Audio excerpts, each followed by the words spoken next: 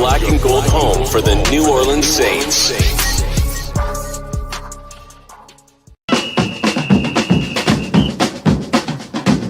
Who that say they gon' beat them Saints? Who that? Who that? Who that say they gon' beat them Saints? Who that? Who that? Who that say they gon' beat them Saints?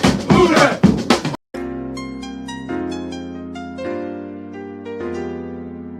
Yeah. Boogie like Benson, I'm a who that. I'm a who that. Long as I'm living, I'm a who that. Lose or winning, I'm a who that. Sports Coma, yeah, this is where we do that. Where we do that, where we do that, where we do that, where we do that, where we do that, Boogie like Benson, I'm a who that. I'm a who that. Sports Coma, this is where we do that. Where we do that. Welcome, welcome, welcome. Somebody please better help. Running this thing like Elf. I thank God every day I'm not a felt. Go to YouTube Live with Big Q and the guys. If you ain't ride or die, the bandwagon get flipped. Been marching in, that was way for the ring. I was yelling out your shame for the championship. Bucking on town, duck down. Falcons, pluck, get shut down. Panthers ain't much touchdown. The vision really belong to us now. So much hate on the Saints, you could probably tell. Ever since Bounty Gate hit the NFL, when things seem fishy and you probably smell the crooked referees on Roger Goodell. Yeah, probably like this and I'm a who that. Every day I'm living, I'm a who that. Lose or winning, I'm a who that. It's the Sports Coma, this is where we do that.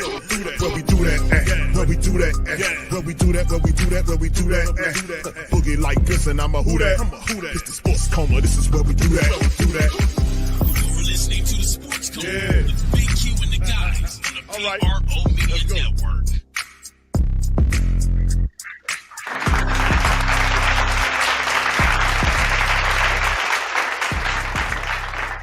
All right. Shout out to the fam. Appreciate y'all. Welcome. And now rocking with the Sports Coma with Big Q and the guys, where we have intense, entertaining, educating, and enlightening sport talk from your favorite sports fam. Shout out to you guys. Appreciate you for being in the live on this one, man. And it's game day. Black and gold is in the building, man. They hosting the Broncos. Let's get it popping, baby. So big ups to everybody. Appreciate y'all for being in the stream on this one, man. And it's the final preseason game. We talked about it on the last night's stream. The fact that the New Orleans Saints must step up. First team wise, we've seen they'll have some people that should play in this matchup. We need to see some good stuff from our offense, man, our first team offense. So hopefully we can get that going. So big ups to you guys. Much love, much love, much love. So anyway, let's get into some of this stuff before we get into the game. And shout out to Ross. Ross had this jubilative information to kind of pass out about people that he did see. The 9 pup list, didn't see dressed out pregame. Alontae Taylor, we knew that. Wide receiver Devon Valley is not dressed out.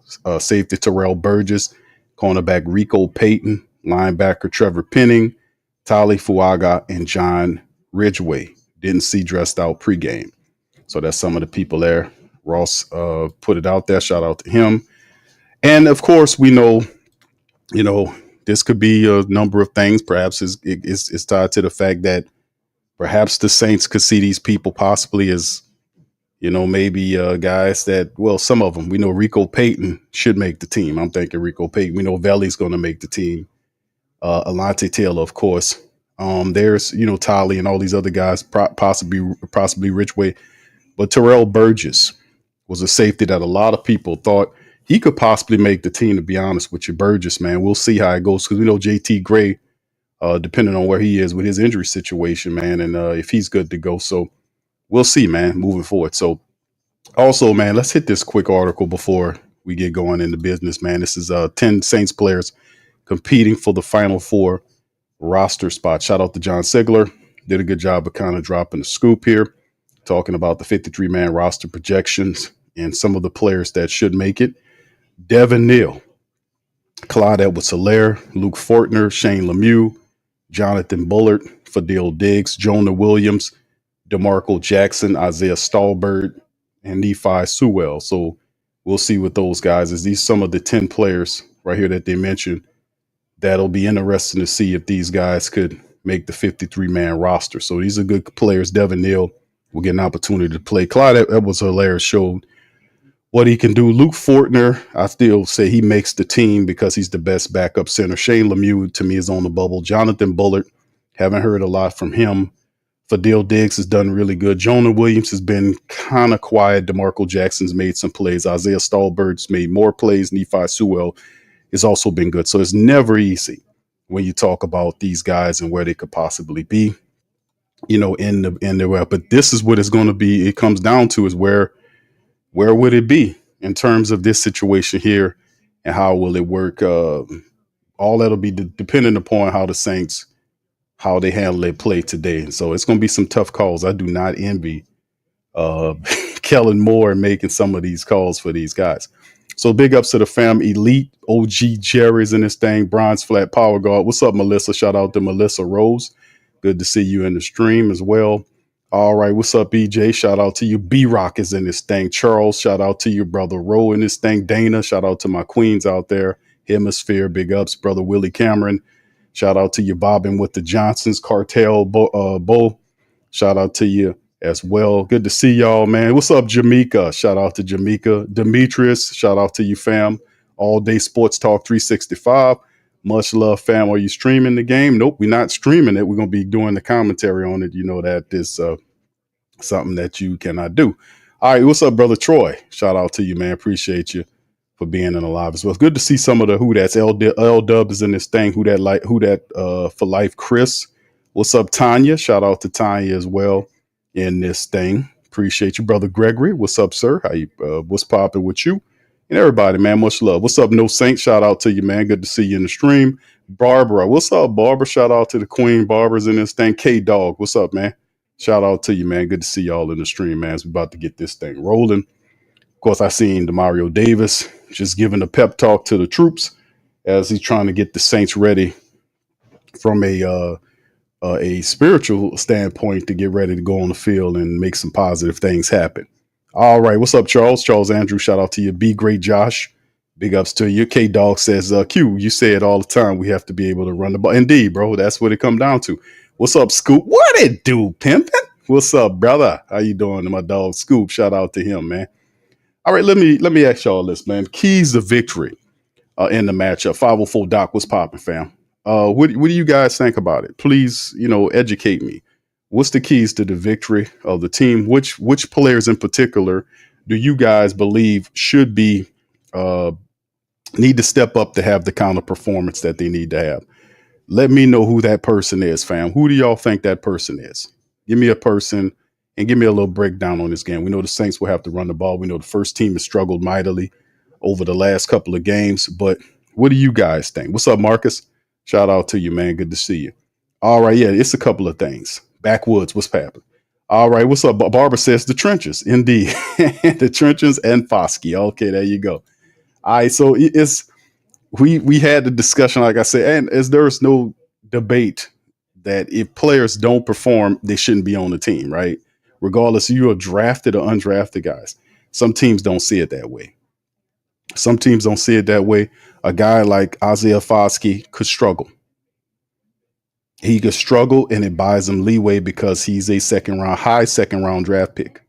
The Saints will be the least likely to put a second round draft pick in the street in his third year, at the start of his third season. I know it don't sound right, but y'all know this happens.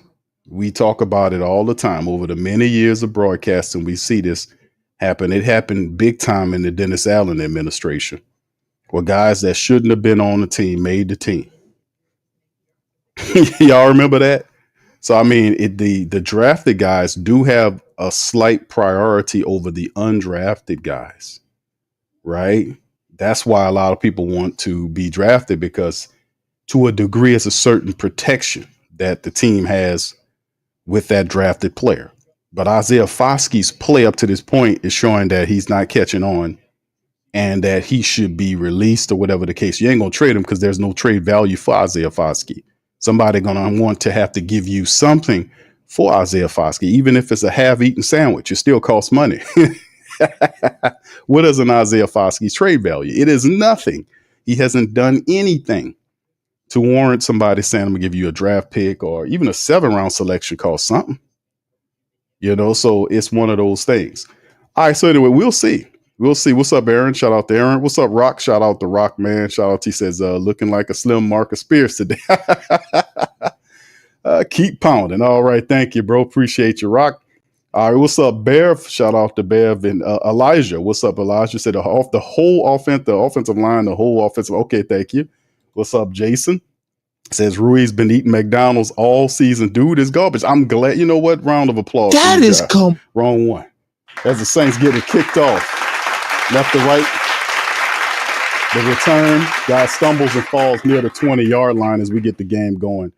As the Saints kick off from left to right, Bo Nix takes the field. That's the first possession. But indeed, shout out to the fam. A lot of the family members are starting to realize, man, that, hey, man, a lot of what was been happening with Cesar Salad Ruiz is not a good thing, right? As I adjust. But yeah, it's crazy, man. It's good to see the family members noticing Cesar Ruiz's play at subpar. I'm really proud of that. All right, so here we go. Bo Nix under center, right around, where was it? The 30-yard line? No, the 20. Man in motion. There's a fake toss to the left and the right. He throws it. The ball is incomplete as Hugo Amadi breaks the ball up at around the 25-yard line. It'll be 2nd and 10. So a fake pitch to the left, but roll to the right, and a throw, and Hugo was right on it the whole time, throwing at them. Now, it was a good pass. It's just Hugo got his hands in there and forced the incompletion. All right, good play by Hugo. All right, 2nd and 10 now for the Denver Broncos, the Peyton-led Broncos. Bo Nix under center, wide receivers to the left and right of the formation. Look like a power eye. Saints stack in the box. There's the handoff. It's a run to the left side, and Saints build the wall, and they stop the guy and pushing them back. John Ridgeway and all those guys, not Ridgeway. You see Shepard and the likes are in there, and they push him back. Big number 92 is in there as well. So the Saints did a good job on that play. Peyton rolled out the I formation, and they tried to run the ball, and the Saints defense was right there to say, hold on here, stop what you're doing. Hold on, what you think you're doing? Shepard and all the rest of them in there. All right, so it's about a gain of 3, 3rd and 7. Defense looking good and crisp up front. It's Devon Godchaux stuck his head in there. Shotgun, wide receivers to the left and right of the formation, running back to the left of the quarterback. Bo Nix walks up, changes the play at the line of scrimmage. Saints showing an all-out blitz, and then it's going to be a flag as Bo Nix lost sight of the play clock, and it will be a delay of game against the Denver Broncos. All right, so there you go. That'll back them up a little bit. Old man Peyton looked different, man. Seeing him in that dark blue and orange. Old man Peyton, he got a pop belly and everything. Old man Peyton on the sideline for the Broncos there. All right, our old ball coach, 13 and 12 shotgun, 2 left, 2 right, running back to his right, man in motion from right to left. Saints showing blitz. There's a snap, looking left. Looking center, stand left, firing left, and he throws it out of the bad pass to number 14. And Nix didn't even put it nowhere near him. The guy was diving toward the left to get it. It was a bad throw as the Saints sent pressure, forcing Bo Nix to make an incompletion. And there it is.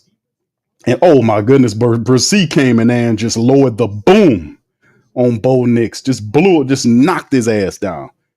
Welcome to the NFL. All right, so there's the 4th and 12 on the play. Saints defense showing what's happening. And there's the punt by the Broncos. Is a way high punt. He's going to receive it around the Saints 40-yard line to the 45, trying to get to the 50, and pushed out around the 50-yard line is Dante Pettis. Pettis is the return man. So that's what I was saying. The return game is a big time thing for us because whoever the returners are, they're going to earn spots. And Dante Pettis should be the guy that make this team.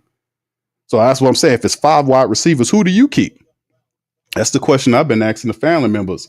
If we're keeping 5, I don't think they keep 6. But if they keep 5, who are the 5 you're keeping?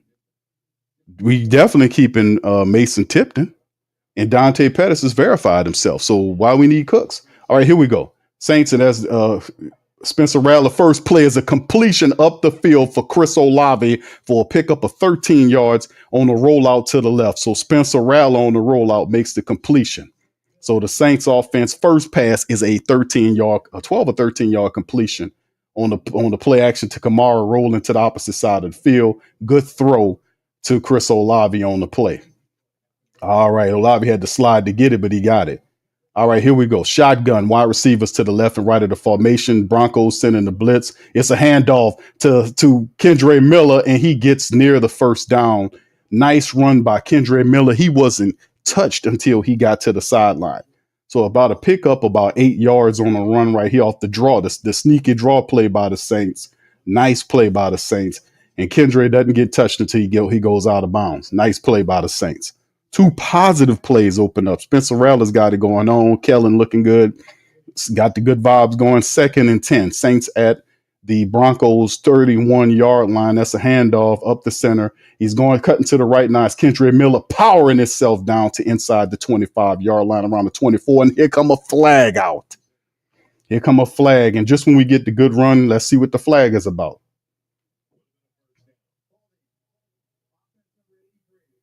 Number 83 on the hole with a back the Saints up. Jawan Johnson caught on the hole. Negates a positive run, man. Come on. Okay, that one mistake. Okay, just the holding on Jawan Johnson. All right, that's okay. We can keep it moving. Let's keep on moving. Let's get that yardage back. McCoy is at center. The Saints offense showing some more some steadiness with Eric McCoy there. So 2nd and 9 now. Shotgun wide receiver in motion. Chris Olave going from right to left. And the Broncos sending blitz ball up, and it's popped up in the air out of bounds by Kendre Miller. It'll bring up 3rd down here. And that's the thing, that the Broncos smartly sent the blitz and defensive back in there to hurry Spencer Rattler, who had to deliver early before Kendre Miller could turn and see it. And the thing was popped up out of bounds. Patrick Surtain the second. 3rd and 9 now for the Saints. So after the penalty, positive, see how the Saints handle getting a penalty and getting back on schedule. 3rd and 9. Man in motion is Chris Olave from right to left. 3 to the left. 1 right. Shotgun Rattler with the running back to his left. He shifts to his right. All right, let's see what the Saints got. There's the snap. Rattler looking right, firing right, and is dropped by number 10, Brandon Cooks. He fired it to Brandon Cooks, and I don't know if the Surtain got his hand in there to knock it away, but he was firing it to Brandon Cooks. And for the first down, and Surtain just got there and popped it out of Cook's hand. There was no separation. The defensive back was on his back, and there was no separation at all. He was glued to him, and just like that, the Saints got neutralized by the Broncos defense. So a 56-yard field goal by Blake Grupe, 56-yard. Here it is. It's up and look like this guy split up right down the middle, 56 yards, and it's good. Blake Grupe is the preseason MVP, man. He has been showing out for the Saints. So shout out to Blake Grupe. Saints on the board 3-0. Goodness. 56-yard field goal by Blake Grupe, the little fella with the big leg. You know, how about that? All right, so the Saints on the board 3-0, man. Let's get it in. The drive was actually good until Jawan Johnson's foolish hold, but you would like to see your offense deal with, adverse situations. Like if you get a penalty, can we get that yardage back? The Saints did not get that yardage back, and ultimately the Broncos had 2 positive defensive plays that forced the Saints to kick a long field goal. And that's what you can do. If you're the defense for the Broncos, you got to settle for that because it's abnormal. You pin them all the way back and they hit a 56-yard field goal. They deserve that, right?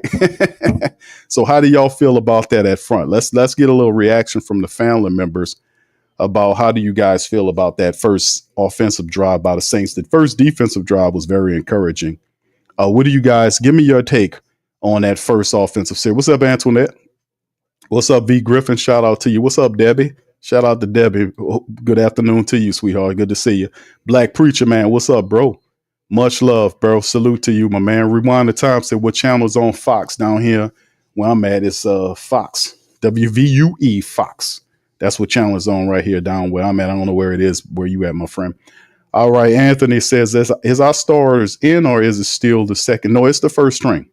That's what Kellen Moore was saying, that he would more than likely that he's going to play the first team. And they're going to play a lot of reps in the final preseason game. It's 2 weeks between now and the start of that first regular season matchup. So we have to be able to kind of get the offense going. And it was positive at first. He was moving. Then the penalty happened and it threw everything off schedule. And we know you're not going to always be perfect. But what happens if you get a penalty? Can you then get the yardage back and get back on schedule? The Saints couldn't do it on that first drive. So we'll see what the next couple of drives look like. What's up, Dr. Grace? Shout out to you, my brother. Appreciate you. J-Dog. Spencer has yet to score a TD in the first quarter. Yeah, and yes, he still got time, bro.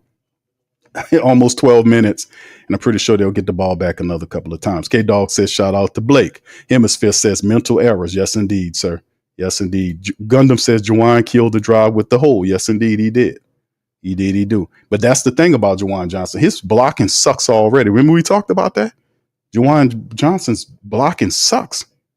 It sucks. Like if you put the tape on with him, I just don't get it with the guy. I don't understand. All right, here go the kickoff. The Saints kicking from left to right to the Broncos. Broncos returning it to 25-30, 35-40, still on his feet almost down to midfield. Number 28 on the kick return sets up Bo Nix midfield. Almost. What a hell of a kick return by Batty, whatever the damn name is. But it's interesting, man. You got him all the way near the 50-yard line. That's not good. Defense got to neutralize that thing. He got him all the way down to midfield, almost to the 50-yard line on that return game. All right. So anyway, open the drive. What's up, Carlton? Shout out to Carlton. Big ups. Terry says Juwan messed it all up. Yeah, he did. But the offense has to get back. All right, so it's a throw a check down the line of scrimmage. The Saints get him and stop him right at the 50-yard line. Demario Davis and Yidam and everybody else is on the stop. Carl Granderson, those guys on the stop, bringing up 2nd and 7 to pick up a 3 for the Denver Broncos. Bo Nix is 1 for 3 for 3 yards right now in his drives. All right, so it's looking pretty interesting, to be honest with you, with the Saints. We got to keep this thing going. 6 plays, 13 yards, and a $138 on the last drive for the Saints. Shotgun Nix. Wide receivers both sides the formation. Running back to his left. That's a snap. Looking right, rolling right. Saints forcing him out. Amadi forcing him to the left. Oh, what a big shot by Carl Granderson. But number 82 still makes the grab on the play. But it'll bring up 3rd and maybe 5 or so. But Carl Granderson lays the smack down. Credit to the tight end for catching the ball, though, because he got blasted by Granderson. He knew he was going to get blasted. And boy, Granderson just laid him out. That's Troutman. Troutman. Y'all remember that garbage time tight end Troutman? That was him. All right, Granderson says, welcome back to the dome, baby. Shotgun. Wide receivers to the left, man in motion from left to right. And there's a snap. It's a handoff to the running back, and the Saints smelt it, and they got it. Chase Daniels and others. Ugo Amadi is around and making plays. You see what I'm saying? Ugo Amadi and Carl Granderson showing some stuff going on there. All right, 4th and 5 now.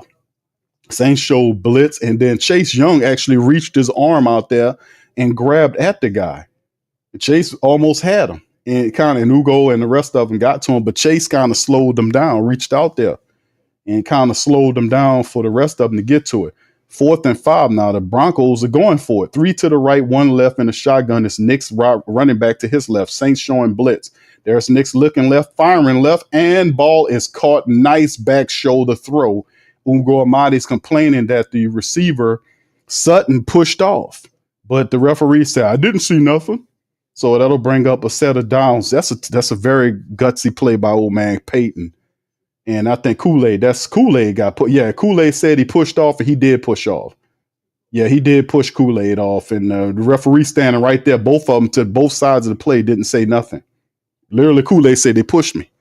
And he did push him off. All right, shotgun on the play from the Saints 34-yard line. Wide receivers both sides the formation, and shotgun is Nix running back to his right. He looking and firing, and the ball's dropped by number 1 because he heard footprints. Footsteps coming at him, and number 1 said, oh my God, and dropped the ball. Thank you. You can see it too. He was like, oh my God, because Pete Werner was lurking. Warner was lurking. He was saying, come on with it. That boy felt every part of that step. 2nd and 10 now as the Broncos trying to pick up after the drop pass. Shotgun Knicks, 3 wide receivers to the right there. His running back to his left. Saints showing the blitz. They send 4. Knicks checks down to the running back, who gets immediately dragged down by Pete Werner. So there's the play to bring up 3rd and maybe 5 or something like that. We'll see what the play is. Maybe 3rd and 6. We'll see what once they get the stick situated on the play. Pete Werner. Saints defense showing something. That first team defense playing with some strip now. 8:43 and counting down. It's 3rd and 8. So it's a good long thing right here. 3 wide receivers, right, 1 left, and a shotgun is Knicks again. Saints look like they're sending 5 people. Let's see what they can do. That looked like 6. Saints send 4. Pressure coming. The Knicks is down. He leaks out. They tossed it down, and the guy picks up the first down and gets all the way down to the Saints 15-yard line. How did Bo Nix escape that pressure? Looked like the Saints had him in a house of pressure, and he just got right through the mouse hole and was able to keep upfield and make a throw for the first down. They had him, and he just fell for it, kept his eyes on number 28, and the guy got all the way down to the 15-yard line. Shotgun Bo Nix, keeping it moving. All right, 3 to the right, 1 left, keeping your eyes upfield. Bo Nix doing a good job on this drive. All right, Saints, they sent pressure forward. They just didn't bring them home. There's a snap. Bo Nix looking to the left, tossing to the left. Ball knocked away by Kool-Aid McKinstry. Said, "Don't play with me, Sutton. Don't play with me. Don't throw that ball over here, man. This. I'm taking the spirit of Lattimore with me today." So he knocks the ball away, and a good play by the Saints, because Bo Nix just threw it up there thinking Sutton, the big wide receiver, can bring it down. But Kool-Aid said, "Man, please." And then, of course, Bo Nix threw the ball kind of shitty, too. So that helps out Kool-Aid McKinstry anyway. All right, 2nd and 10 after the poor throw by Bo Nix. 7:42 on the clock stoppage. He's going to operate from under center now. Look like a running play. Let's see how the Saints deal with it. Toss to the right. Saints that's a holding play. Should have been a holding right there on the Bronco player. He grabbed that number 94, but at the end of the day, it still didn't equal up to nothing. So 3rd down and long here happening for the Denver Broncos. Pete Werner in the area. All right, 3rd and 10. Saints defense, and Cam was about to get him. Cam was out there about to get him, and the guy grabbed at Cam. All right, 7:15 and ticking down on the clock. Let's see what Bo Nix got in the shotgun. Wide receivers to the 3 to the left, 1 right, and the running back to his right in the shotgun. There's a snap. He looking left, looking to the right, then throw it on the toss down to number 28, and the Saints brung him down to stop by number 28. Also, Pete Werner on the play to bring him down. So good play by the Saints as they get the Broncos off the field, unless they're trying to do another 4th down situation. So the Saints were tested. They were put on the field at midfield, and they were able to kind of hold down. And the Broncos doing a lot of blocking in the back. Demario Davis got up and started bitching at the referee about it. Like, you going to blow your damn whistle? The guy blocked him in his back. The same thing. The guy held Cam on the previous play. 32-yard field goal by Will Lutz. Remember, a lot of familiar players here. Will kicks it, and he gets it. So both field goals are good. Will Lutz, our former kicker, good to see him. He hits the 3. He gets it, and that ties the score up 3-3 as the Saints moving this thing. Come on, Saints. Very good stoppage by the defense on that play. Very good stoppage. All right, so we get to look at our first team on the next go around. All right, so how y'all grade that drive, man? Grade that drive for the Saints. Remember, the special teams let the damn people get to the midfield, and the Saints defense was able to hold them to a field goal. That's all you can really ask when that scenario presents itself, or maybe a turnover. All right, anyway, much love to the fam. Y'all hit that like button, man. We looking for a win today. All right. It does suck. Juwan Johnson's block, but that's not a secret. We know that Juwan Johnson's, if you even put the tape on, like remember I was doing with the Patreon. Remember last year we was looking at Juwan Johnson's block, and I was like, man, Juwan Johnson need to do better than this, because he would be either late, or when he blocking people, he don't clear the blocker out. I mean, the guy he's blocking, he don't clear him out. He doesn't have any aggression to his blocking. It's like he'll push your hand and then dance with you. No. Get that guy out of there. Push him out of there. Don't play with him. Don't pity pat with him. And what a lot of people was kind of saying, man, should we give him this kind of bread? because he catches the ball. Yeah, but his blocking is suspect. And that's crazy for a guy his size. He's supposed to be a serious blocker because block is important in this offense and any offense. Not just you catching the football, but you also got to do your job when it's called for us. When you're not getting the ball and it's running, you got to block. His blocking is suspect. Yeah, y'all know that. I mean, it ain't no secret over here. All right, G-Dog says, nobody's shaming Rattler. We just want to see results and growth. He's never scored a TD in the first half. Has to change it. Plenty of time, my brother. There's still 6:18 left to go in the first quarter. We still got a full second quarter, depending on if that's the case. Because it might be a scenario where Kellen Moore wants to see Tyler Shough with the ones. You see what I'm saying? Or let him play in the position. We don't know how all it's going to play out. What's up, Bobby? We're going to see how it all goes. All right, CBS. I don't know who's on CBS. I think it's the matter of fact. What is it? Baltimore and Washington? Or got to either one of the 3 or 4 other games is playing right now. It's got to be on. I don't know about the CBS game. I know there are others playing. I know they're showing ESPN on the thing. All right. Anyway, defense did a good job, man. As we get ready to get back, Mr. Don says it was good. Shout out to you.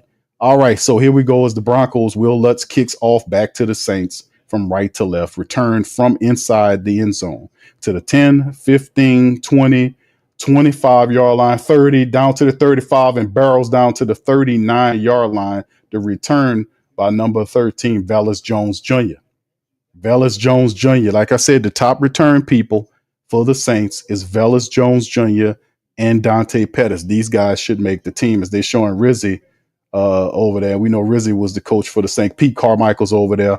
People that don't do a damn thing with nobody else, but under Peyton, you can see Big Zach Streif over there as well. But like I said, when we knew that when Sean Payton got the job, they always gonna run up under his skirt. They can't survive without him.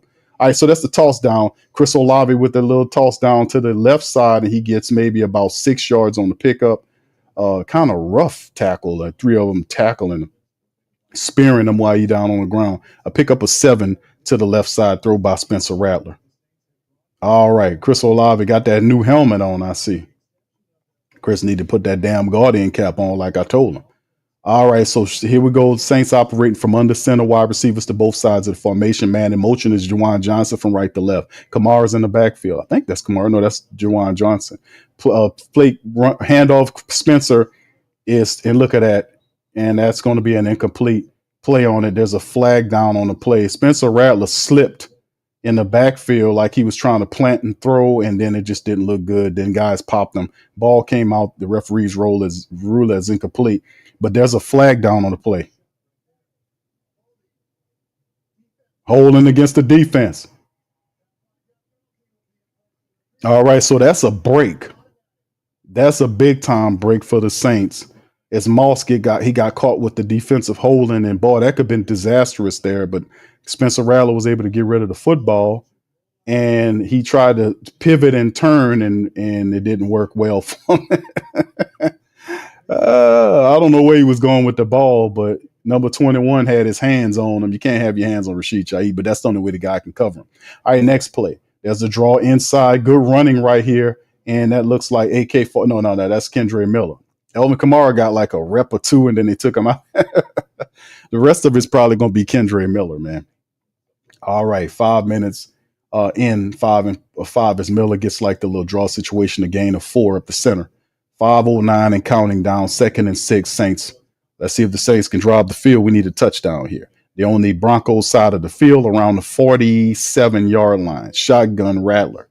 Man in motion from left to right is Juwan Johnson.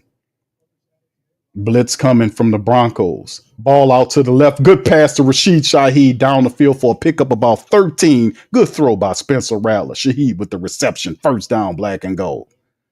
Nice play. He find Rashid Shaheed in the slot, and all he did was get right there and find his way in that zone, and he laid down in it. First down, Spencer Rattler. Notified him, seen him, fired him, completion. Come on, Spence. All right, so here we go. We at the 37 of the Broncos. Shotgun Saints, 3 to the right, 1 left. Man in motion from left to right. Then returns to his point of origin. There's the snap, looking left, stand left, firing left. Spencer Rattler had a time, should have threw it, and gets wrestled down nastily by number 0, and he pops up. Throw the damn ball, Spencer. You seen the guy throw it. You seen it. Don't be indecisive with it. He takes a sack there to bring up 2nd and 14 on the play. And then it should be it should have been a face mask on the play because the Broncos defender grabbed this face mask. Of course, the referees didn't see it. 2nd and 14. Cooper with the sack. 2nd and 14. Remember, the last time a negative play happened was a holding penalty. How the Saints will react to this sack. All right, wide receivers to both sides of the formation. Kendra Miller shifts to his right side in the shotgun. The ball comes out the center. Nice pass, and it's through the hands of Rashid Shaheed. Come on, bro. He had to kind of turn around to get it, but you got to make that catch. He makes that catch. That's an easy first down. Rashid Shaheed let it went right through his fingers. Right there. He turned. Same similar play right there. He had it in his hands, and it was slightly behind him, but you got to make that catch. You got to make that catch. It was a little away from him, but he put his hands on it. He knew he could have had it. All right, 3rd and 14, 2 bad plays. Saints 3 right, and that's Chris Olave is moving to the opposite side, and there's 2 to each side wide receiver. Spencer Rattler throwing it. It's a catch to Chris Olave, but he's about shy of the first down by about 4 yards.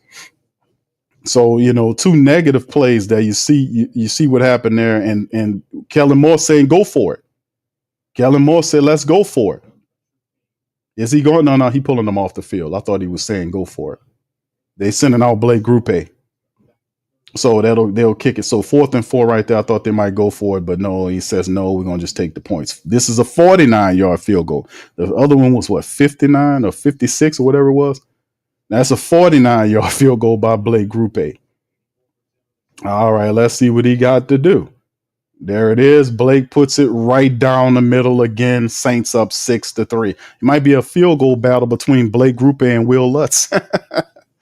All right, so another drive ends no good. The Saints haven't found a way. When something happens negatively to the offense, they do not respond well. That is something that we got to figure out. If something negative happens, we got to find it. That ball that Spencer Rattler threw out there was slightly behind Rashid Shaheed, slightly behind him, but he did put his hands on it. We gotta work better at it. Spencer got to put a better ball there to him. He put a better throw out there to him. But right now, it's the offense stammers out again. Not good. All right. So anyway, the 3-pointer there by Blake Grupe is 2 for 2. Longest was a 56-yard line. He just hit a 49-yarder. Saints up 6-3. So let's see if the defense can force a turnover. Perhaps we can get another offensive series from them before the second half. I don't know how many reps that Spencer Rattler is going to remain in the game before we ultimately see Tyler Shough. But the first quarter has 2:39 remaining. All right. Big ups to the fam, man. Shout out to y'all. Appreciate you. What's up, Toy? Shout out to you. Good to see brother Derek White's in this thing. William Francis Sr. Shout out, bro. Bishop One Love. How you doing, sir? All right. Big ups to you, brother Gundam. What's up, fam? All right. Linda says, how many Saints does it take to make a tackle? What's up, Demi? Shout out to Demi. All right. Jones Jr. says, who that family? Shout out to you, fam. Appreciate you. Yeah, no, Alante is not on the field, bro. He didn't dress out for the game. All right. What's up, G-Dog? Shout out to you. All right, Mr. Don said, even Bo Nis struggled early as a starter. He was struggling to get points on the board. I actually thought Peyton was going to bench him for a minute. Rattler and Shough need a little time. Indeed, bro. Inexperienced quarterbacks definitely need those reps. All right. Michael Mitchell, shout out to you, bro. Says, just found the pod. I had to wait to comment. Great pod. Ben, NFL, block my Saints here in Minnesota. Okay, the Saints in Minnesota. Thank you, bro. Appreciate you. And welcome to the stream, man. Thank you for being here. Hit the subscribe button for you as well. Michael Mitchell, shout out to you, bro. Good to see you. Thank you for being here. All right, anyway, shout out to the fam, man. What's up, Philip? Philippe says, we need to draft a first-round quarterback. Okay. All right, AKZ. Yeah, we seeing some stuff right now. Total Glock Boy said Rattler it was looking good at first, but now, man, it's the chemistry issues. It's nobody has a chemistry or synergy in that first team. We not seeing it. And if you're the quarterback, what do? Do you keep them out there as the Saints kick off to the Broncos from left to right, return inside the 5 to the 10, 15, 20, and get Saints do a better job of getting them down this time? Number 47 is Danny Stutzman. Gets him down, man, right there. Danny grabbed him and drug him down. You know, so that was big. It's Divine Gacho and all them coming back out there. 2:35 on the clock. Saints defense looking good early on. They looking good early on. All right. Scorpion says the defense looking good. You know, yeah, they are looking good, man. I like what I'm seeing from the defense. Black Dollars Universities. Who Dat? Shout out to you, fam. Appreciate you. What's up, brother? Okay, Revolt. What's up, fam? Appreciate you, Revolt. What's up? How you doing, my brother? Good to see you. All right, here we go. Saints defense out there once again. Third time, Bo Nix under center. They're showing 3-2. Look like that slot man lined up in a neutral zone, man. I don't know. But anyway, the handoff toward the right side. Saints trying to get him. He cuts in and gets down to maybe the 25-yard line, maybe pick up a 2 or 3 yards on the play. As Demario Davis is involved, a flag is out. It's holding against the offense that'll push the Broncos back, and that's good play by good penalty for the Saints. Old man Peyton out there calling for his Waffle House menu. It's funny watching old man Peyton coach against us, man. I ain't gonna lie, man, to see him out there with the Waffle House menu. All right, anyway. All right, 2:16 left on the clock. Bo Nix under center, one wide out to wide receiver says the tight end on that side, 2 left, 2 right. He motions the receiver from left to right and hands it to the motioning player. Saints smelt it all the way and pushed the guy out of bounds. It's Demario Davis pushing him out. That's nothing happening on that. I would be surprised if they even lost yardage on that play. Nothing happened on that. Shout out to Demario Davis getting there. They seen that happen the whole way. The whole damn way. 2nd and 20. The Broncos backing up. 147 ticking down. Demario Davis looks good. Maybe this is his first time getting action. He looks real fresh out there, man. Moving around. All right. 2nd and 20 for him with a $135. Broncos ticking the clock down. Shotgun, Bo Nix, receivers to the left and right of the formation, running back next to him. There's a snap. Saints coming with the pressure. And there's the run. Bo Nix is looking, and he's just going to throw it out of bounds. And there's a flag down on the play. And let's see what it is on the play. And they're going to say it's against the Saints. We're going to see what the play. Dumb play by the defense on there. Let's see what it is. If it is what I think it is. So it's the whole defensive holding.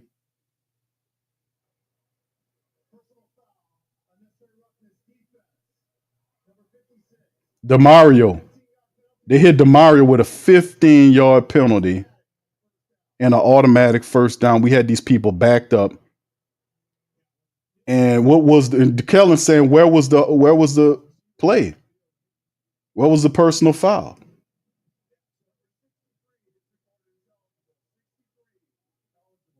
Oh, they're saying Demario. Demario knocked the receiver down, and they called it a personal foul. Wouldn't that just be that's crazy? He knocked the guy down. They called it a personal foul. Good grief, man. All right, so they get a whole flock of new penalties. I mean, the new downs. The Saints defense rally pissed offly, and they grabbed the running back down. I don't think the guy got any yards on the play. Saints swarm into the football. Isaac Yiddom and others are there.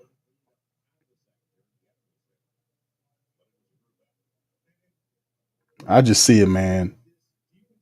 The defense is swarming to the football, man. They massive. If you see what's going on with Brian Brissett, looks a lot better. Divine Gacho doing this thing. The defense looks good. A pickup of 1, 2nd and 9 for the Chargers now. They're in a power I formation. The Broncos are. There's a play action to the right. Bo Nix rolling left, throwing left. Nice throw up the field. And Kool-Aid McKinstry missed the tackle, and number 14, Sutton, gets all the way down inside the Saints' 30-yard line with the play. There it is. So Bo Nix with the fake to the right, rolls left, and fires upfield to Sutton. And Kool-Aid McKinstry literally missed the tackle on Sutton. Sutton just pushes him off, and then he was able to keep running and he gets eventually tackled down inside the Saints 30-yard line. So they went big play, and that's the end of the first quarter. Matter of fact, on that catch to get upfield. So that was big. That was a 43-yard pickup for Bo Nix and the Broncos. 43-yard pickup. That's big on the throw. A fake toss to the right and a rollout to the left, and he finds Sutton for 43 yards. Bo Nix is now 7 of 11 right now. 7 of 11 right now. He's starting to gather a rhythm there in plays. Bo Nix 7 for 11 right now for 82 yards. Right now, Spencer, as the first quarter ends, Spencer Rattler's 4 of 7 for 38 yards. Kendre Miller, 3 carries for 15 yards. Chris Olave has 3 catches for 29 yards, and the Saints up 6-3 right now as we get ready to start the second quarter. Very interesting. All right, what's up, Tamika? Shout out to Tamika. Brother Robert. All right, shout out to Nola Balls TV. Shout out to you, fam. All right, Young City 9, good to see you. Yes, sir, Michael. I will be doing this for every game, bro. Shout out. Yeah, I usually do them every game, bro. The live breakdowns are every game, followed by the post game and the interviews from the coaches and everything. Yeah, we've been doing it for a while. All right, yes. Shout out to you. King Chosen One. What's up, fam? Brother Jerry Covington says Q. He used to give Sean hell. Remember the 2 first? Yes, I used to give him hell because that's when he was messing around. Come on. 2 rushes first down because he'll get cutesy. I think Coach Payton would get, bored with some of it and want to be doing. Remember he used to do end rounds. You need to just get 2 yards, and he'll do an end. I'm like, man, just run the damn ball. I think he was just getting bored. He's like, hey, you know what? Let's try something different. Let's just do a reverse here to get this. Like, Coach, why are we doing a reverse? Why don't we just give it to, our power back and let them go get them 2 yards? I know that's, let's try something. Let's spice it up. Like, oh, what are you doing? Oh, man. All right. In the groove. What's up, fam? Shout out to you, man. Y'all hit the like button for me. All right. So far, how y'all feel, man? How y'all feel about it so far? All right. What's up, Brother James? So Realistic Q, this is one of these years where we find our stars and develop our identity under Kellen Moore. People shouldn't expect much, but to get better and finally get our QB and top of the draft. All right. Thank you, Brother James. Appreciate you. Always sobering comments from my brother James. All right. So here we go. Broncos with the football in Saint territory at the Saints 28-yard line. Wide receivers both sides. There's a shot.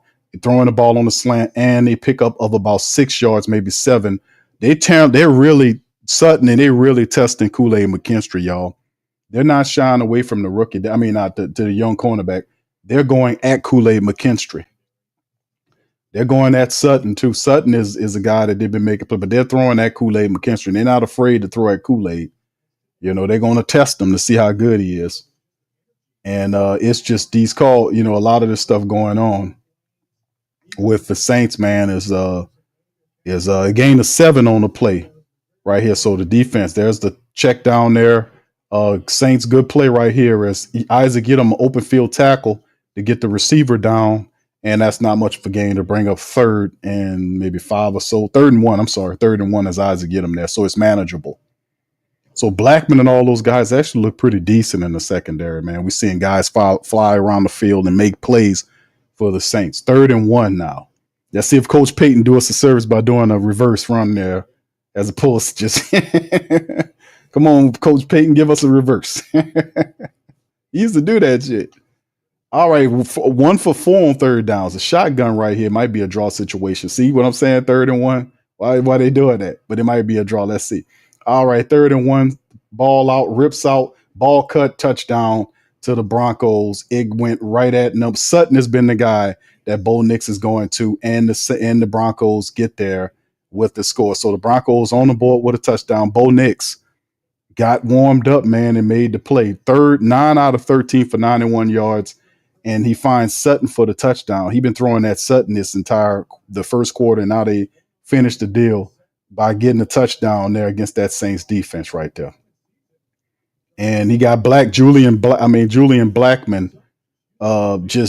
Sutton just got there, hit that. He got right into that little slant area, and Blackman was on that heavy side, he wasn't going to be able to do nothing with that. And he just put momentum, carried Sutton into the end zone. Nothing Blackman could do. He would have had to have gotten to that spot before that ball got there to stick him. But that was a good throw by Bo Nix. And the Broncos on the board 9-6 now, 13:34 on the clock as Will Lutz looks to make the extra point to push it up to 10-6. And let's see what it is. There's a kick, and it's through, and it's 10-6 Broncos after the touchdown. So that's a 19-yard touchdown to Cortland Sutton. And the Broncos, nice pass inside. It's a score. They're on the board with the first touchdown of the day. How do the Saints respond to this? Let's see how they respond to this. All right, English says, good afternoon, Q. Official voice of the Who Dat Nation. He says, the only one I want to hear during the game. Shout out to you, bro. Thank you for that. All right. Truth says he calling plays like a playoff because Sean Payton wants to beat the Saints, man. Coach Payton is petty. And I love it. Coach Payton is petty. He wants to beat the Saints. He don't care if it's preseason or regular season. Any chance he can, he wants to beat the Saints. And that's how I feel about Coach Payton. I don't care if it's a regular season or a preseason game. I want to beat Coach Payton. Right? He out there calling regular season shit against the Saints. He like, I'm trying. You see what I'm saying? Do any of Coach Payton shit look vanilla to y'all? Hell no, it don't. Coach Payton.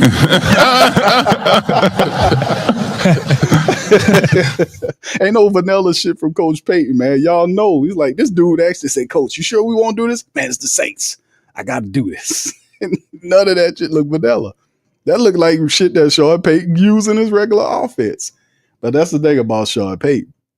He'll show you a little bit and challenge you to stop him. But that offense looks good. It's rolling, man. It's rolling. Ain't no vanilla in Coach Payton. You got Neapolitan going on over there, baby. He got Reese's Buttercup ice cream going on. He got no vanilla shit. Vanilla or whatever. He got Neapolitan offense going on over there. That's right. All right. What's up, Milton? Yeah, man, we'll see what goes on, man. We'll see how they respond because getting that touchdown, I want to see how the Saints offense respond to that. Can they get it going?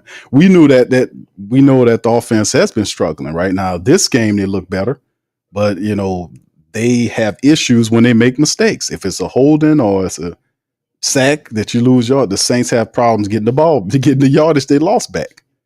That's not a good sign. That everything got to be smooth for you to operate. You can't deal with no issues.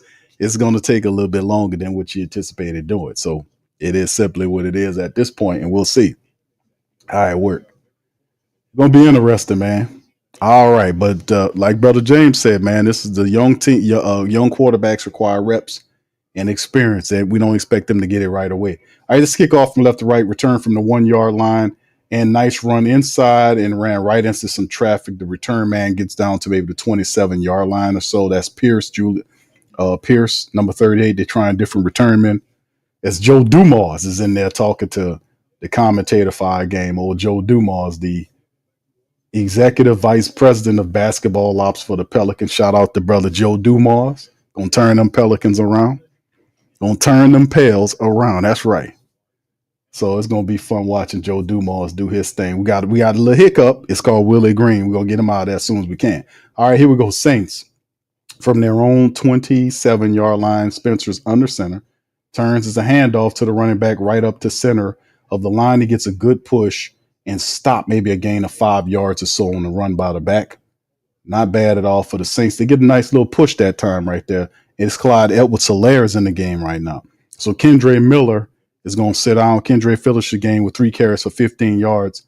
And that'll be a gain of 4 by Clyde Edwards-Helaire. 2nd and 6, 13 minutes and counting down. Spencer in the shotgun. 3 wide receivers to the right, 1 left. Man in motion from right to left and returns back to this Porter Aldridge's Chris Olave. There's a snap. Spencer looking, fires to the right side. Good catch right here by Rashid Shaheed. He picks up quite a bit of yards, but looked like he's about a yard shy of the first down. It'll probably be like 3rd and 1. Very third and manageable. All right, so Spencer Rattler kind of darted it in there to Rashid Shaheed. And he's found Shaheed several times so far in the game. You know, that's pretty cool. 3rd and 1 now. The Saints need to go out and get that 1 yard. Let's get some more downs and keep this thing moving along. All right. All right, Spencer in the shotgun. Let's see what the Saints got going on here. There's the snap. It's a draw play to Clyde Edwards-Helaire. Look like he's got enough for the first down. More than enough for the first down, so the Saints get yes, indeed, that's a first down. Saints get it. So a new flock of downs on the draw play to Clyde Edwards-Helaire.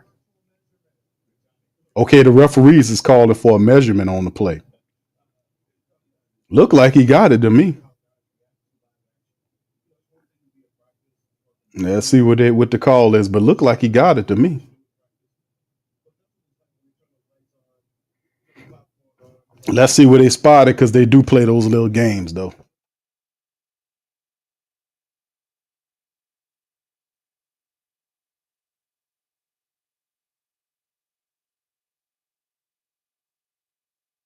All right. What a change team at. Guy, come on, bro. Did that guy really need to sit there and hold that football like that with nobody even around there yet? I'm going to just sit here and hold on to the ball because the wind might blow and I don't want to mess it up. Come on, dog. Just bring the people on, man. Let's go. All right, 1st and 10. All right, there you go. All right. 1st and 10. Really a waste of time. Let's go, man. Coach Payton, stop wasting time, Coach Payton. Coach Payton's challenging.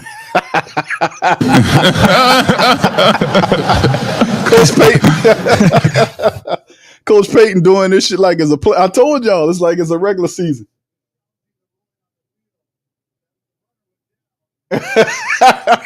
Coach Payton challenge. He's so petty. Look at Coach Payton, so petty. Yeah, I'm challenging that shit. Coach, it's just a preseason game. I don't care. Let's see what's good. We got. That's not a first down. God damn it. Peyton petty, man. He petty. What's up, Milton? All right, yeah, this is just it's crazy, man. petty Peyton. All right, Tamika says Kellen should have called the starting QB early so he can get more reps with the ones. Thank you. J Sticks Jefferson, what's up, bro? Shout out to you. All right, much love. Maul and Maul's in this thing as well. Good to see Maul. All right. Yeah, J Sticks say, Kool-Aid got to tighten up. He do, bro. He looking a little rough out there. Troy says that DeMario penalty was huge. Indeed, bro. All right, that was big. Hold on, fam. There you go. All right, anyway, brother Derek is in this thing. Shout out to you, bro. Doc54 says the run game seems to be getting it done today. All right, let me get on a little further down here. Elijah says, Q, why are the refs all in the Saints business? Do they forget the Broncos are there? I know, isn't it? They ain't making too many, but they did have the defensive holding penalty against the Broncos. But they were just watching it, not just because I'm a Saints guy, but just being fair. There were several plays where you seen that guys were blocked in the back, like the Demario Davis play, he got blocked in the back. There was a hold on Cam when he was trying to get at the quarterback. The guy grabbed him and hold him. So they don't see none of that. They don't see the push off that Sutton had on Kool-Aid McKinstry toward the sideline. And they had two that had a referee position in the front and one in the back. And none of them caught that. So, yeah, it seems to be. And guess what? They're in our building. You're supposed to get a little home cooking. They don't always apply, I notice. L-Dub says, Q, they don't use the chains anymore. They don't use the chains anymore. Oh, now they can cheat now. Oh, see, I don't like that. See, I don't. Yeah. No, we got it. That's that's cheating territory there. That's cheating territory. Well, you can't see exactly what about. Y'all cool with that? With this dirty ass NFL and how they play? Oh, no. I would have never went for that.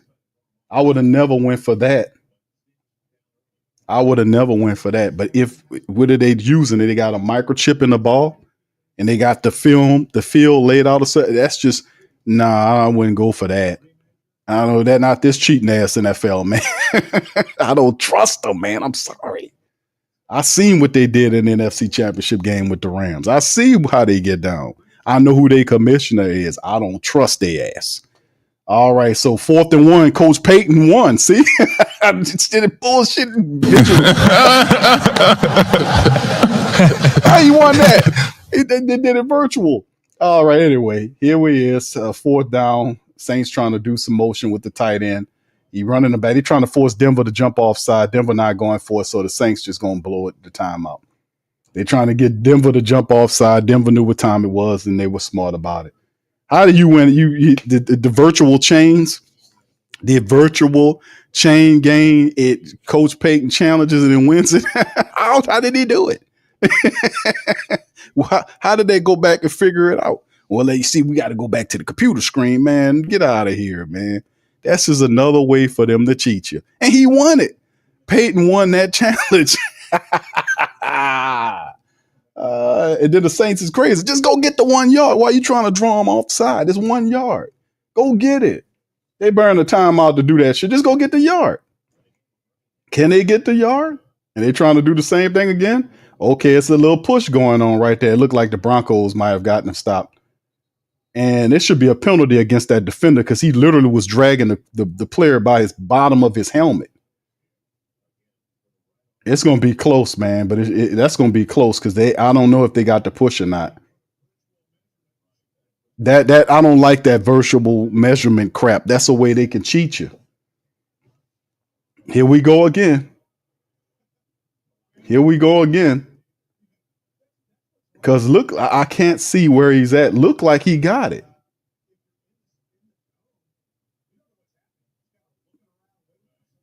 I can't tell, fam. I wouldn't be surprised. And Kellen Moore about to challenge the virtual. If it works for Sean Payton, it'll work for Kellen Moore, right? They're saying 4th and 1. He had moved some. You can't sit up here and say it wasn't. Man, that's bullshit, man. They better bring the chain game back, bro. That crap about virtual, that's a way the dirty league cheats you. And I don't trust nothing. Nothing they do. I don't trust them. All right. What's up, fam? Yeah, Sean Payton won it. I told you Sean Payton playing to win. He calling real plays in the regular season. He don't care. What's up, Derek? Shout out to you. Live from San Diego. We will stop playing and get our QB from New York. Russell Wilson to Jameis Winston. All right. Shout out to you, Derek. I don't think Jameis wants to come back here, bro. And Russell Wilson, no. I'm sorry, bro. No, I don't think he might be the one for the Giants. They like that other kid they just drafted. That other kid got a lot of upside, man. All right, yeah, the sneak, man. This is crazy. They're gonna do the virtual thing again, but do the guy need to sit there and hold the football?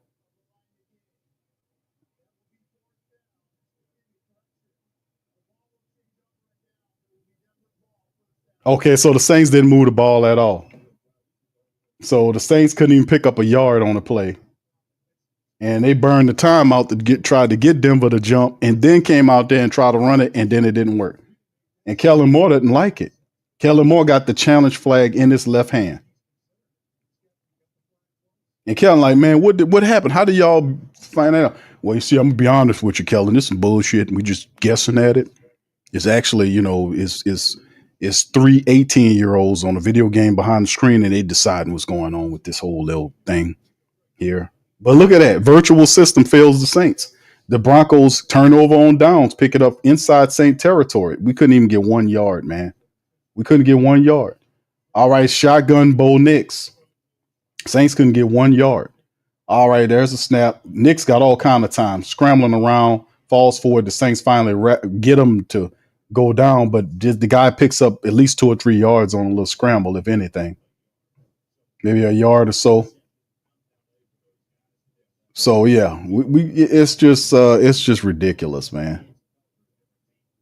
I mean, the Saints, can we get the guy wrapped up? The guy trips forward and picks up some yardage. Can we wrap up the damn quarterback, please? The guy picked up a yard, stumbling and stammering forward. There's a toss to the left side. Can the Saints get there? Stutzman in pursuit? Nope. And they upend him on the play. Who is that? Is that Yidam or Blackman? With the tackle on the other end, they stop the running back toward the left side, maybe a pickup of 3 or 4 yards. And they running a no-huddle offensive set now. Coach Payton running that no-huddle now. So I'm looking at Joe Dumars' stats. They got him talking. 2-time NBA champion, Finals MVP, 6-time All-Star, 4-time All-Team Defense, Basketball Hall of Fame 06. Joe Dumars is the man. He running the Pels now. 3rd and 5, a pick up there of 4. There's a man in motion as the tight end. He just motions down a little bit to the left side of the left tackle. Saints showing blitzes a handoff to the running back. The Saints look like they got him stopped, and he still falls forward, but it looks like it's going to be shy of the first down. All right, so Rajon Wright and others on the stop there. So to bring up 4th and 1, is Coach Payton going to go for it? I think he's still going. He calling plays. He going for it. Coach Payton is going for it. He calling plays for that 4th and 1. He going for it. Cause Payton, he keeping them in there. They going for it. There you go. 4th and 1. Shotgun. Broncos, 3 wide receivers, right, 1 left. Motioning the tight end inside next to the right tackle. Lifts his foot as Bo Nix, and there's the handoff to the running back. No, Bo Nix keeps it off to the left side and is running down and is pushed out of bounds, man. Is that Bo? No, that's another quarterback in there now. That's another. Ain't Bo. That's another. The other quarterback is in there. Ellinger. All right, and Ellinger showing some speed, looking like a little Taysom. And he ran off to the left side. Saints didn't even have an idea what was going on. Sam Ellinger scrambles off the side. That's former Texas quarterback. All right, there's the pressure. Saints, are they going to get the quarterback? Finally, they do. And that's the sack right here as the big man gets the sack. It's Christian Boyd with the sack. So finally, the defense wrangled the quarterback as Ellinger comes into the game off the long scramble. And then Christian Boyd was able to bring him down to the ground with the play. Nice sack by Christian Boyd, the big fella. All right. So that Bo Nix's day is done as Sam Ellinger, the former Texan Longhorn quarterback, is in the game. 8:29 and counting down. 3 to the right, 1 left.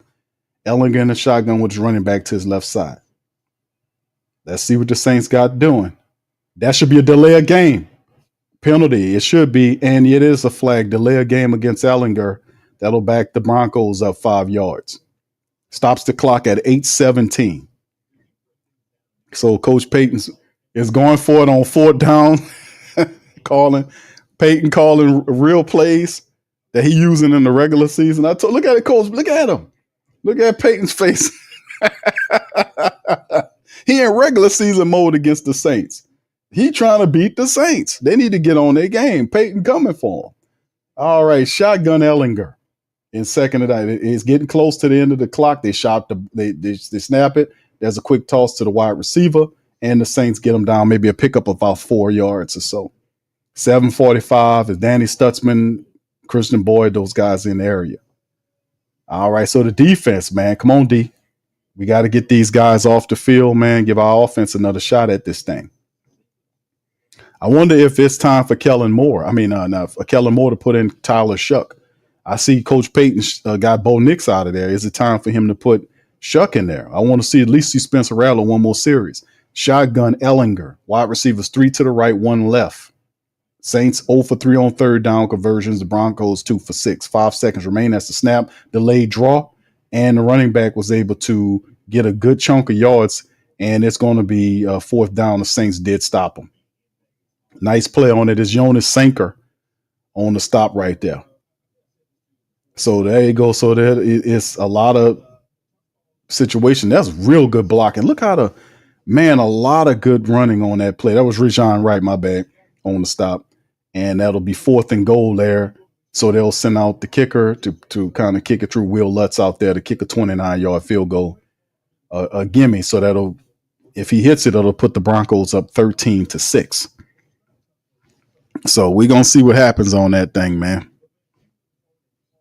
All right, 4th. Here it is. Will Lutz. That's a chip shot for Will. He should be able to put that through with no problem.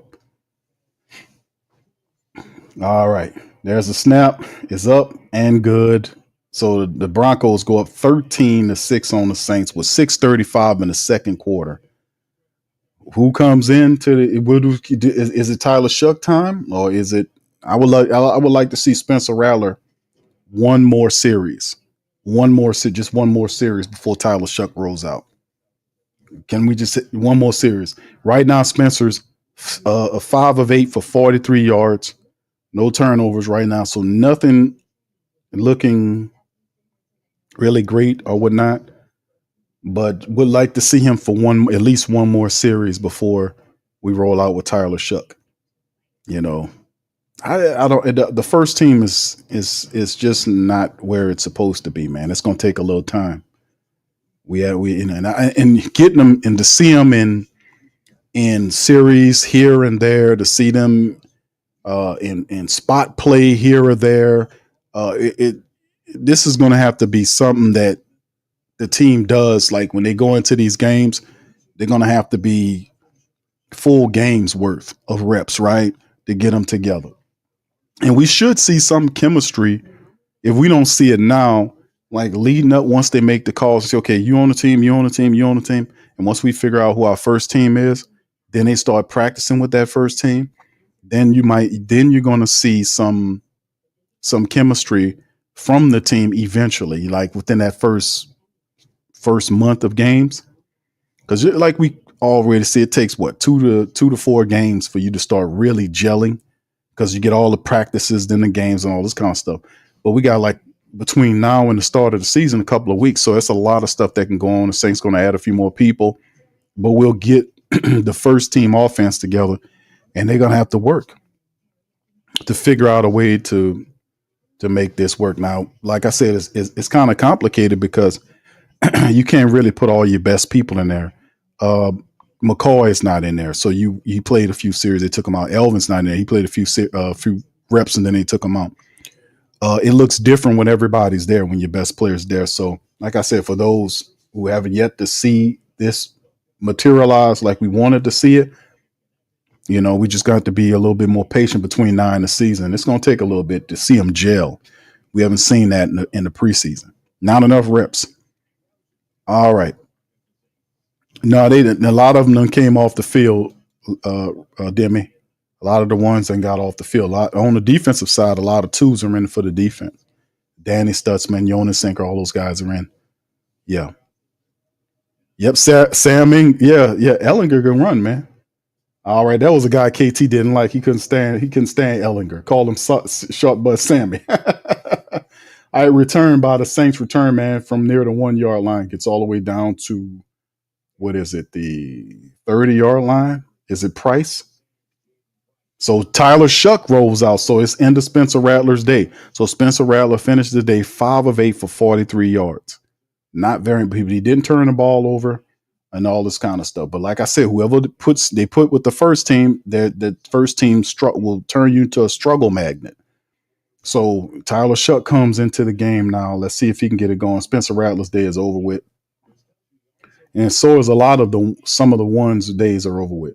So that's the Tyler Shough first passes to the tight end, and Jacobson gets the first down. No, I'm sorry, Jake Stahl, number 88, Jake Stahl, the big tight end, known for his blocking, gets the first down from Tyler Shough. There you go, the pass toward the left side picks up 10 yards. 6:14 as we're trying to drive this thing. Devin Neal is in the game as well with the Saints. So we got Devin Neal at the running back position. They got nothing but 4 backups are in there with Tyler Shough. All the backup offensive linemen, Torricelli, Simpkins at the center position, and Tyler's under center. Good to see. Don't often see him under center a lot. He motions the tight end from right to left. That's the handoff to Devin Neal. Dances around. Powers through. Good run for his first run and picks up about 5 or so on the second down. Nice run by Devin Neal, the fantastic rookie out of Kansas. So that pick up a 5 on the play. So the Saints got a lot of the backups in there now. Trayton Welch, Devin Neal, all these Cedric Wilson Jr.'s in there, Lemieux, all these guys are in there. So a great deal of the twos are now in with Tyler Shough. So we've seen some play, and still the first ones, we really didn't learn too much here. So let's see what happens. Shough in the shotgun. 3 wide, 2 to the right, 2 left. There's a snap, another draw play handoff. No, Shough keeps it and is scrambling to the left side, picks up the first down. And Shough has a pair of wheels on him, man. Nice run by the quarterback. He picks up the first down with the run. All right, Shough gets in there and get it shaking. All right, so yeah. I don't know. We'll see how Shuck's day is, but look at him. Shuck got some wheels on him, man. He gets the hupping, man, and Shuck was running. Barry Wesley, everybody, all the backups are in now, man. All right, 1st and 10 on the run, 4:36 and counting down for the Saints. Shuck in the shotgun, 3 to the right, 1 left, running back this shot to the right, shifts to the left. There's a snap. Shuck looking left, checks it down to Devin Neal. A little shake and bake, couldn't get away from him. Good open field tackle by the linebacker. Not much on the game, maybe 1 or 2 yards on the play. As the linebacker Bailey makes the play, makes the open field tackle. So, but that's the thing. Mason Tipton's in the game too. Is now in there. So it'll be interesting to see just where how the QB battle plays out. To be honest with you, man, if Shuck shines, okay, man, in motion, Cedric Wilson Jr. from right to left. That's the draw play to Devin Neal, dancing inside and picks up another good chunk of yardage on the play. Nice little run there by Devin Neal. And we got a Saint player on the ground. Is that a Saint player on the ground? Yeah, we got somebody on the ground, man. I can't see the number. Landon Young's on the ground, and they looking at his foot. Uh-oh. Yeah, they feeling his ankle. Landon Young's on the ground. That's the Saints' top tackle, backup tackle. Landon Young's on the ground.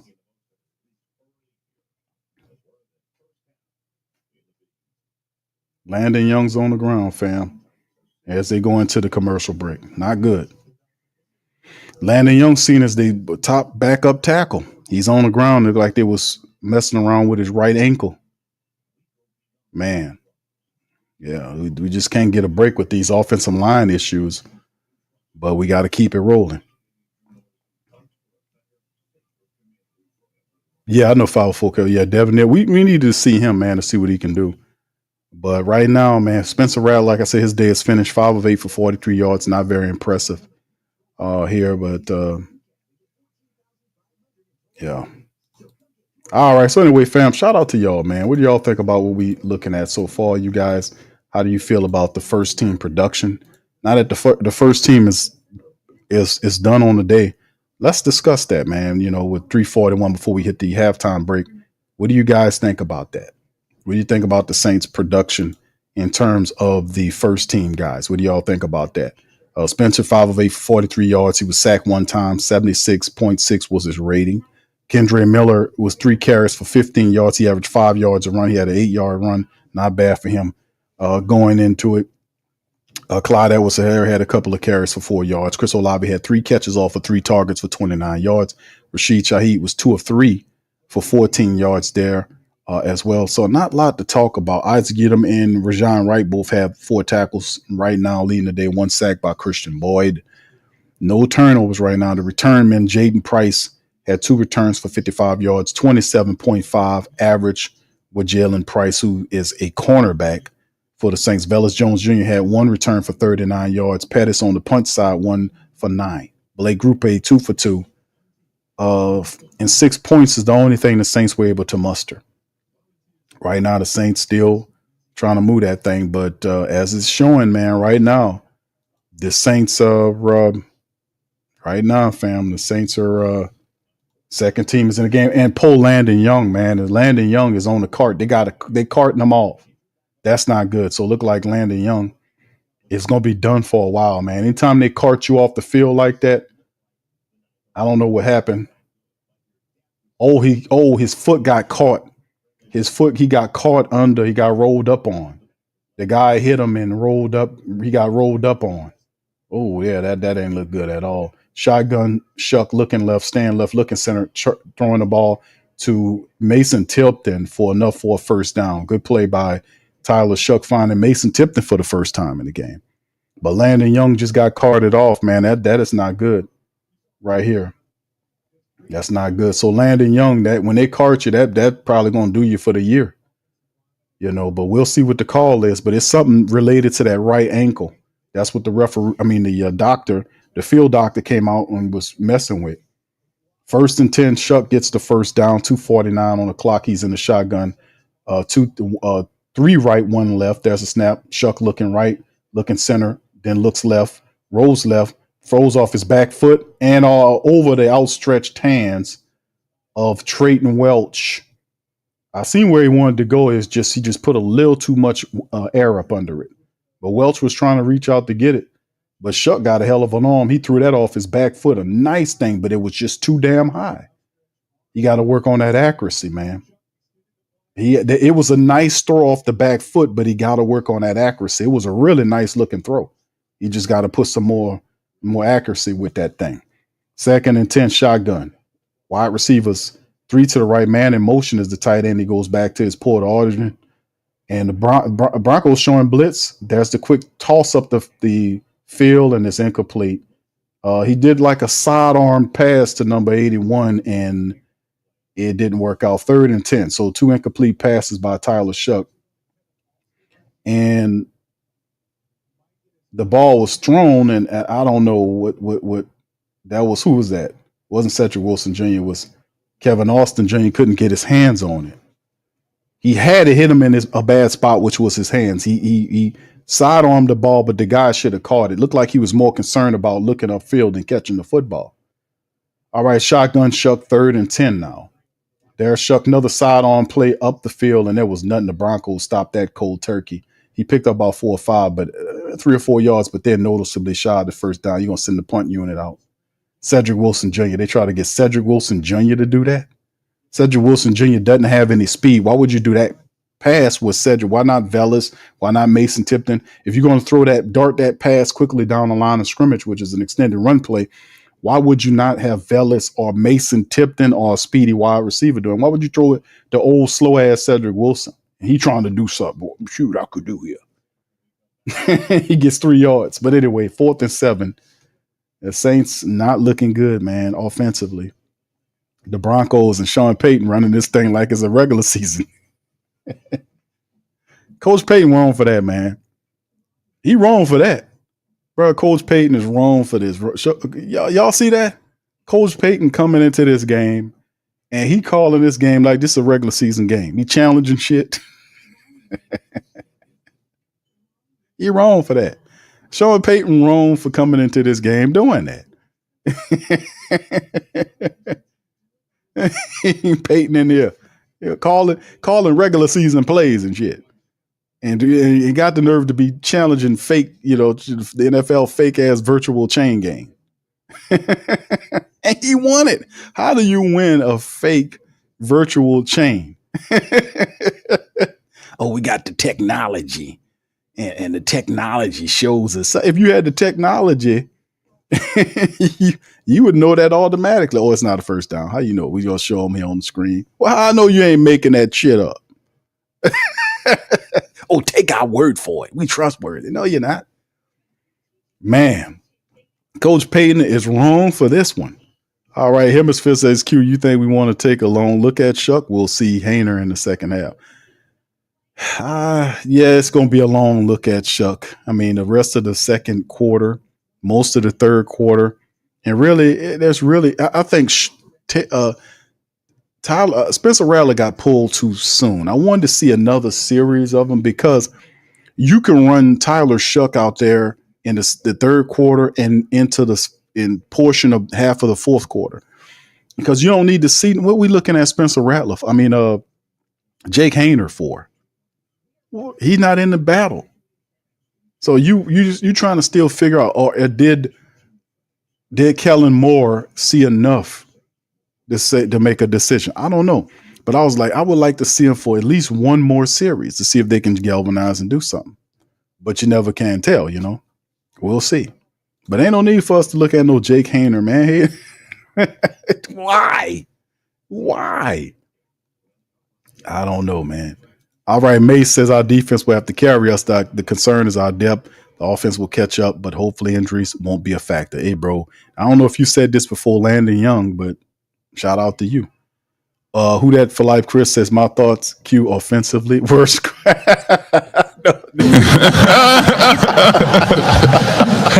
Talk, boy. No, brother. Don't say that, brother. We got time, man. It's a full length of season. A lot can happen here, bro. We just got to see how it plays out, bro. We got to see how it plays. It's still a lot. It's a lot of football. It's like 18 weeks, 17 weeks of football. Somebody going to do something right. They got to figure out something. Like I said, 48-yard field goal for Blake Grupe. They just see if he can get that up. There's another kick. He lines it up again. Blake Grupe right down the middle. And it's 13-9 right now. So the Saints keeping close until touchdowns start happening. Because Tyler Shough is going to get us a touchdown. I just think he's going to do that. We're going to get that.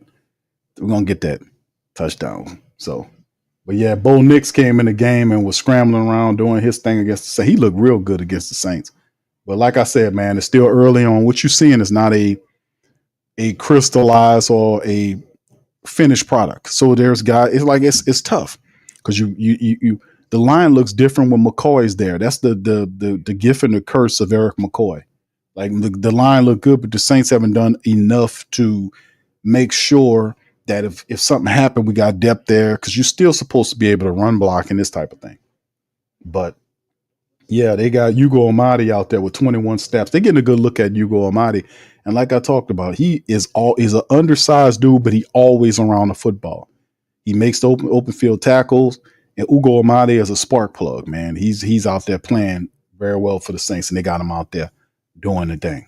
Yeah, you can play. He played safety, played corner for you. He was the nickel guy last year in the defense and did well.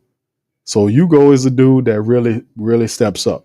All right, here's the kickoff here by number 39 to him inside the 5-yard, 10, 15, 20, 25. Trips down right near the 28, 29-yard line. Price and who else is that? Martin, the former Cleveland Brown defensive lineman, is on the stop right there on special teams.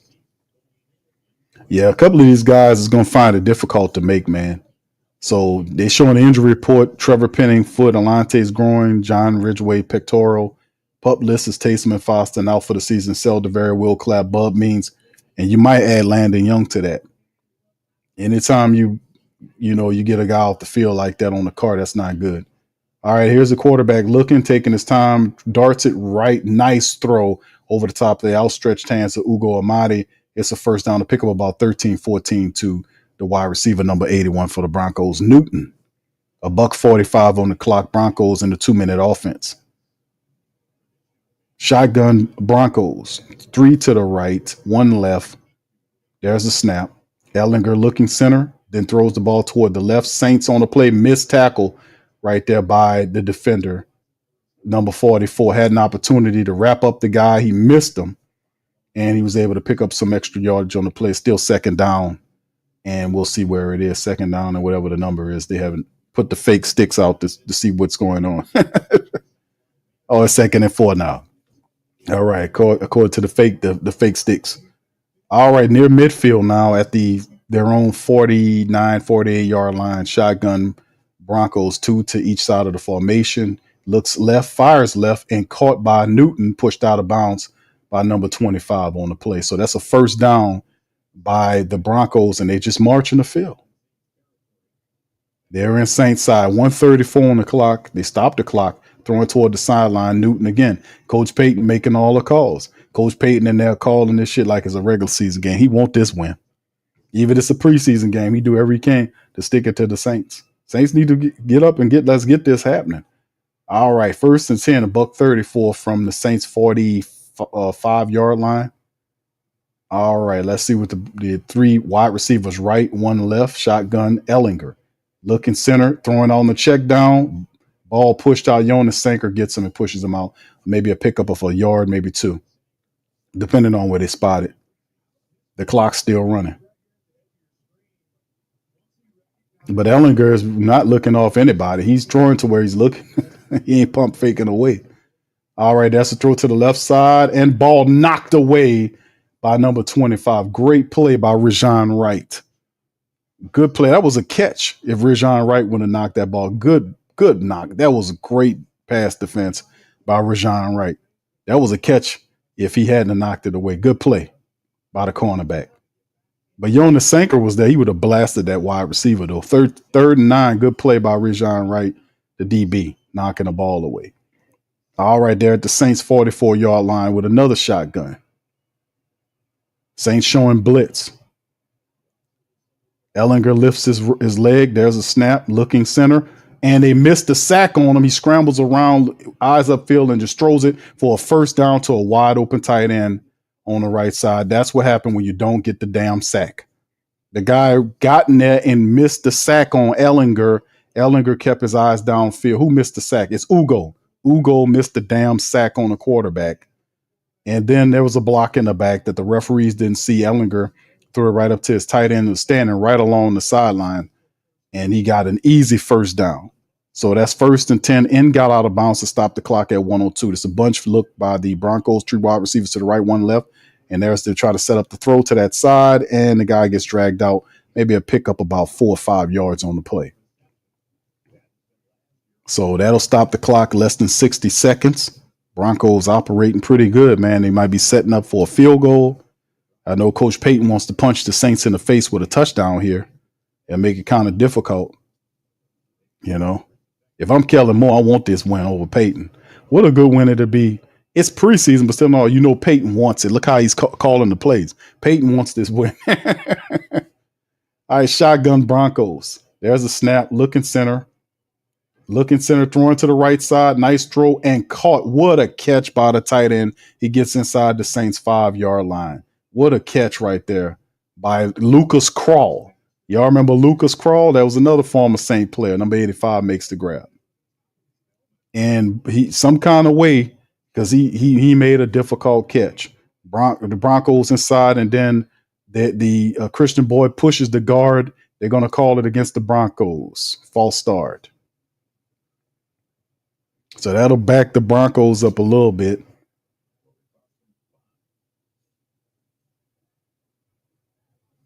Come on, Grandpa Ref, make the call.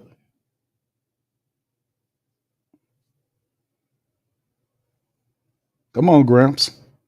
And Peyton still calling.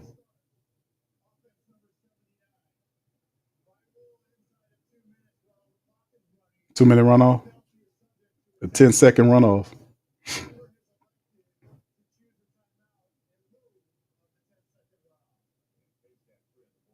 Peyton said he wanted the timeout.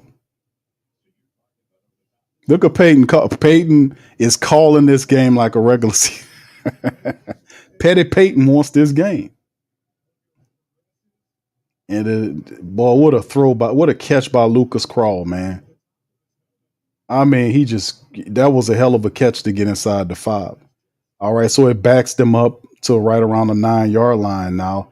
Can the Saints get an interception or something to stop them on 1st and goal? All right, here we go.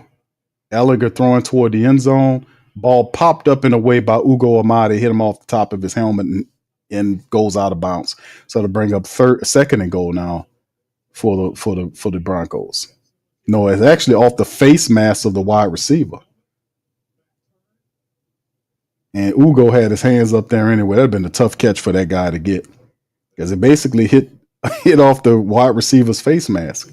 Ellinger dropped it right to his face mask. He just wasn't ready for it. All right. Wide receivers to both sides of the formation. Ellinger in the shotgun. There's the snap. Looking left, looking center. Firing right to the check down to the running back. Running back gets held up right here and stopped right around the 7-yard line. So to bring up 3rd and goal now for the Saints defense. So the second team defense, Vernon Broughton, Isaiah Stallworth, Jordan Howden, and others are in there. And Sean Payton called another timeout. Payton trying to get another time. I told you, Payton wants this game. Payton wants this game. He calling this damn game like a regular season game. Look, old man Payton in there. He trying to get in regular season form. That's what it is.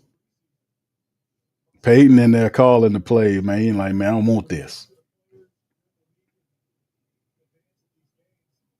He wanted to win this one. He want to go 3-0 in the preseason. All right, shotgun Broncos, 3 to the right, 1 left. 3 left, 1 right. Shotgun quarterback, running back to his right. All right, there's a snap, looking center, looking left, blasted as he threw it out of the back of the end zone and hits oh my goodness, it hit that lady who's wearing a yellow jacket right in her back, and she went down automatically. I hope that poor lady all right. That ball hit her right in the back, and she went down, grabbing her back. I hope she all right over there, man. You know the people that be watching the stands and watching the people, they got their back to the game, and the ball hit her in the small of her back, and she went down. I hope she all right, man. All right, 25-yard field goal by the Broncos is good. So it's 16-9. It's just 13 seconds remaining. So we about to hit the halftime period in a minute. So Coach Payton wanted a touchdown. Coach Payton wanted a touchdown.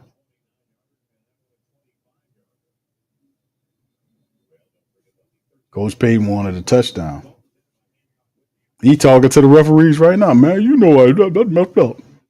I don't know, man. How y'all feeling, man? 16-9 Saints, man, is trailing to the Broncos right now. My goodness. Ain't much to talk about here. We'll see what Tyler Shough. I don't think much is gonna happen. They got 13 seconds remaining in the first quarter. The first half of the game. And a lot to discuss at half. But Pettis is out there.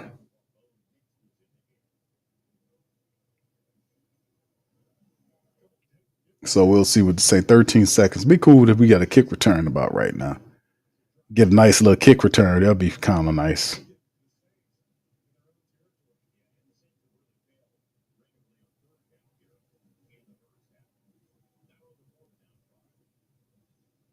Gonna be interesting, man. Yeah, that offense is not together.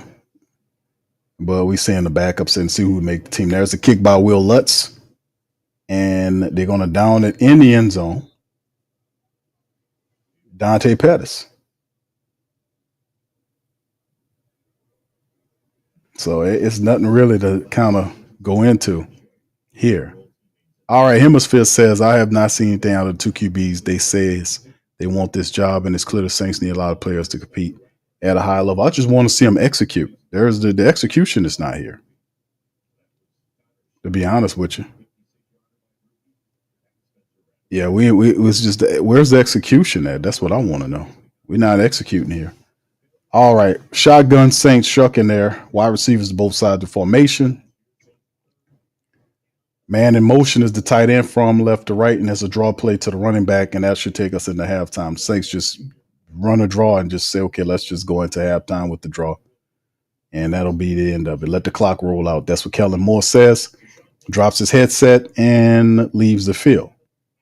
So 16-9, and then Shane Lemieux is limping badly to the sideline. Shane Lemieux, I think that's Lemieux, number 66.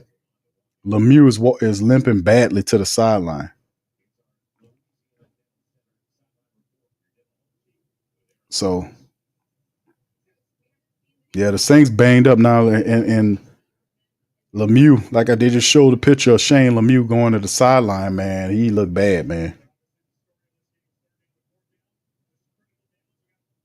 And the reporter's talking to Kellen Moore right now, talking about third down.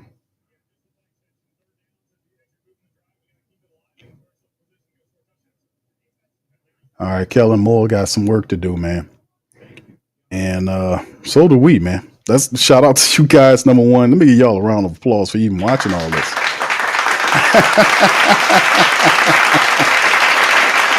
Oh my goodness. Yeah, it's kind of, I ain't gonna say it's rough, but you realize that it's this, the Saints is gonna have, they're gonna have some challenges here, to put it mildly, to get it, because it's no real chemistry with the first unit, and I don't think you're not gonna probably see that until within the first month of the NFL, when the Saints have to be able to put it together. But guys are getting hurt and every damn thing right now. So anyway, let's hit the halftime, fam, and then we'll go from that. And then while I'm doing that, y'all guys feel free to throw whatever questions in that you want to learn, or comments, and I'll spotlight them after the halftime break. But let's get right into it, as we are at half, and the Saints trail 16-9. All we were able to do was kick field goals in the first half of the game. So anyway, let's get right into it. The team statistics rather is the first down. Saints have 6 versus the Broncos 10. They're doing that. They are awful on third down. The Saints are 1 for 5 on third down. Sean Payton's team had 9 attempts on third down. They were 3 for 9 on third down as well. So they're not playing, that good. It's just we're not executing doing what we're supposed to do. 1 for 5 on third downs is horrible.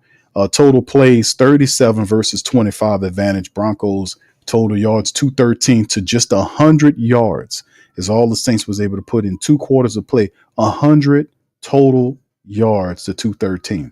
5 drives total. The average for Sean Payton's team is almost 6 yards per play versus the Saints 4 yards per play. Passing $176 for their passes versus just 59 yards for the Saints. And the rushing, Saints leading at 41-37 in terms of yards. 10 carries, only 41 yards. Saints have over 4-yard average there. Coach Payton's team 37 rushing yards, 10 yards, just under 4 yards an attempt. The Saints haven't been in the red zone all day. The Broncos are 1-4 in the red zone. Credit to the Saints defense. Penalties, not so much penalties hurting the Saints today, but the penalties for the Broncos, 5 penalties for 30 yards. Saints have 2 penalties for 25 yards. So it took 5 penalties to get 30. Only 5 off the Saints. That's crazy. And, of course, the time of possession, the Broncos have been owning that thing. 17-50 on time of possession. The Saints 12-10. Haven't been able to do anything substantive, even consistent from that perspective. Looking at the individual statistics, Spencer Rattler finished the day 5 of 8 for 43 yards. He averaged 5.4 yards per throw. He was sacked once and had a rating of 76.6. Tyler Shough so far is 4 for 6 for 20 yards. He's 3.3 yards per throw and a rating of 71.5. So even with the ones right now, kind of slowing it up. Kendre Miller, 3 carries for 15 yards. He averaged 5 yards a run on those carries. Devin Neal had 2 carries for 11 yards, 5.5 yard rush. Tyler Shough had 1 for 9. Clyde Edler had 2 for 4 yards. The receivers, Chris Olave, 3 for 29 off of 3 targets. Rashid Shaheed, 2 for 14 off of 3. Jake Stahl had 1 for 12. Mason Tipton had 1 for 4. Cedric Wilson, 1 for 3. Devin Neal, 1 for 1. And that is it. If you look at the defense, Rajon Wright, number 25, 5 total tackles there. Isaac Edom had 4 for Jonas Sanker. Pete Werner, 3. Jordan Howden, 3. Kool-Aid McKinstry, 2. Christian Boyd had a sack. He had the only sack of the game thus far. And, of course, the returnman.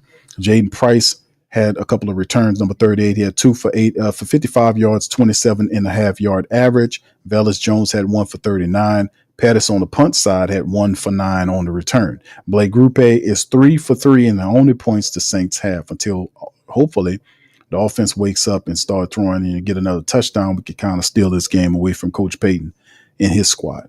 On their side, the Bo Nix finished the game respectable, 10 of 14 for $110 and a touchdown. He had almost 8 yards per throw and a rating of 118.2. Sam Ehlinger, 9 of 12 for 72 yards. He had 1 sack. He was sacked 1 time, and his rating is 89.6. So both their quarterbacks looking pretty decently against the Saints defense.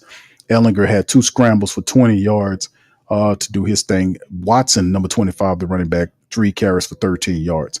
Sutton did a really good job, 4 on 7 targets for 83 yards. He averaged 21 yards per catch against the Saints and had a touchdown, the only touchdown. Lucas Crawl had 2 for 38. Tyler Batty had 2 for 19.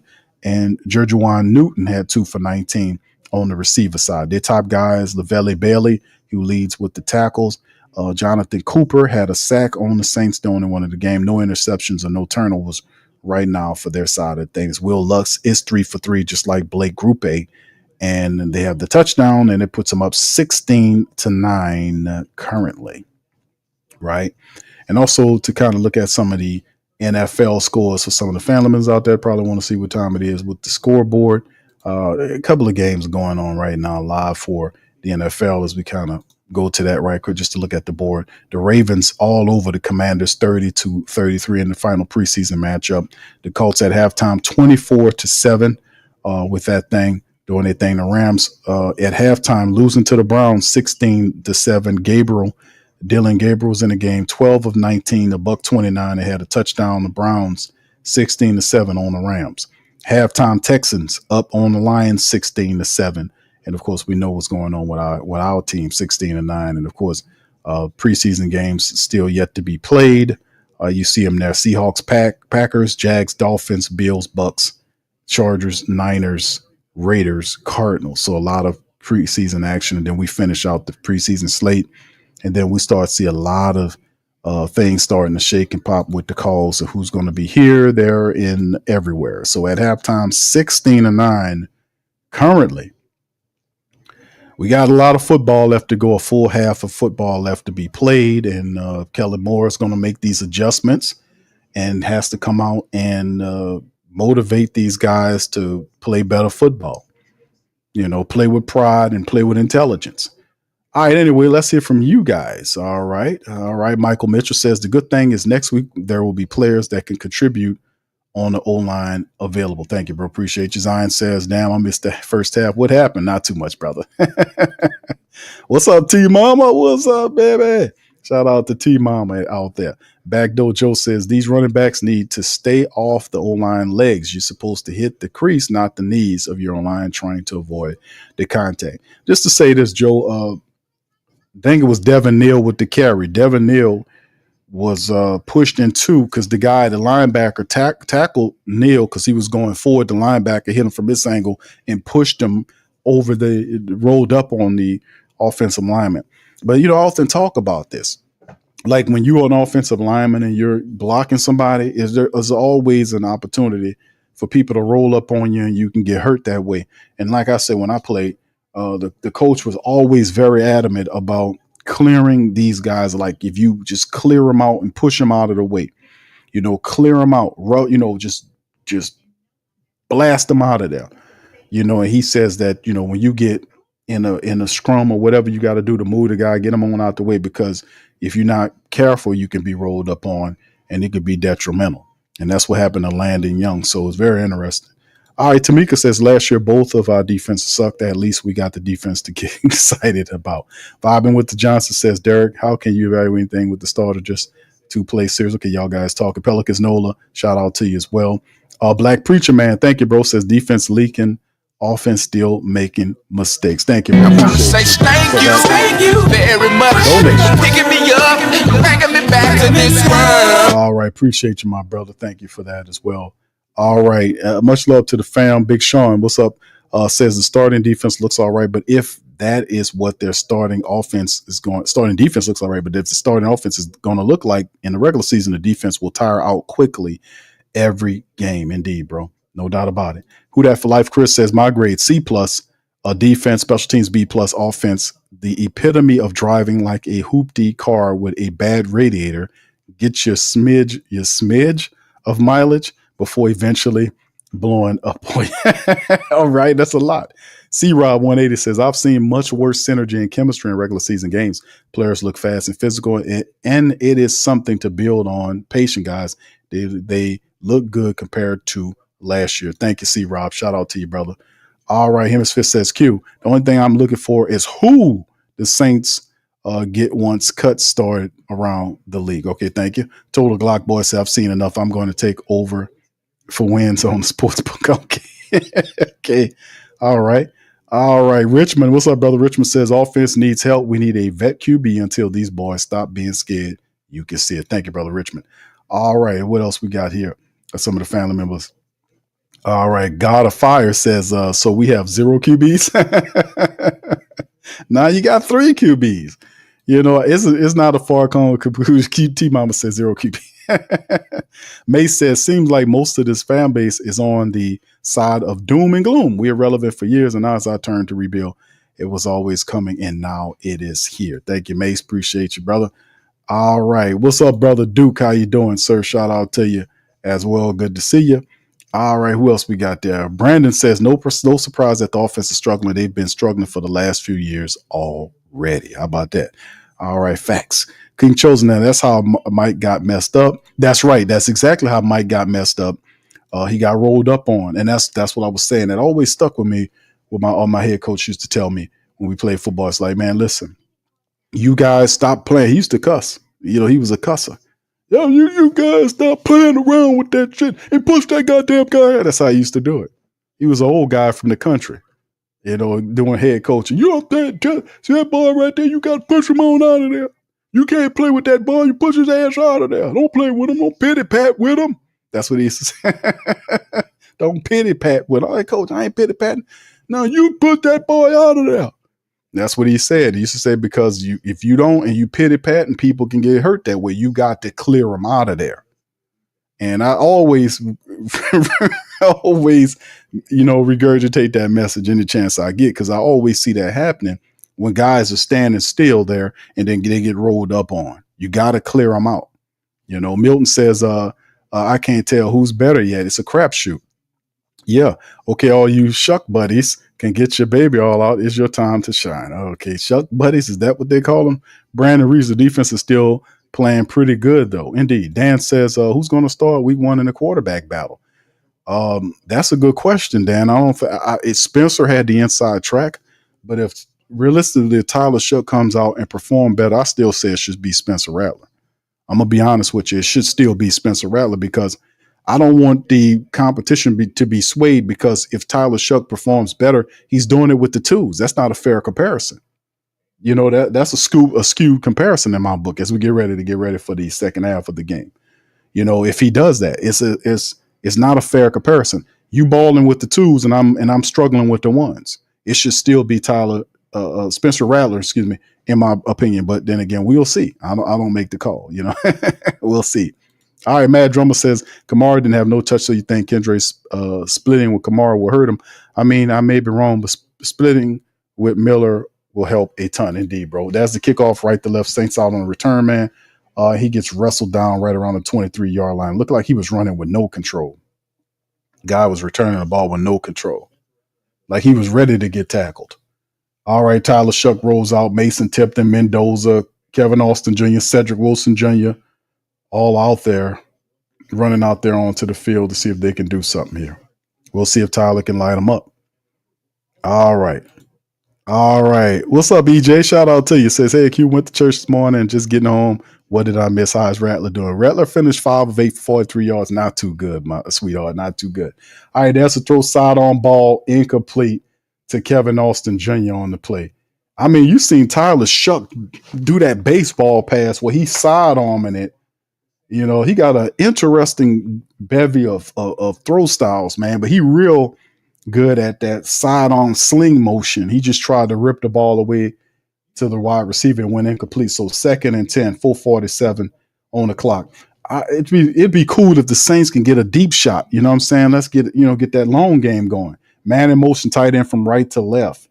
Let's see if the Saints can get that long game going. There's Tyler Shough looking to the left, firing to the left. He got an open wide receiver. It's caught, and he goes down. A good pickup near the Saints' 45-yard line.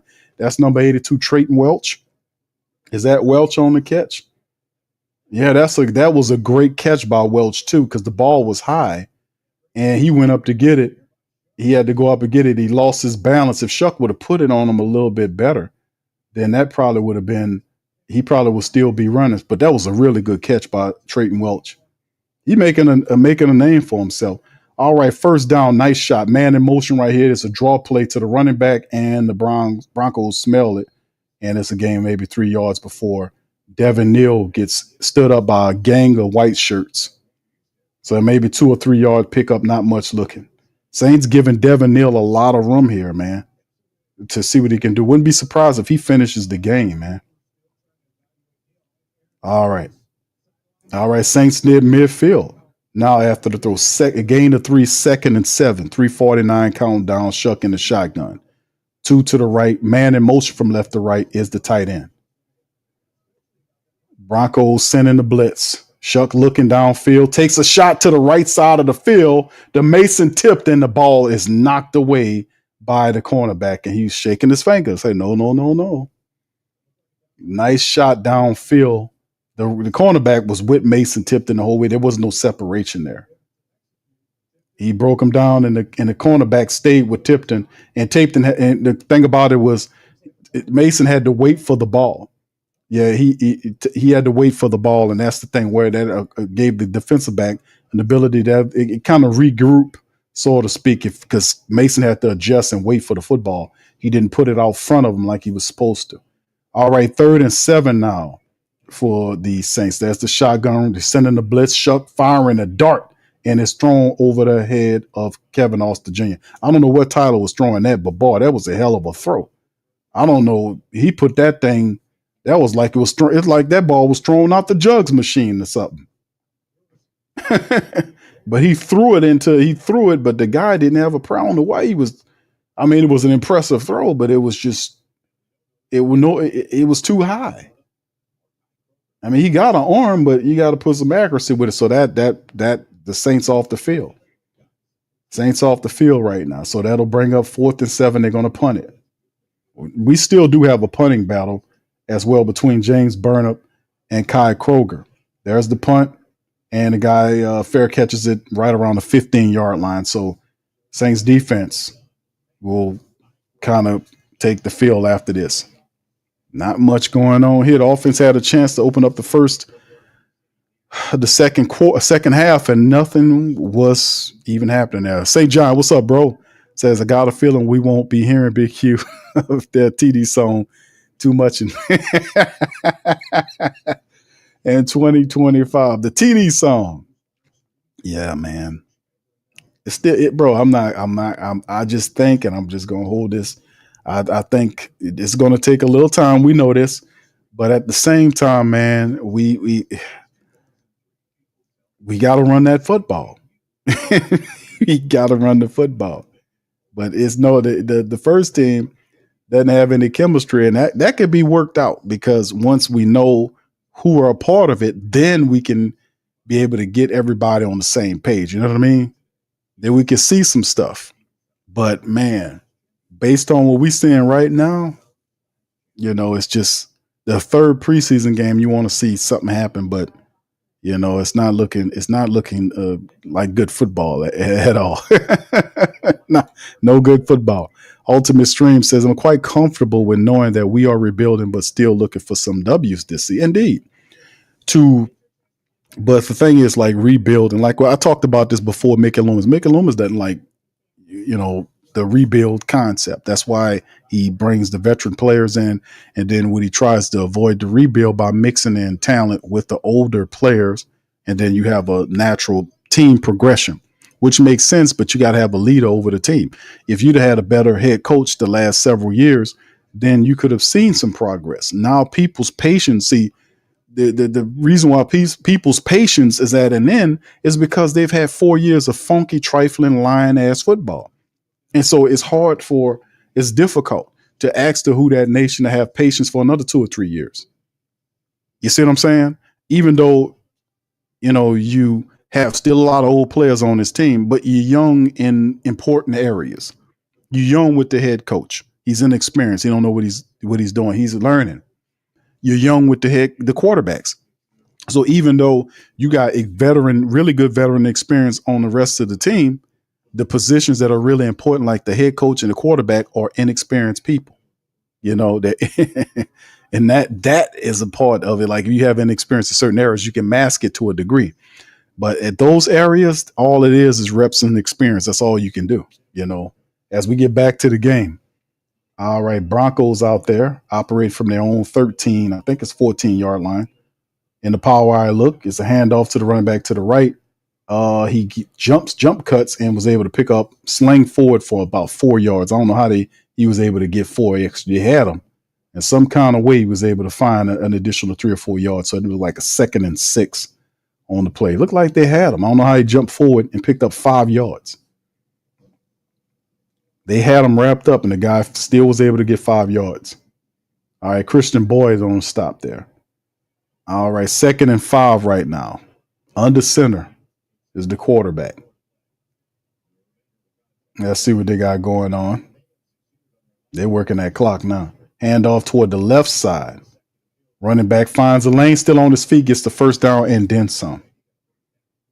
So, Estime was found a lane there, was able to break free and find and get the first down. So you saw seeing the Saints, they just starting to kind of run it at the Saints. And that was a holding play on number 40, man. That guy got held and he grabbed him. Missed tackles aplenty on that running play. They get to their own 26-yard line now. Shotgun Broncos. It's another draw play to the running back toward the left side, and this guy gets another first down. Now they just blasting the Saints on draw plays, and they picking up chunk yardage. Now they just look like they saying 9 yards. I mean, they're just running on through the Saints. And that guy trying to hit him with a shoulder. Why you didn't put your fucking arms out and wrap the guy up? Why are you trying to hit him with your shoulder? I don't understand that part about it. What, you scared to wrap the dude up, grab the dude and grab him and put him on the ground? He trying to hit him with a shoulder down. The guy bounces right off of it. All right, power I formation as the handoff to the fullback right there. The Saints wrangle them right, maybe a yard or two, not much, but they get the first down. They need it. And you can see right now the Broncos just marching the Saints backups down the field now. They just running the ball, nothing complicated, just blocking and running. Nothing difficult. Their line is just beating the Saints line.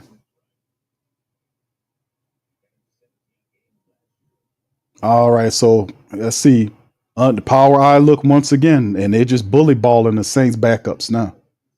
There's another handoff to the running back, and the guy goes forward and powers his way forward and gets almost another 10 yards on the Saints. They need to be ashamed of themselves, man. This guy done ran for another 9 yards, almost 10 yards. Another different guy. That's just bully ball. They're just grinding the Saints defense to pulp now. The offensive line is manhandling the Saints now. Another 9-yard pickup by a smallish running back. And that's how you grind out. Power I look again. They're just lining up and hit him again. Same play. Right back at him, cuts to the right side. He gets wrapped up, picks up about another 4 yards. Still a respectable gain.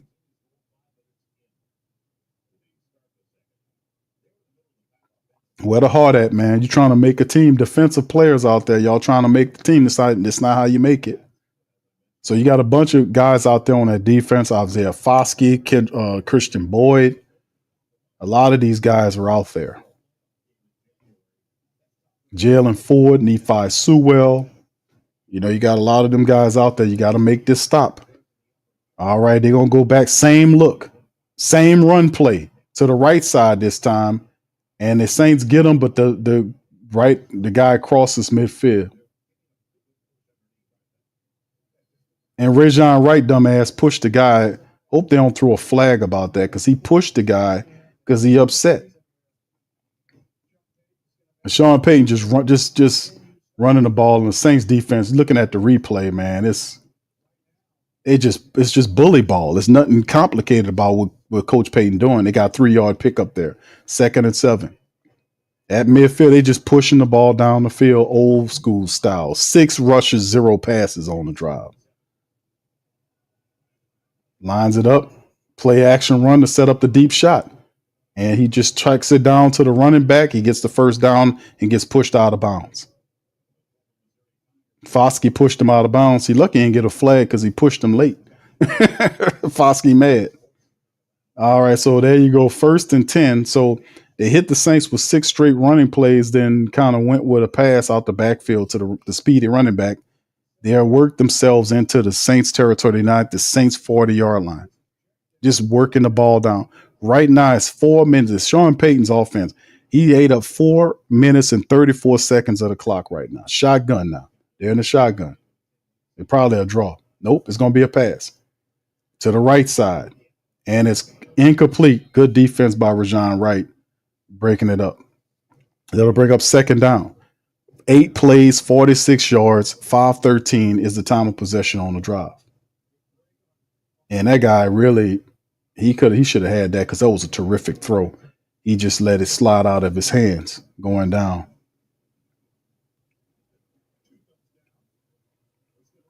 Really, it was on that wide receiver. Wide receiver had it. It hit him in a bad spot right in his hands. All right, 2nd and 10 now. 16-9 score. 8:02 on the clock. It stopped. Shotgun. Saints showing blitz. Quarterback looking left, firing right out the check down. Speedy running back makes Jalen Ford miss on a spin and picks up some yardage, so to bring up maybe 3rd and 5 or something like that. And boy, what a spin that little guy did on Jalen Ford. Spent him out of his shoes. So 3rd and 7. So they got 7 to pick up 3rd and 7. I thought it was a little bit more than that. 3rd and 7 as Peavy, the undrafted defensive tackle, runs off the field. Crowd trying to get something to be happy about. 3rd and 7 shotgun. We need them to stop this here right now. And there's a quarterback, throws it, and it is caught, and the Broncos keep the drive alive. It's Lucas Crawl. Lucas was crawling before he walked in New Orleans, but looked like he ain't crawling no more. He made a nice catch that keeps the drive alive, man, inside Saint territory. Pressure, nothing. No pressure, no nothing, and the guy made a good throw to Lucas Crawl that gets near the 25-yard line. Another toss down here. Saints wrangle them, and that's a stop at the line of scrimmage. Might even lost a yard on the play. Good play there. Quincy Riley on the stop. 6:44 at 8, and boy, Coach Payton stealing all the time off the clock. It's 6:23 time of possession. He taking all the time off the third quarter clock. My goodness. All right, 2nd and 10, no loss on the play. They're just grinding the time out. 6-minute drive for Coach Payton. Shotgun Broncos, 2nd and 10. 3 to the right, 1 left. There's a snap. Quarterback looking right. Has all kind of time. Runs and just throws the ball out of bounds and incomplete. So that'll be 3rd and 10. Ellinger throwed it away, but he had time to look to left and right of the formation before the defender got there. Forced him to throw it out of bounds. So it'll be stops the clock at 6:08. 3rd down and 10 for the Broncos. Coach Payton with the Waffle House menu, calling plays like it's the regular season for Dill Diggs, Jalen Ford. They're trying to galvanize, say, man, we got to get them off the field right now. We can't let them march the field. It's been 7 minutes. We got to get this team off. We got to get them out of here. All right, so 3rd and 10 now. Ellinger under center. Look like a run play. Nope. Play action. Saints defense coming. The ball's checked down. Intercepted and picked off by number 29 on the play. If I'm not mistaken. Ball bopped up and caught by number 29. And the Saints defense, Quincy Riley, makes the interception off the tipped up play by Ellinger. He tried to throw the ball to the check down man, and he got it out, but the ball popped up, and Quincy Riley was the recipient of a preseason pick as he gets grabbed by the defender. So the defense shuts the door on a 7-minute offensive drive. Shout out to the Saints, Quincy Riley. All right. That's what I'm talking about. Thank you, Rich. He says, no, if ands and no, if ands or but, we need a vet QB on this team. Thank you, bro. Appreciate you. Thank you very much. Picking me up, bringing me back to this one. Hey, man, listen, the Saints get the pick, and perhaps that can inspire the offense to go up the other side of the field and make something pop. So shout out to you, Rich. Thank you for the super chat, man. Much love. All right, Tanya says that duck tackle reminds me of the Minnesota Miracle. Yeah, y'all seen that? You talking about the play where he just no, man, that's not that's not how you do it, man. You're supposed to see what you hit. That's how they taught me. I don't put my damn head down and I don't see what I'm hitting. You're supposed to always see what you hitting. That's what the coach told. That's why he taught it. Where that you see what you hitting. You don't put your head down and do that. That's bad tackle technique, and that's kind of peeks into the heart of the player. Why you got to put your head down and duck out the way? That is questionable decision making, and it's questionable heart of player. You want to see, if you blowing up a player, you want to see what you're doing. Don't put your damn head down. That's why I don't want Marcus Williams back here. He got better, but nah, we good. We straight. All right.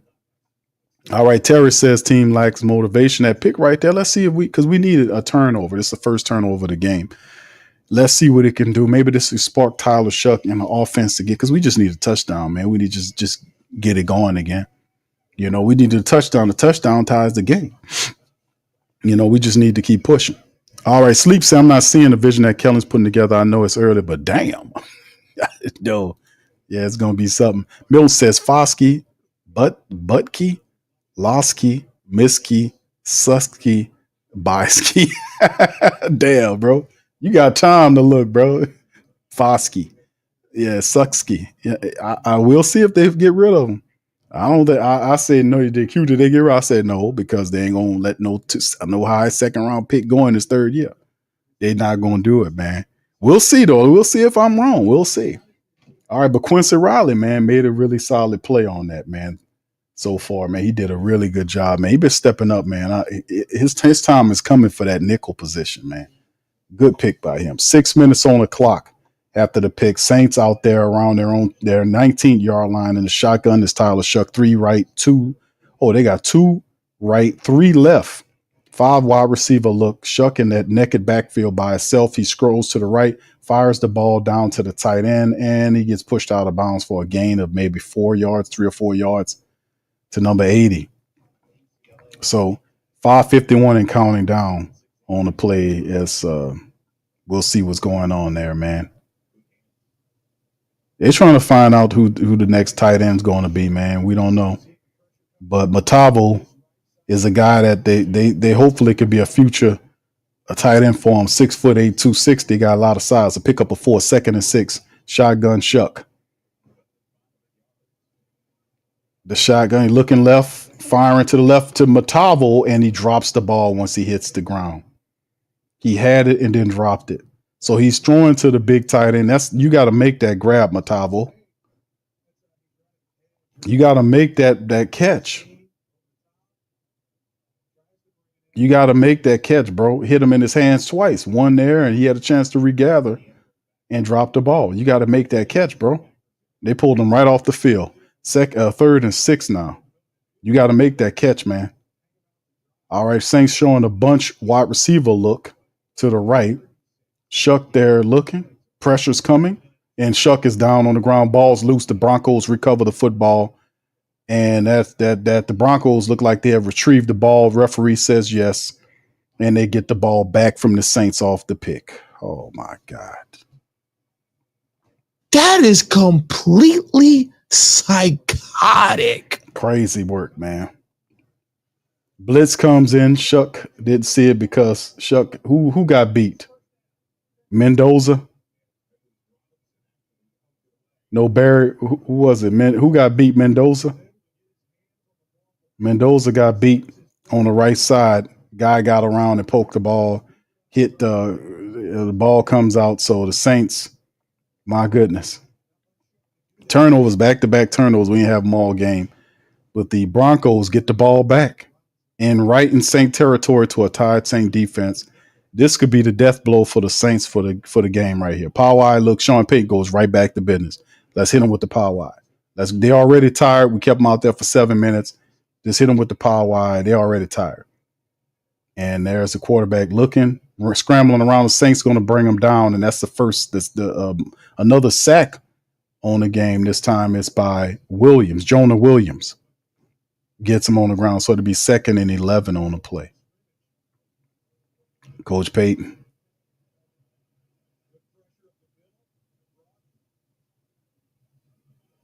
And Vernon Broughton was right there. Kind of forced the guy out. All right, 2nd and 11, power eye look. Let's see if Coach Payton said, let's just run the ball again. They motion the wide receiver. There's the handoff to the running back, cutting toward the left side. Saints says, nah, we done seen enough of y'all doing that.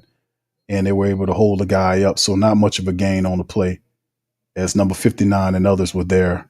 Davis was there to kind of hold them up. So there go DeMarco Jackson in there making the play. Yeah, it's time for DeMarco Jackson to show some dividends now. DeMarco been here for 4 years now? It's time for him to show up, man. In 3 or 4 years now? It's time for DeMarco Jackson to show some dividends, man. All right, so let's see. Here we go. It's 3rd and 10. Saints defense trying to hold the Broncos up. And the play clock is ticking, and Coach Payton just calls the timeout. 1 second on the clock. So he's going to set up the 3rd and 10 situation there.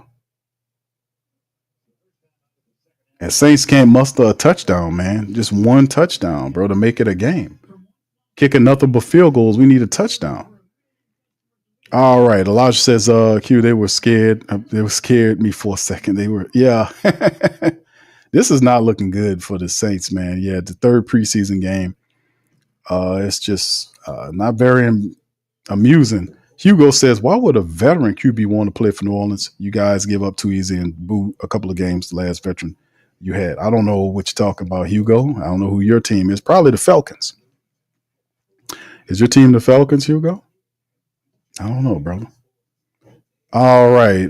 May says, I'm still trying to get a game of it on. That's my team for life. All right. God of Fire says, did Riley get that pick last week? Did he? I don't remember. All right. Let's see what else we got going on. Shout out to the fam. All right. Shuck and duck. Yes, indeed. Eternal says Rattler is officially the starter. Yeah, I would probably say that was him because Tyler Shough is 6 of 12 right now for 45 yards. Not one quarterback is like winning the job outright. It simply is what it is. We have two quarterbacks who still need work. We have a problem with either.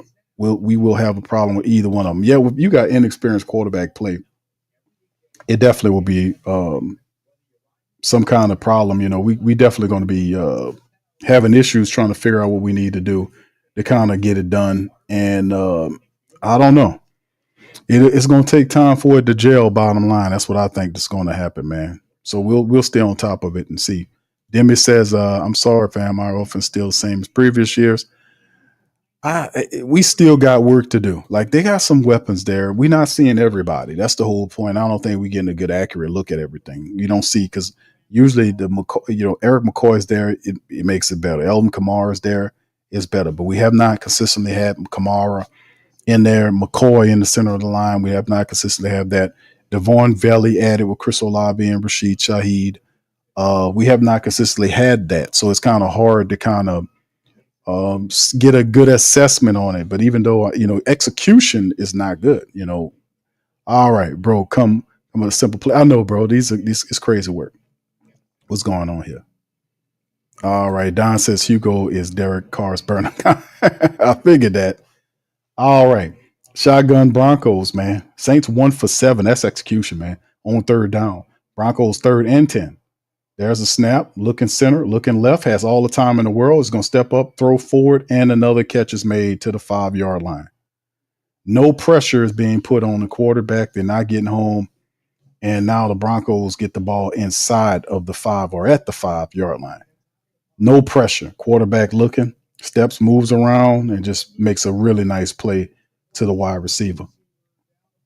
And the guy just nice play, a little ugly duck throw on the run. So not bad at all for the Broncos. They're moving the ball pretty good against our backups.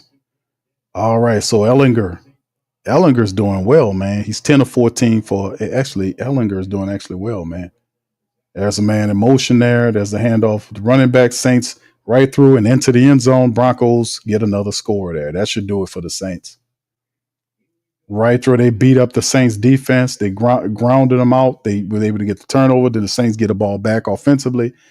The defense was already tied, and then Sean Payton just beat them and bruised them and took them down there and gave it to the running back. Running back was able to get it, missed tackles, 2 or 3 missed tackles, and then.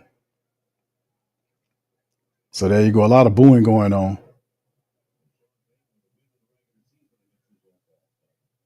Sean Payton calling the game like it's a real game. Sean Payton coming to win. He come to win. Sean Payton going for 2. I told you Sean's going to win. Don't boo Sean Payton. You boo your damn team. All right, there's the play. Coach Payton I told you he come to win. He going to scramble around. He missed him. He's still moving around, throws it, and incomplete. So there you go. 2-point conversion failed. They booing Coach Payton. You need to boo your damn team. They're supposed to stop him. Payton's supposed to put points on you. Payton trying to put points on the Saints. That's what you coming into the game with the focus to beat Sean Payton, man. Hell, the Saints too busy beating themselves to focus on beating Payton. All right, let's go to it. Wick says, I got me floor seats and dome for the Atlanta game in November. Hopefully we can turn things around for my first experience in the dome. Shout out to you, bro. All right. All right. Debo says these QBs should look better than this, and the run game is atrocious. Indeed, bro. There's no the execution is bad, no doubt about it. Like even if it's vanilla play calling, whatever, I don't care if it's vanilla, chocolate, or strawberry. I don't give a shit about that. You have to execute. You have to execute. You got to make catches. You got to make blocks. You got to run the ball effectively. This type of thing. You got to execute, and the Saints are not executing that well. That's why the offense, no matter who's in there, can't score touchdowns. They can't overcome adversity that they do to themselves, whether it's a holding call or a sack happens because the guy holds the ball too long. Regardless of whatever it is, you still have to execute. And the Saints are not executing. They're not executing, man. And whatever reason it is for them for the non-execution, I can't tell you that. Maybe the coach can. He's supposed to know his damn team. He picked these. He got to pick these players. Like I was saying, it's like the talent level is there, but it's just you got to do something about the line. That's what I was saying. You got to beef up the line if you want to, because the recipe for success for the Saints with an inexperienced head coach and an inexperienced quarterback players, you got to rely on your more reliable players, which is the running attack with Alvin Kamara. So you got to be able to have the offensive line have to be beefed up and be counted on. You can't count on Cesar Ruiz. You can't count on Trevor Penning. You can't count on those guys. So you have to have a long look at those guys because they're going to become fully exposed this upcoming season, because if the Saints can't run the ball, it won't be because of the tackles or McCoy. It'll be because of the guards. Ruiz is not as good as he's supposed to be. Trevor Penning won't be back for a while, so you have to operate with Dylan Redunce, who is still, in my opinion, kind of up and down. He hadn't really distinguished himself. So it is what it is. Coach Payton in midseason. I know Coach Payton trying to get 2-point conversion. I told y'all when the game started, I said Payton ain't playing. Challenging plays. He wants to beat the Saints in the dome. Anytime, he don't care if it's preseason or regular season. It counts to him. That was the mentality we should have had. We went up in there, we trying to do this, that, and the third. We ain't channel none of that stuff. L-Dub says GM of the Saints said he wasn't letting James go because of his personnel in the locker room and the team. All right, that's the kickoff to right to left. Return man goes nowhere at all. The guy, number 89, is that Moochie Dixon? I mean, they don't have no buzz in the return game. The guy don't have any control running forward. It's like he waiting for somebody to tackle him. He waiting for somebody to tackle him. All right, so anyway, they're showing the preseason comparisons. 72% for Rattler, 295 yards, touchdown pick. Tyler, 65%, 274, touchdown in the pick. So I say Spencer Rattler is going to be your regular season starter. He should be. All right, Tyler Shough under center. No, Shough tossed it and is caught there toward the left side of the field by number 81, Kevin Austin Jr. So we'll see what happens there, man, because the bottom line is, the Saints need a spark offensively. They really do. They need a spark offensively. And I think if Kellen Moore, because Landon Young got trucked out of there, carted out of there, he going to have to find some offensive linemen, man. We were saying that all damn offseason. Bro, you need better linemen.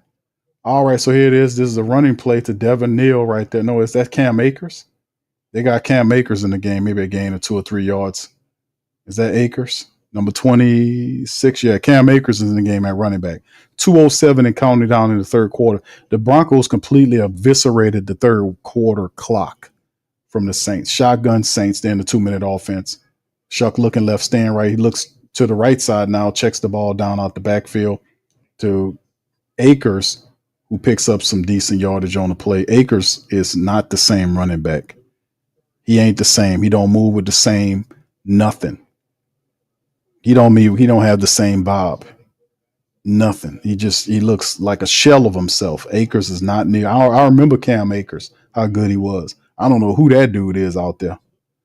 All right, shotgun Saints, 3 wide receivers to the left of the formation. Akers is standing there to the left of the quarterback, tight end on the right side. 3rd and 3. Saints need 3 yards. There's a snap. Pressure coming. Shough fires it, sidearms it, finds Matavo on his feet. Matavo gets the first down, goes back to the big tight end. Matavo needs to make a name for himself. 6'8", 260 pounds. He's a big target. You got to be right out on. So you got your big quarterback throwing to your big tight end. So there you go. Plus, there was hands to the face there by the defender, the Shough. Shotgun, Shough, wide receivers, both sides of formation. Shough looking, firing to the right side. Goes to his wide receiver, Kevin Austin Jr. They're in Bronco territory now. Saints are starting to gather a rhythm now. They're starting to get a rhythm now. Matavo, 2 catches for 45 yards off of 3 targets.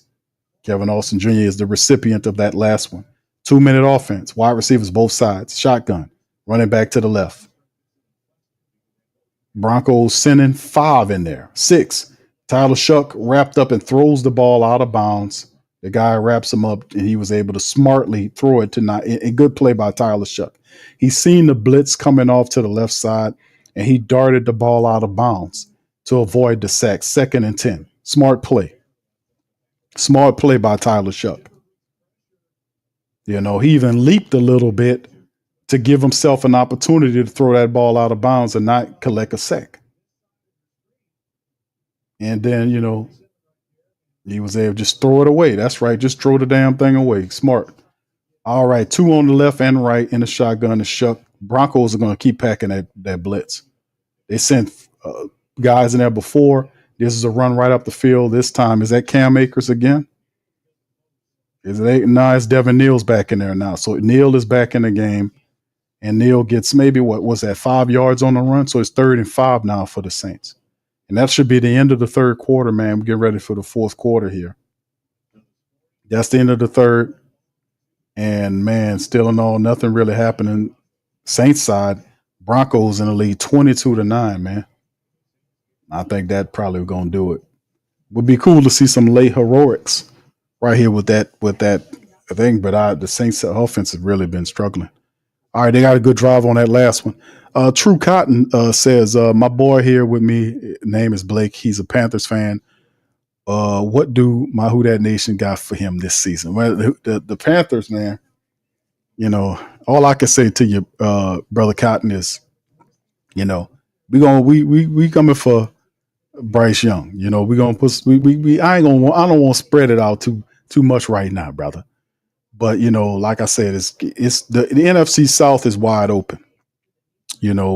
We got some stuff going on here in the Who Dat Nation. We got ironed out, bro. So once we get the teams ironed out, who the players are going to be, then we got to get the business. So I'm not going to do any braggadocious stuff right now, brother. I was about to start bragging. Nah. People say, Q, chill, Q. Chill, Q. Chill, Q. Not yet, Q. Not yet. Not yet, Q. Not yet. Just hold on to it. All right, yeah. That's power of humility, brother. Just chill out. Be humble. Okay, all right. I'm gonna humble out. All right. Thank you, Brother Cotton. Shout out to you. All right. Boy, I tell you, man, we got a long way to go here, don't we? Debo says Kellen Moore cannot be satisfied with this before Sundays. What are you doing in the training camp? Jesus. Yes, it's going to be something. What's up, Muse? Shout out to my girl Muse. You need to kick it into burn mode. Indeed, we got a lot going on here, fam. I'm sorry. We are watching some football right now. Now, they seem to have starting to pick up the pace right here. Tyler Shough is 10 of 17 for 84 yards. Right now, Devin Neal has 4 carries for 19 yards. So they're trying to figure out, who these guys are and what can we do. Rising said the penalties are an issue. Yes, indeed, man. We are. It's definitely a problem. That the not being able to execute on third down is a problem. Who Dat for Life Chris says the offense has been like this for 3+ years straight. Blame can't be placed on defense because every time the D bails them out, they squander opportunities. Yeah, we seen that recently, didn't we? We just seen that. Like the defense got a pick. Quincy was able to get the pick. And what happened? The Saints then gave it right back to the Broncos a couple of plays later. 3rd and 5 now. The Saints struggled on third. Let's hope they can get this. Shotgun, 3 wide receivers left, 1 right. Broncos sending pressure. Shough standing tall, almost got popped at. He looking, he sides arms it to the receiver. Devin Neal was able to pick up the first down. Nice play by Tyler Shough, finding Devin Neal the check down. And Neal was elusive enough along that right sideline to be able to pick up the first down. Because Shough got popped at right there by the defender. He turns and twists out of it, faked out one guy, side-armed it to Devin Neal, and Neal was able to tiptoe the sideline to pick up the first down plus some. Nice play there. Good ad-lib. Shotgun Shough looking, throws it on the route to the wide receiver, number 81, Kevin Austin Jr. He's right around the first down. I think he might be a yard shy. Second down and 1. There you go. Tyler Shough definitely has a rhythm now. That last play was actually pretty good by him. Shotgun now. Can he get the Saints in the end zone? And the defense gets the ball back. The Saints might be able to steal this thing. You know, let's see maybe some late heroics from Tyler Shough this time around. As opposed to what happened with Spencer. All right, shotgun Shough. Wide receivers 3 to the left, 1 right. There's a snap. Shough fires it to the wide. He dropped the damn ball. It's that sorry plastic Cedric Wilson Jr. Wide open. Cedric Wilson Jr. to hit him in a bad spot, his damn hands. Had the ball right in his damn hands. All he had to do was catch the ball, turn upfield. That was a touchdown. He drops the ball. We got to get rid of this guy, man. Get rid of that damn guy. He's supposed to be gone last year. They put him on the sideline. He should have been gone. 3rd and 1. How you drop that wide? All he had to do is catch it and turn upfield. That's a touchdown. All right, here we go. Shotgun Shough. 3rd and 1. They just need the first down. They're going to give it to Devin Neal. Neal powers forward and picks up the first down. New set of downs. My goodness, man. My goodness. Hit the man in his hands, and he's sitting there with gloves and everything. How you dropping passes and you got gloves with stick 'em on it? I don't understand. 1st and 10 is Tyler Shough walking up to the line, changing the play. 3 wide receivers are right. Running back next to him is Devin Neal in the shotgun. That's the snap, gives it back. Nope, Shough keeps it and is scrambling, and he's going to get into the touchdown. Tyler Shough says, hey, man, if this goddamn guy can't catch, let me get the touchdown.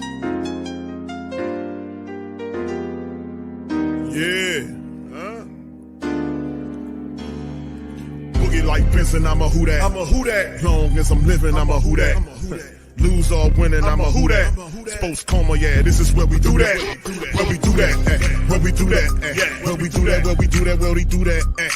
Boogie like Benson, I'm a Who Dat. I'm a Who Dat. Sports Coma, this is where we do that. Where we do that. Welcome, welcome, welcome. Somebody please better help. Running this thing like Elf. I thank God every day I'm not a felt. Go to YouTube Live with Big Q and the guys. If you ain't ride or die, the bandwagon get flipped. Been marching in, that was way for the ring. I was yelling out your shame for the championship. Bucking on town, duck down. Falcons, pluck, get shut down. Panthers ain't much touchdown. The vision really belong to us now. So much hate on the Saints, you could probably tell. Ever since Bounty Gate hit the NFL, when things seem fishy and you probably smell the crooked referees on Roger Goodell. Yeah, probably like this and I'm a Who Dat. Every day I'm living, I'm a Who Dat. Lose or winning, I'm a Who Dat. This is Sports Coma, this is where we do that. Where we do that, where we do that, where we do that, where we do that, where we do that. Boogie like this and I'm a Who Dat. This is Sports Coma, this is where we do that. You're listening to the Sports Coma with Big Q and the guys on the PRO Media Network.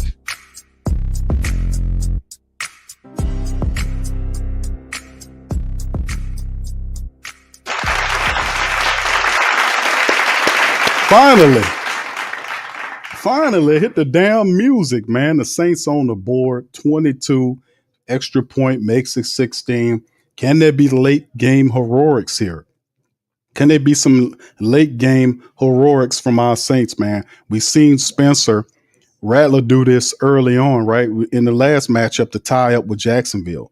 Can it be a case where Tyler Shough now is leading the charge? Can the Saints defense, who looked pretty bad, you know, in that last series, did they get enough rest to be able to do something here with the Saints take over and march the field and make it happen? So defense, if we can get them to do some positive stuff, it's 13 minutes remaining in the game. It's still plenty of time for the Saints to take possession of the game. Are there any late game heroics available for Mr. Tyler Shough. This could be a 12 or 20, a $1.02. He scrambled to get the touchdown. That he has 2 carries for 20 yards and a score. So Tyler Shough is the team's top passer and rusher at this current junction of time. Kevin Austin Jr., 3 catches for 34 yards, leads the Saints' day. So there you go, man. Good to see that happen. Very positive play by the Saints on that drive as they get the touchdown. Big ups to the black and gold. Let's finish the day. Let's get the win against Sean Payton. Let's steal this away from old Petty Payton. All right. Anyway, big ups to the fam. Brother Will, thank you. Says Q Kellen said he got some mid-season plays too. That's right. Thank you. I want to say thank you very much. Picking me up, bringing me back to this run. We still got some work to do here, man. So let's get it. Dr. Grace, I hope we can stop Rattler versus we stop the Rattler versus Shough. Rattler is the backup. Okay. Doc says the Rattler's the back. Okay, Doc. Thank you, Doc. All right. Barbara says, whatever. When I projected Saints to pick Shough in the draft, I studied his film and noted the same weaknesses Derek Carr has. Wow. Okay. And this is the kickoff from right to left as the Saints. Oh, wow. What a shot there by the number 40, Fadil Diggs on the kick returner for the Broncos. He didn't cough up the ball, but he still paid for it, though. Fadil Diggs lowered the boom down on that guy, man. Boom.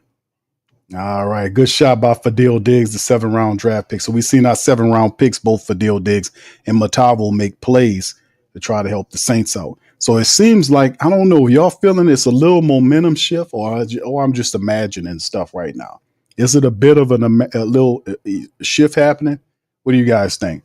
All right, here we go. Shotgun Broncos from their own 24-yard line. Saints with the pressure. The ball's already out to receive. Oh, nice clarity. He dropped the ball. That's incomplete. That ball, that's not a catch. He dropped the ball. This idiot didn't even see it. He dropped the ball, didn't he? They're acting like it's a catch. That's a drop. That's a drop. That is not, they need to challenge that. That's a drop. That boy dropped that ball. That stupid referee didn't even see it. That's a drop. Challenge that. That's no. Or they're not going to even do nothing with it. That's a drop. I guess they feel like they don't want to burn the timeouts. 2nd and 5. Let's see if they pay for it right now. All right, there's the quarterback getting ran out the pocket.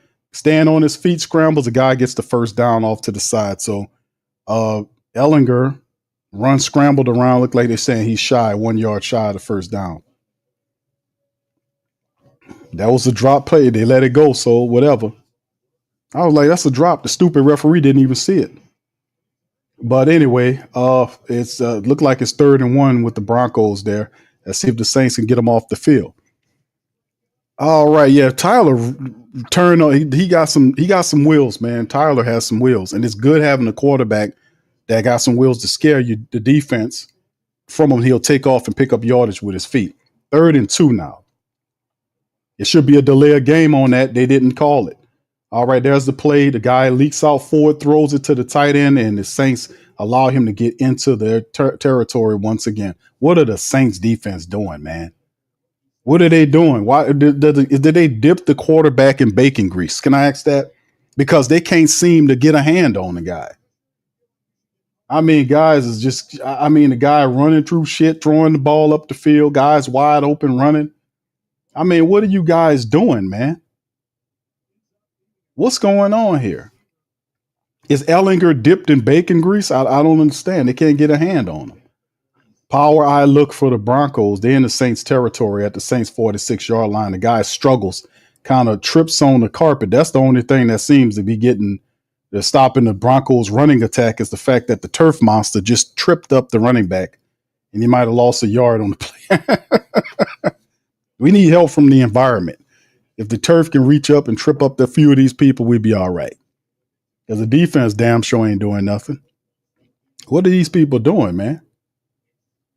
All right. KT says Q, the defense is getting killed by Shough. Hey, listen, KT, that was you talk about Shough bust Sammy. Look what he's doing to the Saints.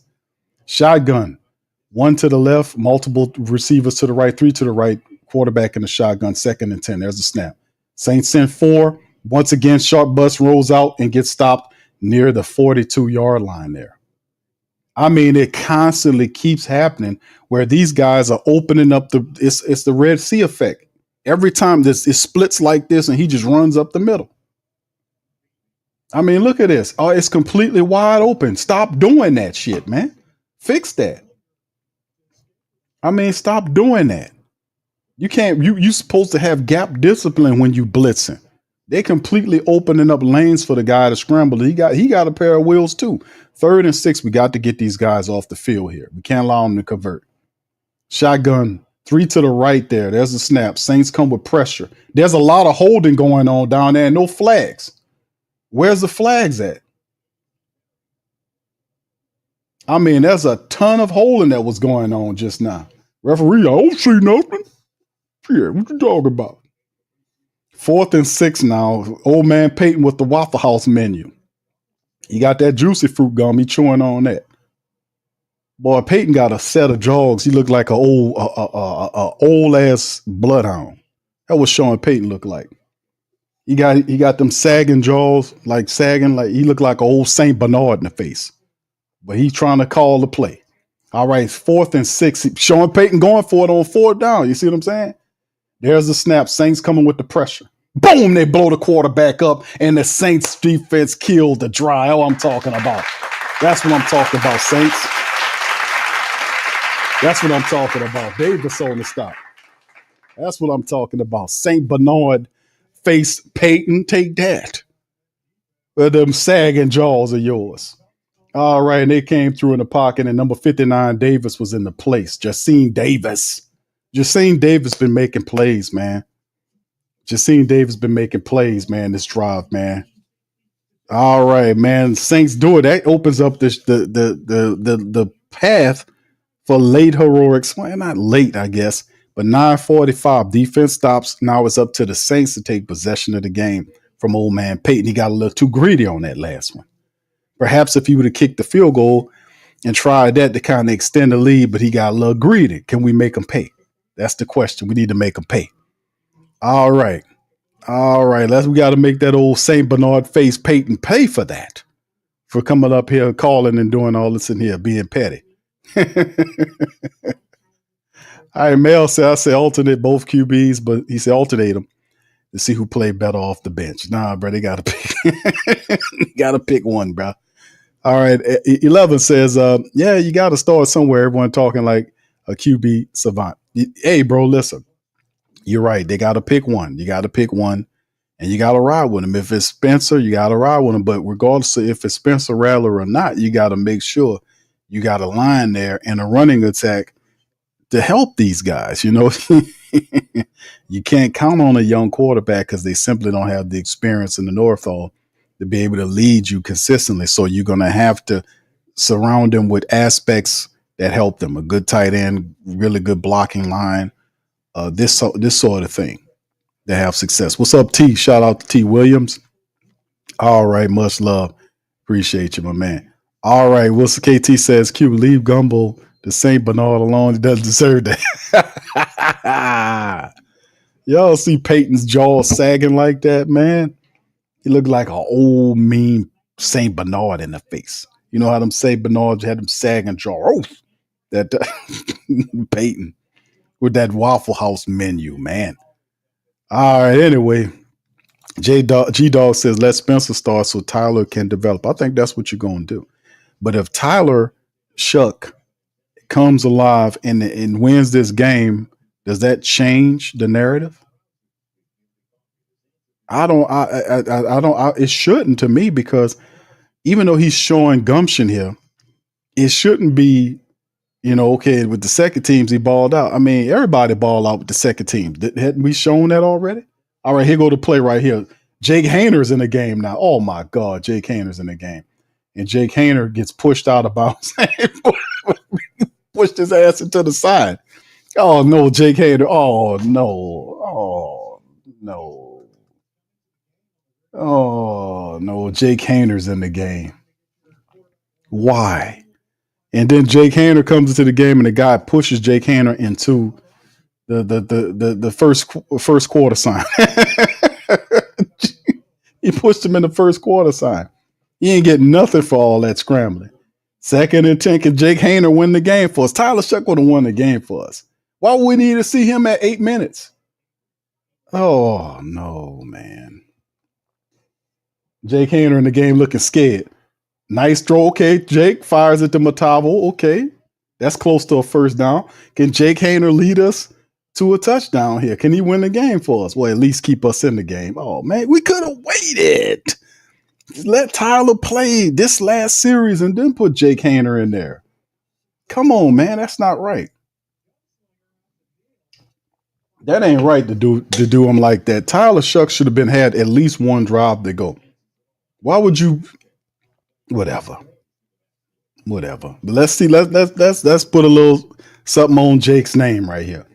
Maybe Jake can win the game for us and get a touchdown here. All right, Jake. All right, he looking scared as hell. I ain't gonna lie. All right, there's a snap. He looking left, stand left, firing left. Okay, he finds Cedric Wilson's Jr. garbage ass for a pickup, maybe 3 or 4 yards or whatever it is. I don't know. 5 yards. Okay, 2nd and 5. All right, the Cedric Wilson Jr. All right, Jake Haener. Come on, Jake. All right, come on, Jake. All right, come on. All right, Jake changing the play at the line. All right, he audibling. All right, Jake. 3 to the right, 1 left, running back next to Jake. All right, Jake pointing at protections, pointing at the receivers. All right, let's see what's happening, Jake. They got everybody lined up. They about to blitz the shit out of Jake. Jake, you got to get rid of the ball. They about to line you up, brother. They coming for you, Jake. Jake looking. He firing off the back foot and threw it almost to an interception. Oh, my God. He backpedaled and threw. Oh, no, Jake, you got to stand in there and deliver the action, bro. Come on. You want to be a starting NFL quarterback, right? Stand strong in the pocket, Jake. Come on, brother. All right, Haener's going to win it for Thank you. I want to say thank you very much. Picking me up, bringing me back to this one. Jake Haener got the game, man, and backpedaled. All right, 3rd and 5. Come on, Jake. Jake, take us to the Saints are 5 and 11 now. Man in motion from right to left, 2 to the left and right. Snap. Jake looking left, stand left, firing left. All right. Oh, my goodness. Threw it off the outstretched hands of the wide receiver, Dante Pettis. Poor throw by Jake brings up 4th and 5. What does Kellen Moore do here? Kellen, you made that call too early, dude. And Jake throws the ball, and it was a bad throw, man. Poor throw by Jake Haener. Jake doesn't have a gun. He's supposed to be accurate because he doesn't have a gun. But what do the Saints do on 4th and 5? Do they send a field goal unit out here? Okay, they're going to send the field goal kicker out here. It's Charlie Smith to come out and kick the 52-yard. We know he can boot it, but we need him to hit this. This will put the Saints, if he hit this one, this will put the Saints close. There it is, and he lines it up, and it is good. So the Saints get the field goal and put the game 22-19. We're going to get it. We're going to field goal kick our way to a win. That's what we're going to do. The Saints can't score touchdowns, but they can kick the shit out some field goals. 22-19 right now. Trail by 3. Oh, my goodness. If Tyler Shough was in there, we'd have got that touchdown, bro. He put Jake in there. All right, we got Jake Haener for the rest of the way. Who Dat Nation? How y'all feeling about that? Jake's going to take us all the way. Jake all the way, baby, to a win. All right. Jake all the way. All right. What's up, fam? Wayo is burning up. All right. Okay. Debo said game over. Jake all the way, Debo. What you talking about, man? Mr. Don said this Haener stuff is stupid. Just taken away from Rattler and Shough. Come on, Mr. Don. You're right, sir. I don't understand it either. If anything is settled, is where Jake Haener is in the rotation. He is the last guy there. There is nobody. If you got 3 quarterbacks, he's the 3rd one. It is taken because Tyler Shough should have been allowed to finish that drive. He set all that up. Why not let him finish? And then after that, then give it to Jake Haener. We don't care about saying Haener's not going to play. Why are you looking at Haener? Haener's not going to play. He's the 3rd quarterback. He is your clipboard holding ass guy that goes and get the gum. But for this game, Jake all the way. Yeah, what if Jake Haener take us down there and score a touchdown? What y'all gonna say then, huh? Put some respect on Jake's name. J-Dog said get Jake off the team. 6 Path said, man, Haener just wasting a roster spot. KT says, Q, we need to start watching the waiver wire so we can poach talent from other teams. Remember, there's a waiver line order. It's an order, it goes in according to the order of the waiver. Like whoever you put the claim in for the waiver, if you got a person on that higher than you, they get that player. So you're not guaranteed to get anybody if somebody else wants the guy. That's a part of that, So we'll see, man. We'll see how it all goes, man. Barry says over with the game over. Kenneth says, go Jake all the way. Jake, go all the way. I believe. I got what you did there. All right, 22-19, 7:09 on the clock. Can the Saints, who are trailing by 3 points, can the defense get another turnover or stop Sean Payton's offense? And can the Saints go the length of field and kick another field goal? I think it's enough time to get a couple of field goals in here. The Saints, you never know with the black and gold. But, man, Jake Haener, man, I don't have a lot of confidence in Jake, man, to get the touchdown. But we'll see, bro. We'll see. Crazier things have happened. Right, SJ? All right. So easy. 240 says Shough was already fourth string, and after today playing like trash, most likely is not going to make the roster. We can always pick him up.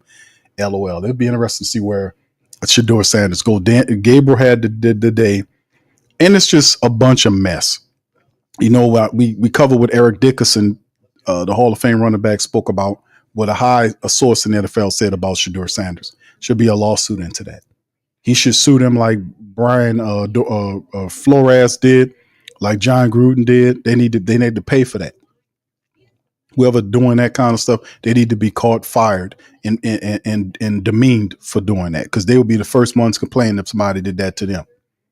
So yeah, wherever Shough goes, man, if it ain't with the Browns, man, or whatever, because they're not gonna keep 4 quarterbacks, but let's see where he goes, man. He'll probably end up somewhere well. A lot of people don't even believe he'll ever play in the NFL. I doubt that. We'll see how it goes, man. You blow the top off the little scandal they have running, man. We'll see how it translates, man. Because I know one thing, the Most High, I'll rank all them bastards.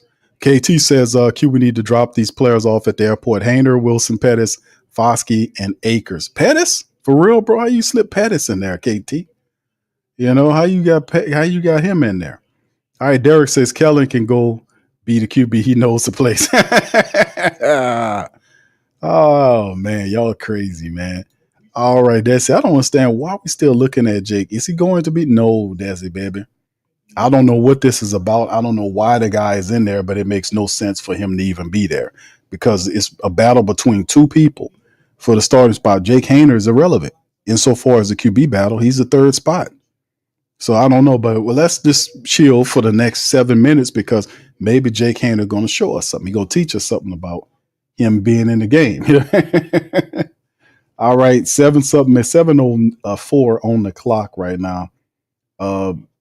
Broncos pick up the ball at their own 26-yard line. We need the Saints defense to get the ball back, or possibly, get a turnover some kind of way. We need to get them off the field, get the ball back for the offense.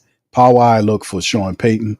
He hands the ball to the running back, moves around, and the guy almost picks up another 9-10 yards to get about 8 yards on the run right up to the right side.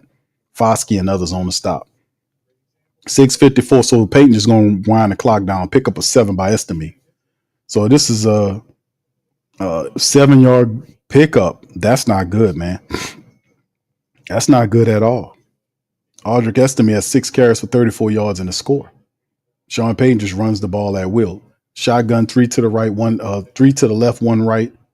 There's a play, sets up the play downfield, and the guy picks up the first down and gets another 8 yards on top of it. So good run by Coach Payton once again, setting up the play. 6:25 on the clock. And it just looks how it be playing. I don't know what's going on with them, but the Saints just taking poorish angles. Taking poorish angles to the ball carrier. 6:13, they already get right up to almost to the Broncos, their own 44-yard line, I think they're at. They go into the power eye look, and they could just run the ball at will against the Saints defense. They're not good at stuffing the run, especially up the center with this backup unit. Look at that. The guy gets through and pushes through for at least another 5-6 yards.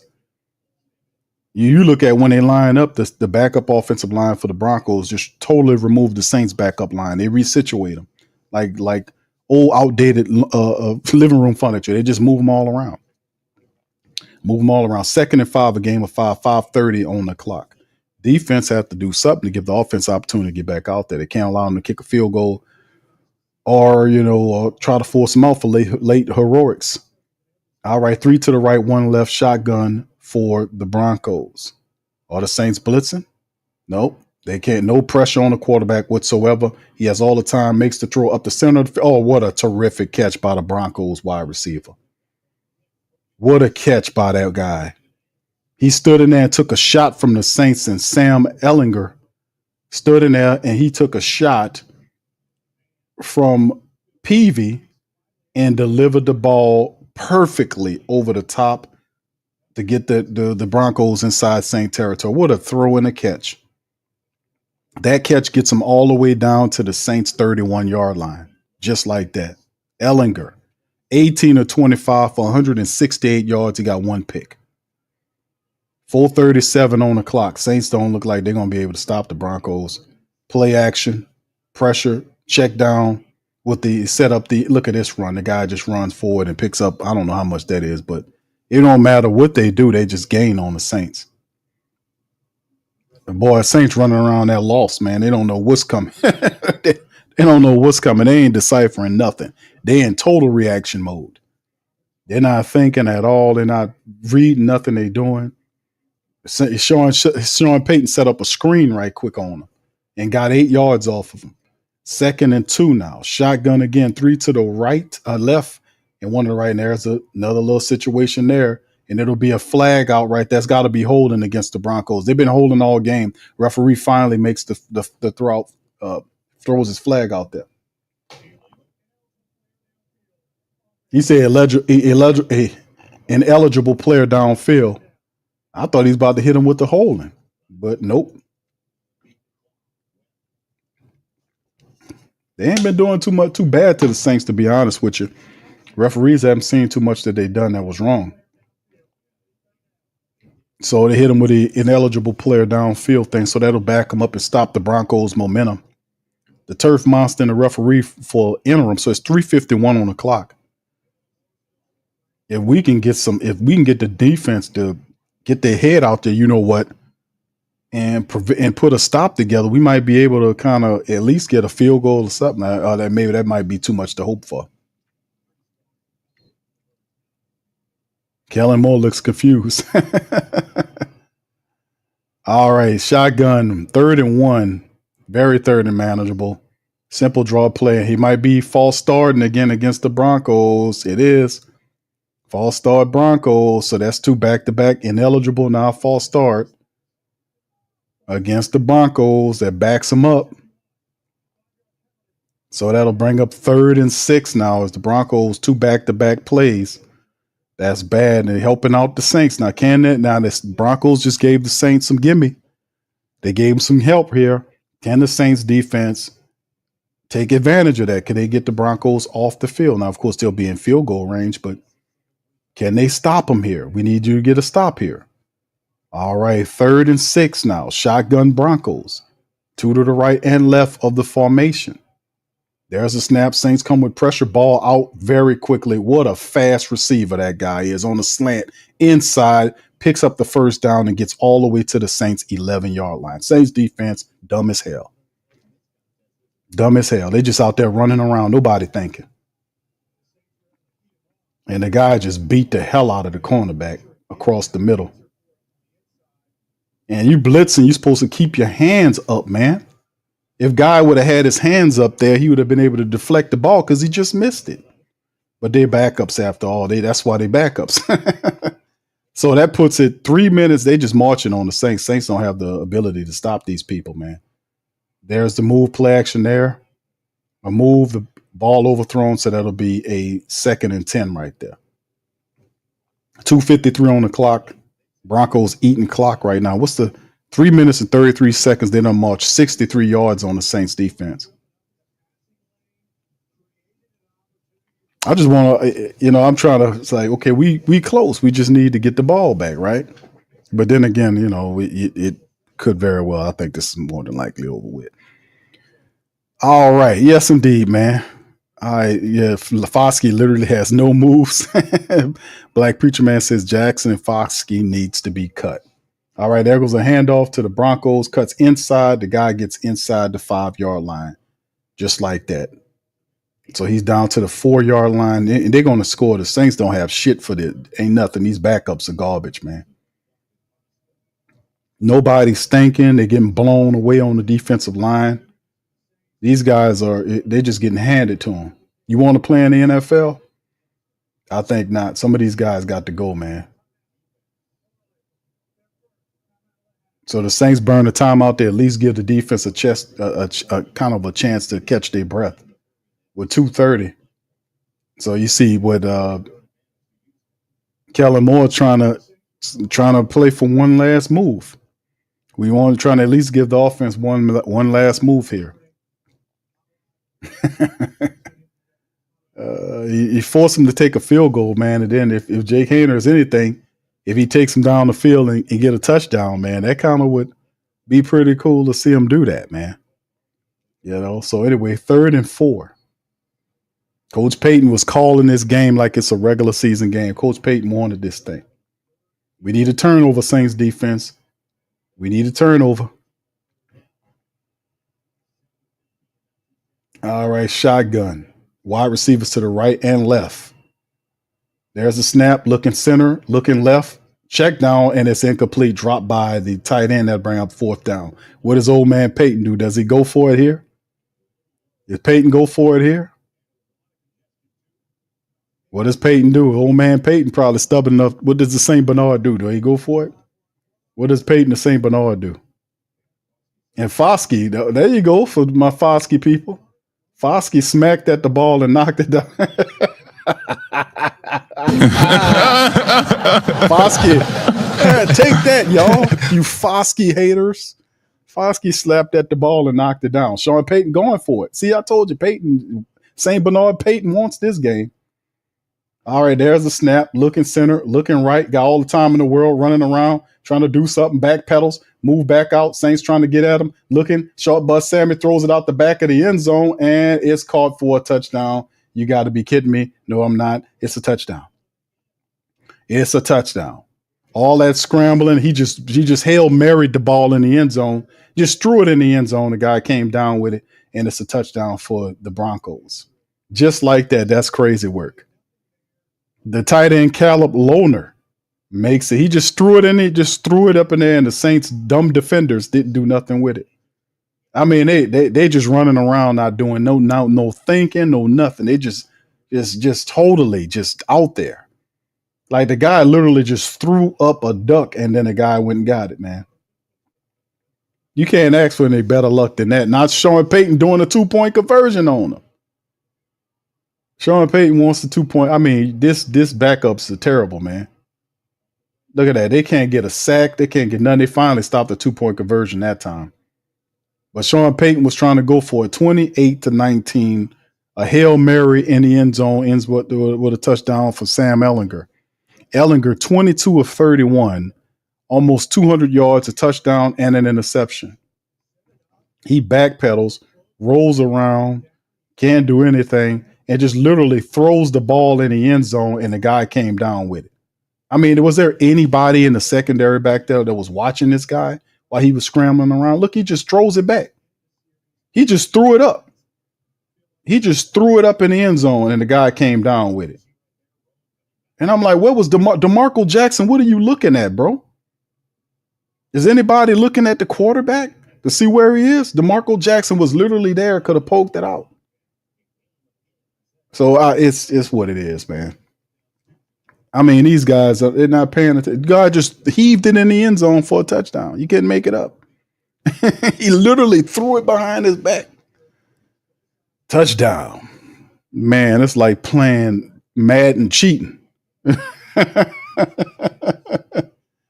Oh, my God. 2:14, man, on the clock. Saints 28-19. That defense is trash. That backup guys are garbage, man. There's the kick and return from inside the 5-yard line. Number 84 just gets tackled right around the 21-yard line. Them returners, the return game, not all that. Sucks. All right. They don't have the glow. All right. Yeah. He says Q, what is Hainer going to do? Smile for the camera. It's over with now. 28. That it was up to that defense to at least stop them from doing something, and they didn't do nothing. They didn't do a damn thing. You know, they didn't do anything but just look terrible. But I wanted to see Tyler Shough at least for one more drive to see the man could get the damn touchdown. He put Jake Haener in there. He go Jake Haener in there, blitz coming, Haener with the ball out low, and a pickup of maybe about 5 yards to Pettis on the right side. That'll the 2-minute warning to stop him. So defense couldn't stop Sean Payton's last offense. What's the time possession on the last one? Man. The Ellinger short right pass for 5 yards touchdown. 11 plays, 74 yards, almost 5 minutes, man. That was the last drive, almost 5 minutes. And they watched just push down on the Saints defense. No pressure, no nothing to make it happen. The Saints didn't do a damn thing, defensively speaking. So anyway, that'll pretty much do it on that lucky ass Hail Mary touchdown. G-Dog says Sean Payton really is such a great coach. Sean Payton ran the Saints. He was trying to get 2-point conversions on the Saints and all that stuff. All that stuff. And Saints showed no real guts or nothing. Like, we know what you're trying to do. Let's stop this from happening. Defenders not reacting. They're not looking around what's happening to what's going on in the field. They're not paying attention to what's going on. If a guy can throw the ball behind his back up and the defenders don't know what's going, I mean, DeMarco Jackson, these guys scurrying around, nobody can make a sack. That's pathetic, man. That defense really, that little backup line handed it to the Saints backups. G-Dog says, seriously, can't believe he let Jake play after he didn't even play the last game. It's a bad decision by an inexperienced coach. The guy's inexperienced. Don't make any sense if you're trying to find out who you started quarterback in to let Jake Haener be in the game with Jake Haener. No, it's just he'll explain his decision, I guess, in the post game. I don't know. I wouldn't have done it. Elder says Kevin Austin Jr. has an injury according to Cat Terrell. Yeah. He probably wasn't going to make the team anyway, bro. He probably end up on the practice squad. Debo says we don't even look like we're ready for regular season. Yeah, on both sides, the same different coach. Yeah, it's definitely something to be concerned about. Don says got to hand it to Coach Payton. He can straighten out a broken team. He can, bro. Zachary says the Jake Haener project should have been over. I don't understand either, bro. I don't understand why Haener's in this game and you still don't know who the quarterback is. Brian says people expecting the Saints to show everything. All that matters is first string defense took care of business. I guess you got a point there, bro. T-Mama says Sean has disrespected us from the time he died at the door. That's right. Demon says, who do I bother watching the Saints praying for a miracle? I guess year after year, the same type of bad games. Derek says, at least last year, the preseason was exciting, something we thought to look forward to, but this is trash, right? L-Dub says that backup defense must not realize that it may be over for them on Tuesday. I think they realized that they just got out manhandled. They got manhandled with the better people. And we talk about better backups. That's what it looks like, right? That's literally what it looks like. All right. Salty Cyclist says, agree with Haener. Maybe coach wanted to make sure he got at least one series and maybe they already know who the starter is. Okay. Thank you, Salty Cyclist, for that comment. All right. SJ says, Q, you better get Kellen voice together. Yeah. I don't think I'll do Kellen more, bro. I don't know if I can do the Kellen, bro. All right, here we go. Jake Haener out there with a quick throw to the Seth Green, makes the grab right there for a pickup, maybe 4 or 5 Saints in a 2-minute offense. They're at their own 30-yard line. All right, Haener's out again. They send in the 4. Haener in the pocket. Check down again to the running back. Who is that running in a dive right there by number 34? It's Marcus Yarns. So Marcus Yarns running around on the play. $1:32 on the clock. Jake is trying to situate the 2-minute offense. Saints have 2 timeouts left to go to get up to their own 45-yard line. Wide receivers on both sides of formation. It's taking too long to snap this ball, Jake Haener. All right, come on, snap the ball. Why are you burning all this time? There's a snap. They send in the pressure. Ball's out. Quick shot to Haener, and he overthrows Pettis toward the right side of the field, but it does stop the clock at $1:10. Second down and 10. So Haener put the ball out to Pettis, and Pettis got a pair of wheels on him, and Jake just overthrows him. And you can see right there, and you can see Jake Haener got knocked on his ass on the play, but the ball was just thrown over the hands of Pettis. And that's what it been, the disconnect. So it don't matter who you put in there, the connection don't seem to be there. All right, clock stocked at $1:10. Wide receivers, 3 of them bunched to the right, 1 to the left. Jake in a shotgun. Motions the receiver further out right. There's a snap, pressure coming. Jake twists out it toward the left side. Looking, stops, puts his hands down, tosses the ball out of bounds. And that should count as, I don't think he tried to avoid the sack, but he tossed it out. So that would include, it'd be 3rd and 10. So what they're going to say? It's an incomplete pass because he's outside the pocket. Smart play by Jake Haener. Jake Haener kind of shoveled the ball out toward the sideline, but he was outside of the pocket. So that means he could do that. So right here, he puts it down and just tucks it out and kind of threw it forward out of bounds.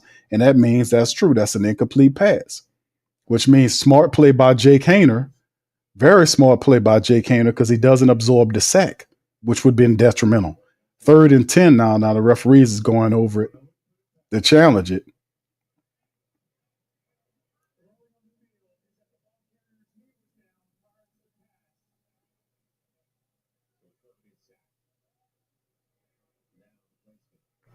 So they went back and looked. Okay, yeah, well, that's true.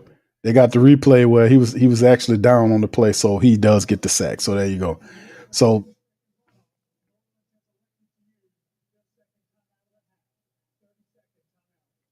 all right, so they burned the timeout. The clock stopped at a minute with Jake Haener, so it doesn't matter now. But none of this matters up to this point. All right, KT says, Q, I think DeMarco Jackson lost his spot to Jalen Ford. All right, yeah, Jalen Ford has been balling, man. All right, Debo said, I think the running game and the D lineman been so slow, no pressure is the biggest disappointment. What do you think Tyler should start? I think we should go with Spencer Rattler, to be honest with you, bro. I think Spencer, you should start with Spencer, and if Spencer struggles, then go to Tyler. All right, shotgun by Haener looking, pressure coming, Haener stepping up, running. He's going to run with it. There you go, Jake. Runs and slides down right near the Saints' 43-yard line. Picks up some yardage on the play, but he's still shy of the fourth down. We got to see how much the Saints going to burn that final timeout.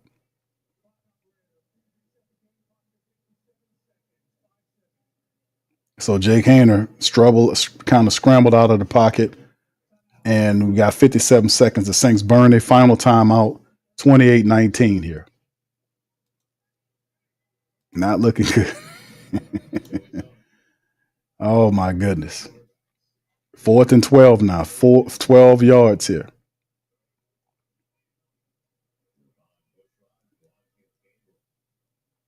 My goodness.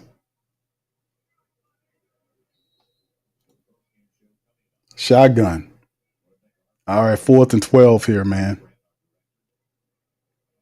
And Jake Haener balls out and caught. Looked like it's caught. Nice catch by the receiver. No, it's not. Receiver is incomplete. That'll be the end of the incomplete pass, turnover on downs. Ball hit the ground before it got to the receiver. And that is what it is. So there you go. That'll end the Saints' disastrous day, offensively speaking. Sean Payton's going to get the W 28-19, man. 52 seconds. They just go out there and kneel on the ball. And that'll be it. This was not a good showing by the Saints at all. A bunch of field goals, man. Not really good football, no matter how you slice it. Even though it's a bunch of backups, you still want to see execution. That's how you get these guys to make the team. Somebody got to show some stuff. But if it came down to me, I would still have to say Spencer Rattler should be the guy that starts here. Just to be honest with you, man. And if Spencer struggles, then you go to Tyler Shough. That's how you should do it. But and there's they're going to lean on the ball, and that's going to be the end of the game right there, fam. Sean Payton came in here and And he made it work. So, hey, man. Oh, man. But not too good of a game. We did get a touchdown in it, but at the end, man, it's over with. The final 28-19. The Saints finish the preseason 0-2-1. All good. Preseason, this type of thing. But now, man, we get to get into it where we get the opportunity to see what it looks like for the regular season in a couple of weeks. So there's some time. And if Kellen Moore knows anything, boy, he better be making some moves between now and the start of the regular season. Because like we've been saying over and over again, that the offensive line is going to, you can't play with them. You got to get real people in there. We know Landon Young got carted off. That's not good. Kevin Austin Jr. is dealing with the issue. But it's really interesting, man. So the final 28-19, there it is. All right, giving Hayner reps a waste. Yes, indeed. I don't know why Kellen Moore did that. Only like I said, it's the inexperience of a young head coach making a bad decision. Who cares what Jake Hayner can do? Coach Pate said, who said they're going to beat them Broncos? There you go, Shough. Thanks a lot, Coach Payton. Welcome on back. But why you wearing that Saints hat? Why you ain't got the Denver hat on? Huh, Coach Payton? Answer me that. Dr. Barton says, Big Q, killed the agreement was that Spencer Rattler didn't run away with the QB position. It would go to the rookie. Do you think Spencer ran away with it? No, I don't think he ran away with it. But the way I see it, Dr. Gray, and listen, this is just my perspective. And you tell me if you agree with it, or maybe the family members can tell me if they agree with it, is that if I choose Spencer Rattler to start the regular season off with, out of the two quarterbacks I had competing for the competition, he's probably the most ready for regular season action because he played in 7 games, started 6 games, right? Tyler Shuck's not even close to that. If Spencer Rattler goes out and plays and he struggles, then you can always pivot to Tyler Shough. That's a different effect if we do the opposite way. If Tyler goes out there and get it handed to him and struggles, then that's a different thing. Wouldn't you say? If Spencer starts and Spencer struggles, then you pivot to Shough. That sounds good. That's a normal thing. But if Shough goes out and struggles and you pivot to Spencer Rattler, that doesn't look good. The optics and the field of it, you know what I mean? It's just a different optic. So if you're the coach, you probably want to go with your most experienced guy. And you know in the back of your head that if the guy struggles, I can go to put Shough in there. But the thing is, regardless of who you put there, if the Saints can't run the football and their line ain't up to par, they both going to struggle. They both going to struggle. But I still say it's Spencer Rattler at the end of the day. That's what my call would be. On the 26th, Brittany. Shout out to Brittany. All right, Joe Dog, what's up, bro? Says, is it worth using a roster spot for Jake Hayner? Yeah, they're going to keep him on the route. They're going to keep 3 quarterbacks. All right, so easy. 240 says 5-6 win season. Absolutely, there's a reason Vegas has dropped our season win total twice. Indeed, bro. All right, big up. Miscellaneous Mail says, I say cut Hayner to save a spot for Hill to see if he has anything left in the tank under Moore. All right, breaking news. New Orleans Saints have cut former 2nd-round pick Isaiah Foskey. They cut him during the game, my brother. They said, oh, man, we got to get this guy the F up out of here, man, right now. But, Coach, we still in the middle of the game. I don't care. Get him out of here. By the way, there is no breaking news that Foskey is cut, just to let y'all know. Oh, man. SJ say Rattler definitely has more experience under pressure. That's what I will go with. For Brizzle says today Shough was clear winner, winning with the 2s while Rattler had the 1s. But can you win the starting job when you playing good with the 2s and not with the 1s? Because the thing is, that's a tilted room right there. If I'm playing with the 1s and you playing with the 2s, that means you playing against 2 competition. You're not playing. I'm playing against the 1s. I'm playing with the 1s, my 1s, and their 1s. That's up here. And that other guy's down here. He playing with backups. So that's a skewed competition. Let's see where they're at if I can get them to play. Like if you play a certain reps with the ones, I keep the ones in there, and I get a look at Tyler for 2 or 3 series, and then put that other guy in there for them. You see what I'm saying? Then it's a more balanced floor. But both of them guys look like garbage with the ones. They didn't look all that impressive, but this time around, at least Tyler didn't turn the ball over. So it's a skewed competition. Can you really win the starting job when you playing for the ones and you playing backing up the twos? We're going to see how it all goes. I think that at the end of the day, it'll be Spencer Rattler. Even though Tyler Shough looked good with the twos, you got to do it with the ones. And he hadn't did it. None of them did it properly, but you got to lean on the experience. This is where we are. This is where we are right now. I would say no to Foskey, bro. Y'all, we gonna see, bro. We gonna watch that Who Dat Nation, because y'all saying Q Foskey's out of here. I'm telling you, he's not. Well, how is that, Q? Because of politics. They're gonna keep him. They're not gonna cut no second round, no high ranking second round pick in his third year. They're not gonna do it. Watch, you gonna see. You know what? If it is, I'll say, you know what? Shout out to the mighty Who Dat Nation, the great Saint think tank. You guys are right. But we'll see. We shall see. But anyway, let's get the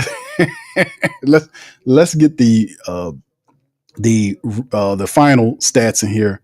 And of course, I'm gonna come back later on this afternoon, and we're gonna do a full breakdown with me and Pops Q. We're gonna go over later on at 6:00 later on in the day. We'll go over with the full recap. But right now, we'll just go over it with it.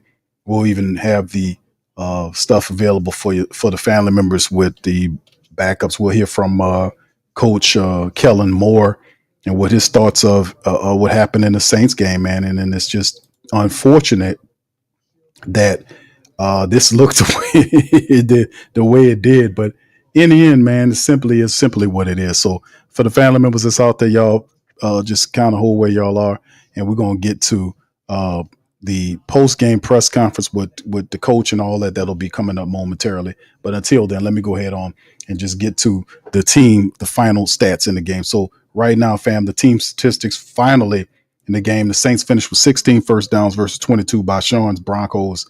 The third down conversion rate got a little better, 5 of 13 for the Saints, 7 of 6 by the Broncos. Saints were 0-2 on fourth down. Broncos were 3 of 4 on fourth down. That's a problem. They had 75 plays versus the Saints 58 plays, almost 400 yards of total offense versus 236 by the Saints. 10 drives apiece, over 5 yards per play for the Broncos, 4.1 for the Saints, 293 yards through the air versus 160 by the Saints. The Saints had 76 yards rushing. The Broncos had 103. Saints had 17 carries for a 4.5 average, not bad at all. The red zone, Saints with the red zone one time, 1 for 1, 3 for 6 was the Broncos. They were always down there. Penalties, 3 penalties for 40 yards, 6 penalties for 35 yards. How you get 6 penalties for 35 yards? Saints only need 3 for 40 and still take it by 5. It's crazy. The time of possession was insane. They had the ball for 36 minutes and 51 seconds. Saints for 23:09. Ain't nothing shaking on that. And of course, we look at the backup QB battle. Spencer Rattler finished the day 5 of 8 for 43 yards, 5.4 average, a sack on him, 76.6% with a rating. Tyler Shough was 12 of 20 for a $102, 5.1 average, sack once, 73.3 rating. Jake Hayner came in there. It was 5 of 9 for 37 yards, 4.1. He was sacked twice, 65.5 rating. The top rusher was Tyler Shough and Devin Neal. They both had 20 yards on scrambles. Tyler was able to get the Saints' only touchdown on the run for the day. Kendre Miller finished with 3 carries for 15 yards. Devin Neal had 5 for 20 in the game. So very positive. Cam Akers, 2 for 5. Clyde Edwards-Helaire, 2 for 4. Velus Jones had 1 for 2. The top catchers, Kevin Austin Jr. had 3 for 34 for 6 targets. Chris Olave, 3 for 3 for 29 yards. Matavo had 3 for 4 for 23 yards. Trayton Welch had a catch, 2 for Rashid Shaheed for 14 yards, 2 for Devin Neal for 10, 2 for Cedric Wilson for 8. Pettis had 1 for 4. So very interesting, man, to say the least. But in the end, all it was You know, it wasn't where it was. We thought it was supposed to. Rajon Wright had nine tackles in the game. He had 9 tackles, 7 solo. Jonas Sinker had 9. Jordan Howden had 6. Isaac Yidam had 4. DeMarco Jackson had 4. Quincy Riley had 4 in the game. 3 for Pete Warner. Jalen Ford had 3. Price had 3. Jamie Martin had 2, so did Kool-Aid McKinstry. The only sack of the game came from actually 2 sacks.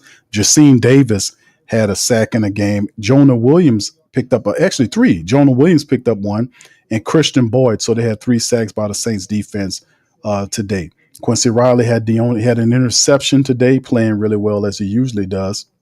A pick to add with his statistics, and then you can see the kick return statistics is very interesting. Jaden Price, 2 carries, 2 returns for 55 yards.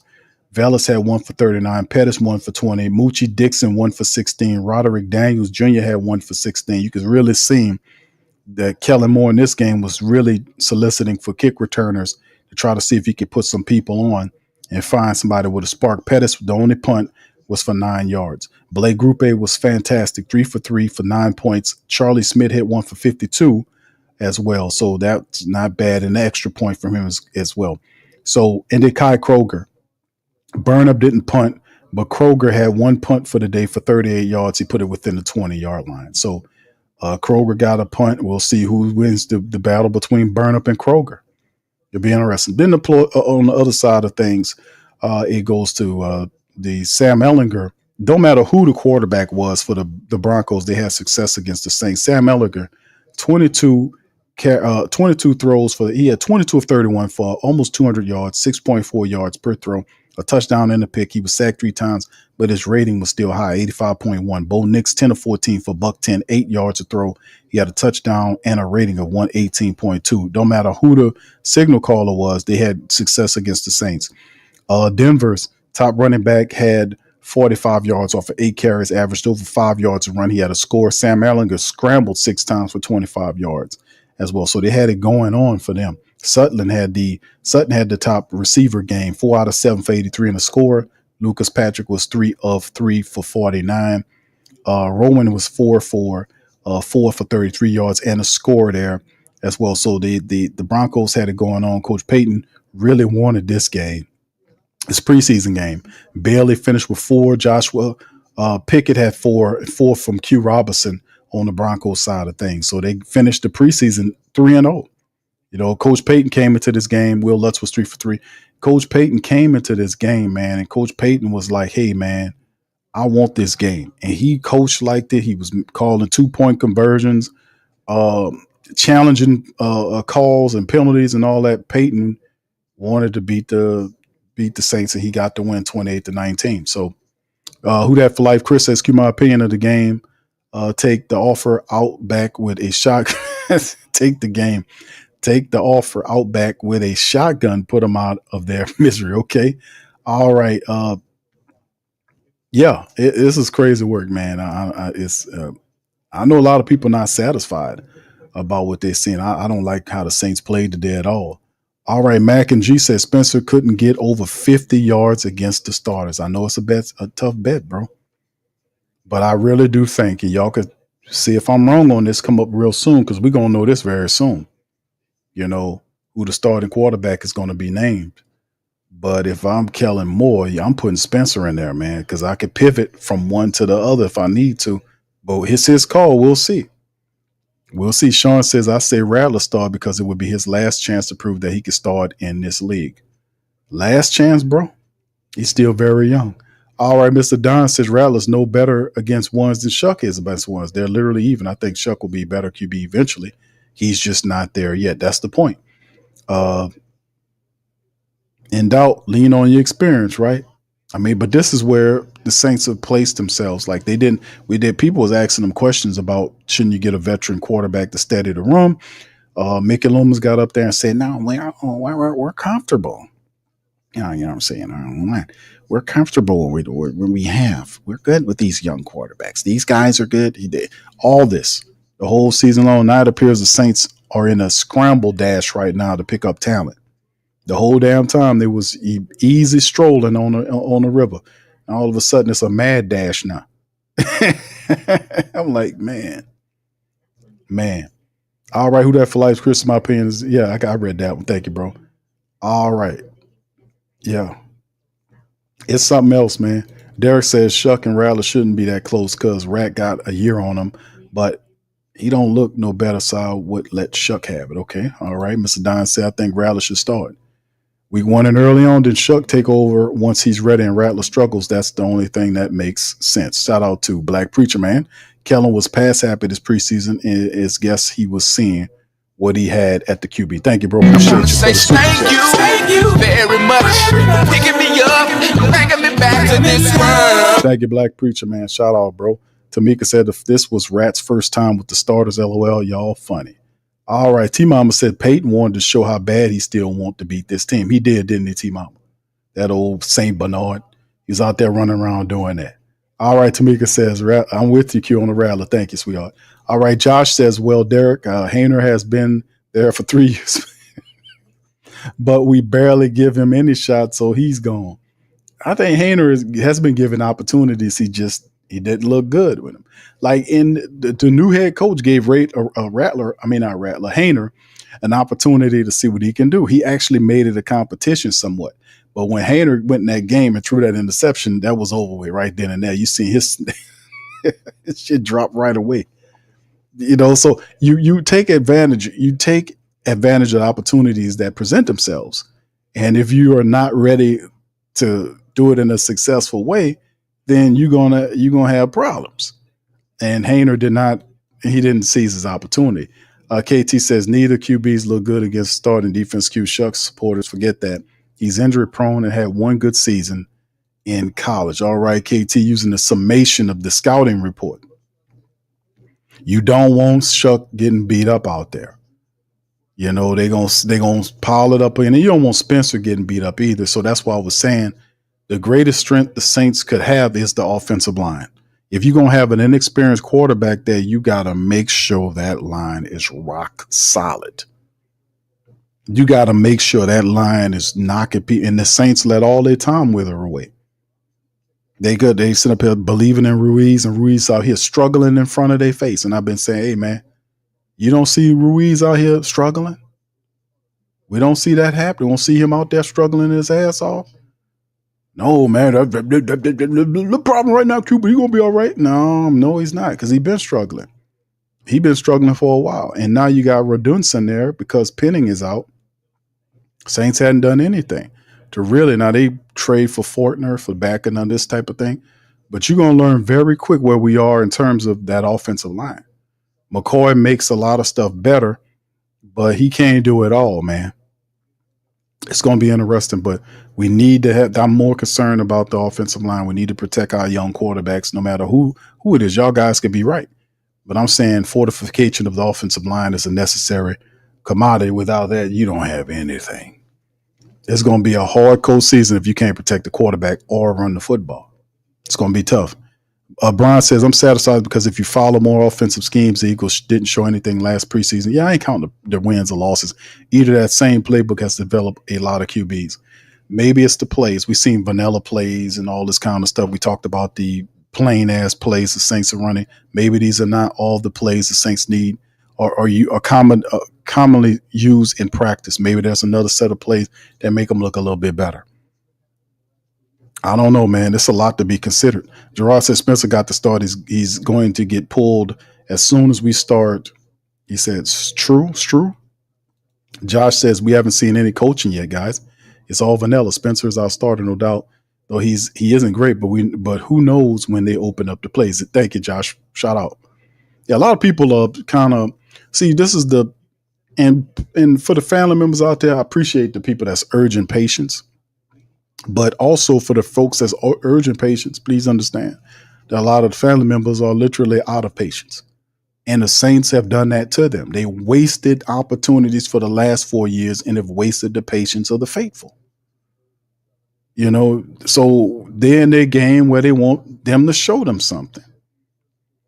They have lost their patience for the Saints to winning because the Saints lied and screwed around and effed up with the stupid coach we had for the last 4 years. They blown that whatever little time Cam and DeMario and Tyron had when they were here. Blew their time. The window destroyed because of stupidness and lies and backstabbing. So and then you pivot to Kellen, which is going to be a certain amount of difficulty because I don't know what he's looking at, but I'm telling them straight up, dude, you need to find better backups and you need to challenge these guys here. I don't know what you're looking at, but hey, man, what I know, I'm just a dude that knows my damn team for years. Telling them, hey, bro, you need this. You're not going to have success unless you can block unless these offensive linemen can stand up there and block and open up the lines for the people to be able to run, buying time for the quarterbacks. So it's a lot. A lot of people are simply running low with patience with the Saints. And that's a byproduct of what the Saints did to them, not what they did to the Saints. The Saints created this whole stupid ass environment here, and they're going to have to deal with it. So, and what helps people patience recover? Winning. As simple as that. Good football and winning. So the Saints I don't got no pity for the Saints. They created this whole environment for this to go on. People feeling the way they do about the team and how they look. These people supposed to be professionals, man. They're supposed to know the team and what they need. They had all the time in the world and still right now sitting on $20 million. So what can I tell you, fam? All I know is what I see. KT says, Q, I'm about to go deliver Mickey's groceries. You'll go down to Old Metairie. Yeah, I know, KT. Goddamn it, I'll be watching the camera for you. I know. All right, T-Mama said what's going down on Fort Big Q. Prove what the team still look like. It's going to be difficult, man. T-Mama, I'll just be honest with you, but I just know how people feel, man. Yes, that's right. Absolutely. Yeah, that's true, KT. Facts. That's what it was, fam. Jake Hayner. It was Jake Hayner. That was Derek Carr's selection. Derek Carr even said that he had influence on the quarterback decision to pick Hayner because Hayner went to the same school he was, and he said that when he's done playing quarterback, it'll be Jake's team. That's what he said. So he definitely had influence in picking a quarterback to be here, and that's what Carmichael did. He did what Carr wanted him to do. That's a good point there. All right, KTS says Rajon Wright make the team after his preseason. He made a good case, man. I don't know if he gets it though, bro. Still got Rico Payton ahead of him, but it depends if they keep 6 of those guys. I guess we'll see, man. We'll see, but he should be up there. All right, Gerard says Neil looking like he might have something. KB says, Yo, Q, what do you think about the Saints be working at practice? Dudes on sideline playing rugby and joking in the dome today like they're just enjoying the experience. They must play checkers and hop shot. Yeah, I've seen guys laughing because it's the preseason. A lot of these guys got their spots. Some of them don't. So there's different levels to it. But, even if you don't win, people want you to have, they want to be able to have watch good football, a good execution. And we haven't seen that at all, to be honest with you. But yeah, Devin Neal does look good. He says, Q, also seriously, we should look at Richardson, who's available, 22, 23 years old, way more athletic and big arm with attributes that stand out to opposing QBs who have nothing that stand out. All right, thank you, bro. Mr. Don says Shedeur looks no better than Tyler Shough. I don't know why people keep saying that we should have taken him. Yeah, the young quarterbacks are going to struggle. He had a good series in the other game. I think he's still dealing with some injuries. But hell, we'll see. I don't think the Browns are going to keep him up there. They're not going to keep forcing him. Somebody got to hit the road unless they put one of those guys on the injury list to open up a spot for him. I don't know what pick it is, but he can start out on the pup. We'll see. Who that license right, Q? We've seen the same 3-and-out offense for 4+ years, the same late offensive heroics, the same defensive efforts to keep us in games, and the same field goal to suffice offensive production. Thank you, bro. All right, family members just pressing. L-Dubs have been telling people about that too. Duke says Hayner was no threat to Carr. No, he wasn't at all, bro. Sure wasn't. Miscellaneous Mail says if we were going to let Hill go, I would use Richardson in a similar capacity. Thing is, he could stay healthy. Yeah, the Taysom Hill thing, we don't exactly know what Taysom Hill is, but I have to guess about it. Like I told another family member that asked Q, where's Taysom Hill at? Taysom Hill is still not ready. yet. And if Foster Moreau's supposed to open up the season, we hadn't heard anything about these guys, but we'll learn soon. But I think Taysom won't return until 4 weeks into the season. I'm saying week 5 for the Giants. That's what I'm looking at. Here's Kellen Moore, fam. Let's see what he got. Ankle. Shane Lemieux with an ankle. We had a few ankles come up here. Christian Boyd with a little hand, and everyone else. There's a few other bunch of bumps and bruises that obviously we'll have to navigate over the next couple of days. But love the effort, love the energy that our guys played with. Felt like, you felt the dome for that first quarter. It felt a little bit like a regular season game with ones versus ones. Tons of really good work in there. And, ultimately didn't get the goal at the game of getting the victory. Came up short. When the moment presents itself, we got pounced on a couple opportunities and we weren't able to. And so, tons of good film for us to go through. And then obviously the challenging aspect of this thing is just the roster transactions that we have to do for this next week. So we'll have to make some really tough decisions and try and keep as many of these guys as we can. So open up for questions. How soon do you expect that roster cuts, things like that will begin? Do you like to start that right after the game, or do you? We'll review this game, have those discussions initially on Sunday. Monday, we'll continue that discussion. Obviously, we know the deadline ultimately is Tuesday, so the bulk of that will be done on Tuesday. And, we'll see if there's anything that needs to be addressed maybe on Monday as well. Just to be clear, when you say have those discussions, you mean discussions about the coaching staff or discussions, you're starting the discussion with the players?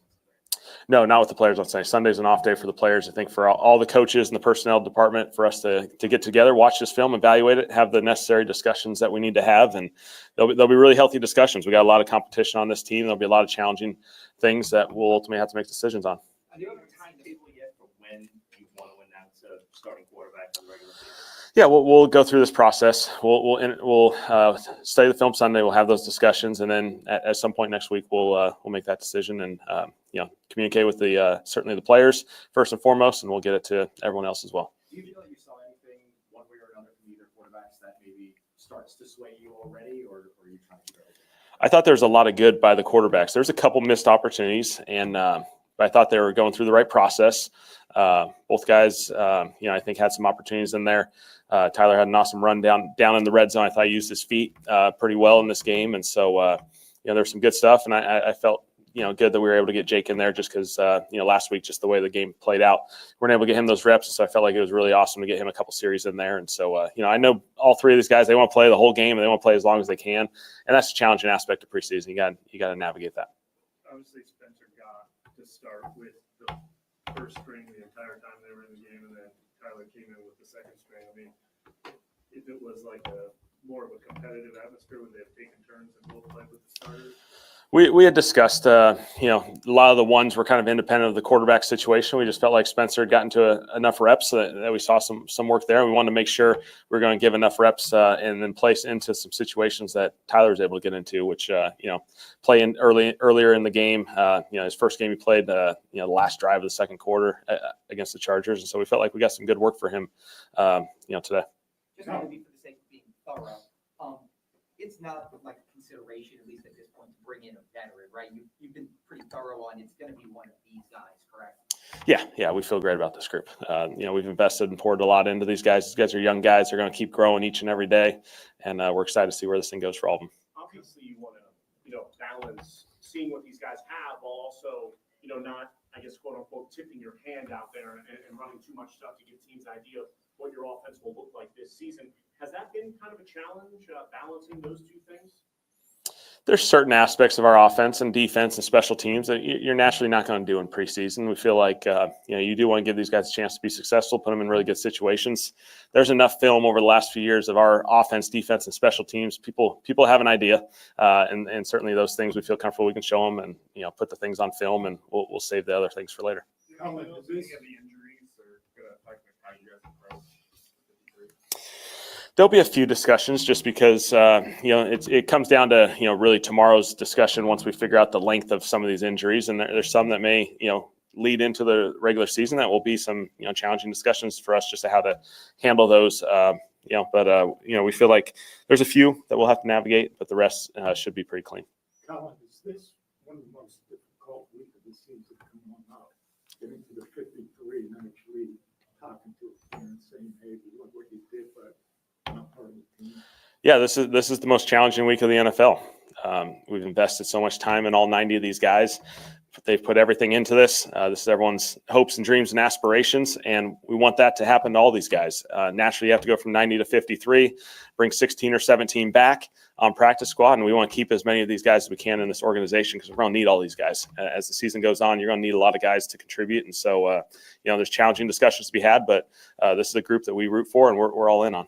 You expect to actively be following the waivers, positions where you have a bunch of injuries and see what everybody else. You expect to be active in that end of it? It's always important to do your due diligence. Mickey, Michael, Kai, Jeff, all those guys, they're going to put a ton of work into the next few weeks to just making sure we understand where the league's at and what opportunities present themselves. And we're always trying to acquire more players, more talented players that can help us, be successful. And so we'll continue to go down that road. Shough's touchdown, there was an opportunity to see him potentially beat a comeback drive. You just thought you needed to see. Yeah, I thought he did a really, really awesome job. I thought that was a great response, that drive by him. I think he had a number of completions in a row. The one incompletion is said. He made a great adjustment at the line of scrimmage. We were really close there, and then the run was just phenomenal. It was great recognition on him, high football IQ, decision-making. And so, we were able to get Jake in for a couple drives there. And, those are never easy moments because, we'd love to get these guys a million reps. Ultimately, we felt like getting Jake a couple in there presented an opportunity for us. Oh, yeah, Devin, yes. It was great. It was great for Devin to get in there.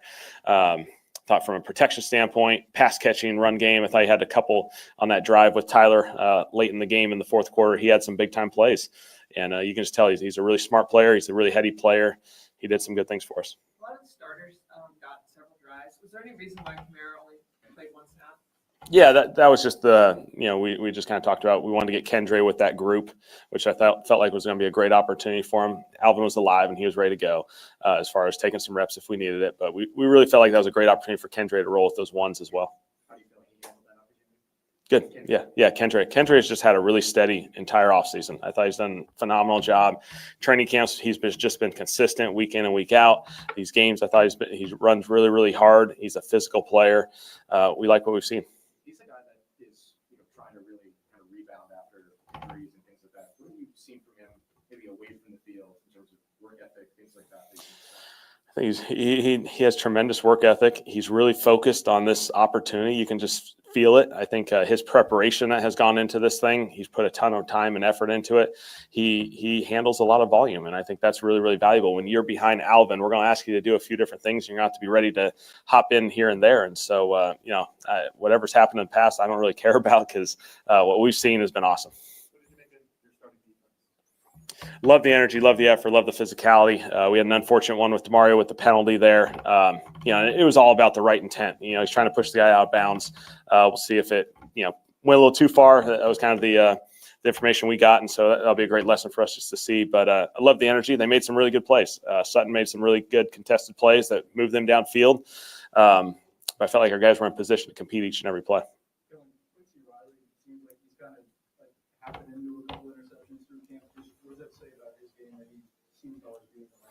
He's a ball guy, and he just continues to be around the football. And when you're around it, good things happen. And so certainly he's contributed to a number of big-time moments. That was a big-time stop for our defense, gave us an excellent opportunity to go drive it. From an offense perspective, we weren't able to capitalize on that sudden change, which was unfortunate. But, that was a big play for him. If I can ask about the process, looking at the quarterbacks, seemingly they've been pretty close. When you all meet as a group of Doug and Tolzien and Mickey, is it a group decision, or is it I'm the head coach and what I want at the end will probably happen? Well, certainly I think it's important that we collaborate and talk through this thing. That's an important aspect of this thing. Everyone's got their different perspectives and different exposures. And so that'll be really, really important. Ultimately, I know, I have to make a decision, and it's a challenging one because these guys have put everything into this. They've been very, very close. We love this room. We want this room to be together. And we know good things are going to happen to all these guys as their journey goes on. And so, we'll watch it tomorrow. We'll navigate it, and we'll make a decision early. In those discussions so far, are you guys all in agreement, or is there, some back and forth? There's healthy discussions, absolutely. I'm not going to get into the voting ballots. This isn't, Big Brother or something, if we don't throw everyone's ballots every week. But, so it's been great discussion. I think we got the right guys in the room. You talked about Spencer. Do you think he took a step forward today and overall, How has he been? How did he come along? Yeah, Spence did some really good work today. I thought he made some excellent decision making. And, I think the one that he's going to sit on is that we just missed an opportunity to throw it, right behind. It ended up right on the back hip of Shaheed. But other than that, I thought he did some really good stuff. He went through some progressions really well, found some guys. That's a really good defense. They're going to give you some looks. Vance obviously does an excellent job. And so I thought it was some really good work for him. Going on fourth down there, obviously, is that kind of we want to see this part of the offense, or was it just the moment you wanted to be aggressive? Yeah. I mean, it's 4th and inches. We're gonna lean on going for it in those situations. We got to convert, and so we ran one particular play. We'll see how it looked on film. We'll address that and put ourselves in position to go for it again. Are you concerned by the amount of injuries you guys had already? Sometimes this is the way injuries occur. You can't control all these aspects. It has hit offense line a little bit, and we'll continue to evaluate and address it. From the past to Shaheed, you mentioned, was that not that number of lines? It may have been, yeah. You guys may have had a better. I haven't seen the TV portion of it, so if it was tipped, then maybe that there's your answer. Okay, thanks guys, appreciate it. All right, there goes. I got to give credit to how Kellen Morris handled these discussions. It's like, hey man, injuries happen. We'll just, we'll just address it. We'll deal with it and address it. It's no big deal. I like his poise, man. But remember, this is a rookie coach. All right, here we go, fam.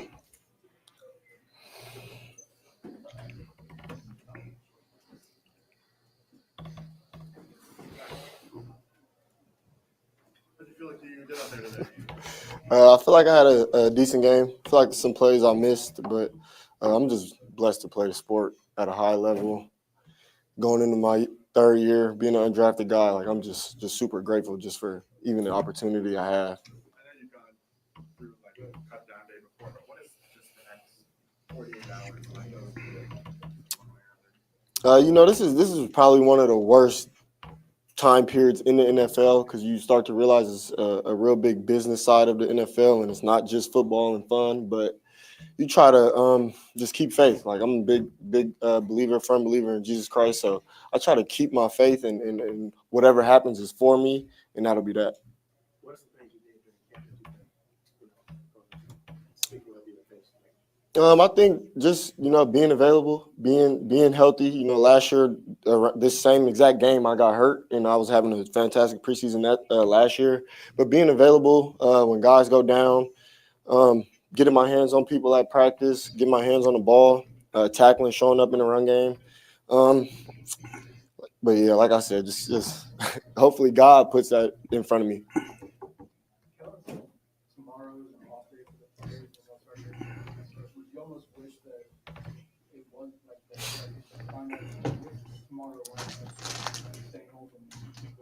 Well, it's usual routine to have an off day right after the game, but knowing there's cuts, you kind of don't want to be in the building. It's like ghost town. You don't want to see people getting cut. So, I mean, it's good to have an off day and then being able to make those decisions while we're not everybody's there. But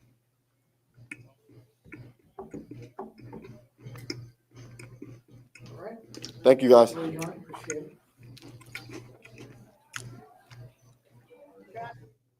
Rajon Wright, ladies and gentlemen.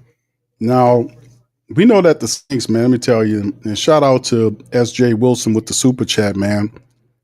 Says Kellen Moore is going to be the hardest ventriloquist. The hardest ventriloquist voice, Q. You're in for it this year. Daddy. I want to say thank you very much. Picking me up, bringing me back to this world. Thank you, SJ. I try not to, that's not my decision to make. I just try to put my best foot forward. I feel like as a group, we've, done a lot of good things and are progressing in the right direction. Obviously, still a lot to work on as a group, but I like the direction we're headed, and the guys we trust in each other, and I think that's the biggest thing. And but yeah, not my decision to make, but just try to put my best foot forward. Did you worry to get the opportunity, like compared to last year when you went in to now, like in what ways you feel like, I don't want to say like more prepared, but like in what ways you feel like you'd be better and like have grown and feel like you can kind of like what things you think would be different in your favor this time? I think obviously just being more prepared, being able to play a little bit last year, getting to go against good defenses this preseason, getting a joint practice under my belt, and just getting to build more with these guys. And obviously with a new system, feel like it'd be exciting to go in there and play ball and play free and try to put a good game plan together. But again, we're just focused on the day by day. Still got a week or two to go, but looking forward to whatever happens. I feel like you'd be ready for that opportunity where it comes. No doubt. No doubt. How do you assess your play today? Yeah, I mean, we're moving the ball pretty well. Weren't great on third down, didn't convert some of those. We put points on the board with our defense. That's good. That's a positive. That's a good defense we played today. Obviously, a lot of talented players. Thought we ran the ball pretty well. Had a couple throws. Just got to stay in third and manageable. But I thought it was solid. Could have been better, obviously, but it was solid. What did you see on the ankle placement on the sheet? Oh yeah, I want that one back. It was cover zero. They brought the pressure. We got in the right check and drifting left, trying to throw back across with the play fake. Just got to hit that one. I probably threw it a little early, but I just got to lead him because that's a big play. If we connected, and I told Sheed I want one, so I'm gonna get him one. How much of Kellen Moore's offense would you say we saw in preseason games? Like, certainly not all of it, right? Yeah. Not going to give too much, in depth, but, there was a little flavors here and there, but, he's got a lot he could dial up, and, we love him as a play caller. I thought he's done a great job throughout the preseason, getting us in good looks and giving us opportunities to make big plays as a group. It's our job to go out there and execute them at a high level, but, I thought he's called some great plays this preseason and obviously throughout camp, and but yeah, there's a lot more. Do you like the fact that there is a lot more and, it hasn't maybe been used in these preseason games? How does that kind of impact a QB competition? Like, if you're not using, I guess, the whole offense, do you think it kind of holds you all back a little bit at all, or what kind of role does that play? No, I wouldn't say it holds you back at all. I mean, all teams are doing the same type of stuff. They don't want to show too much, but like I said, it doesn't limit you. You just got to go through your plays, execute them, and try to score points. We're going against good defenses, obviously giving us good looks. And, they're not making it easy on us, but it's our job to trust our preparation, trust our coaching, and go out there and get it done.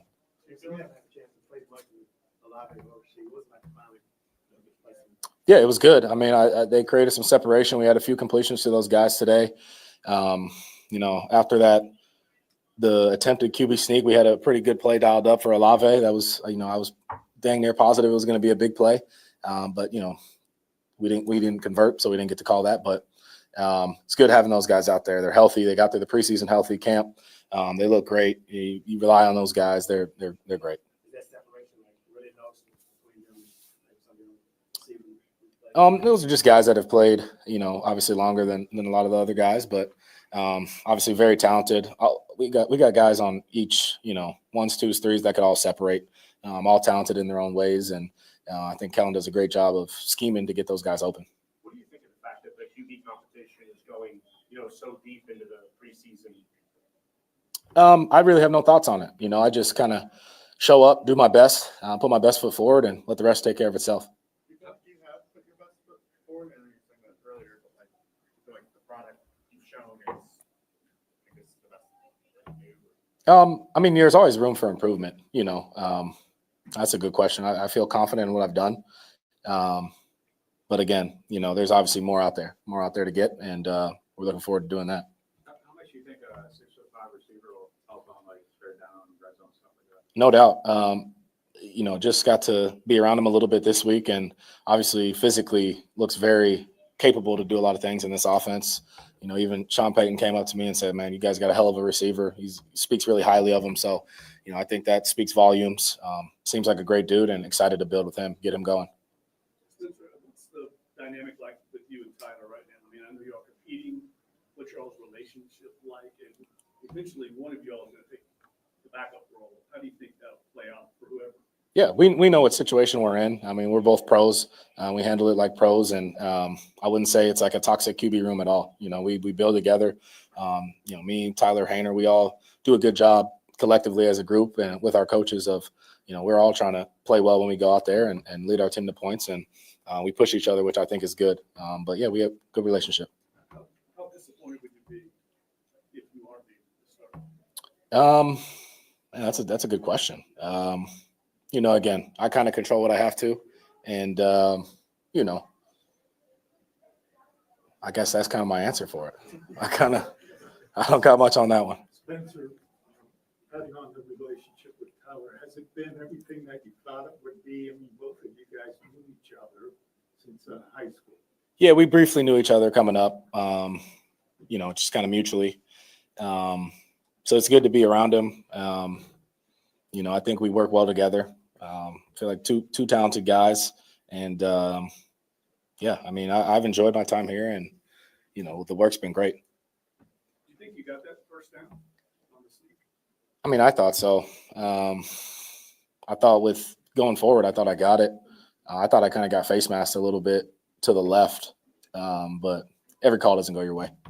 Did you appreciate the confidence to go for it? Obviously, didn't get it, but just the decision making to be aggressive in that situation. Yeah, you love that. You 4th and inches, you're 4th and 1, you want to go for it. Need some points, need some momentum, and I feel like that was our spot to do it. Shough made it clear that he wasn't bringing in a veteran. You talk about the confidence that he has as a quarterback.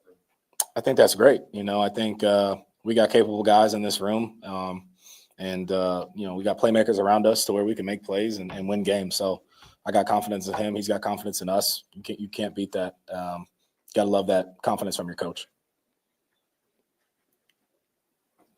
Thank you. All right, there goes Spencer, man. And then right now, man, the way we see it is you hear what he's saying about the quarterback situation. Fam, listen, it's pretty much it's going to be a tough call. We'll see what Kellen Moore got going on. We're going to see relatively quick. All right, here go Quincy Riley.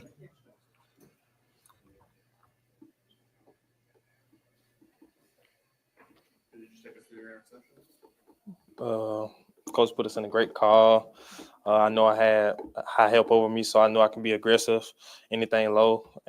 Receiver came out the ball, blocking, so I know I can get my eyes back to the QB, shed the block. Had a great rest by the D-line. And the running back dropped the ball, and then tips on overthrows. Coach always said we got to have those. So just execute it very to my ability. What is you're always around us. What is how is it just the instincts? You just know where the ball's going. It just seems like every time a ball pops up, there you are. For sure, instincts play a part in it. But my coach always say the ball find good players. Just do your job, and that's all I can do is every day just do my job, and hopefully the ball finds me. Is this defense good for you? You said you had your eyes on him. You said that's what this defense is built around, right? Is this defense made for what you do well? 100%. On the first day I got here, coaches always just telling me I'm always have some type of inside help, some type of way. I always have my eyes on the QB, and that's how I like to play, eyes on QB, and between the QB and the man. I always having the eyes back, knowing I can play the ball and play the man at the same time. So I think this defense worked perfectly for me.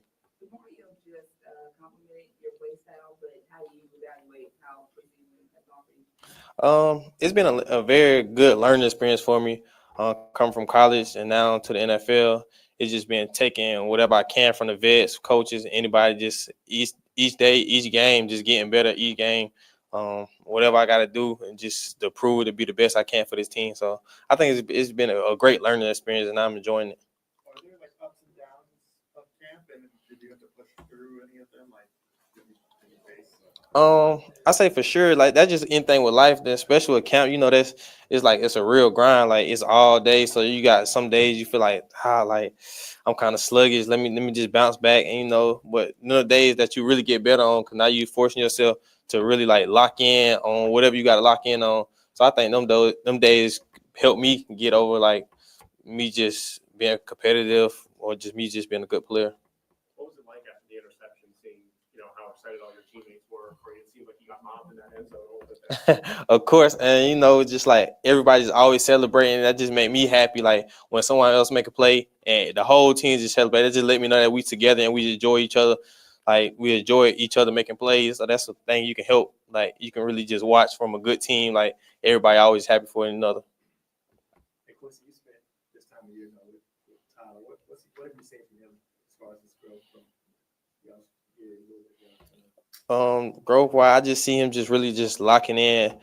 He been a leader at Louisville, but now just cause we was the older guys in the room, But now just seeing him just come in as a rookie and just trying to demand the room as a quarterback. So I just think just seeing him just step up and just having that type of impact on the team, I think that's what most I've seen from him so far.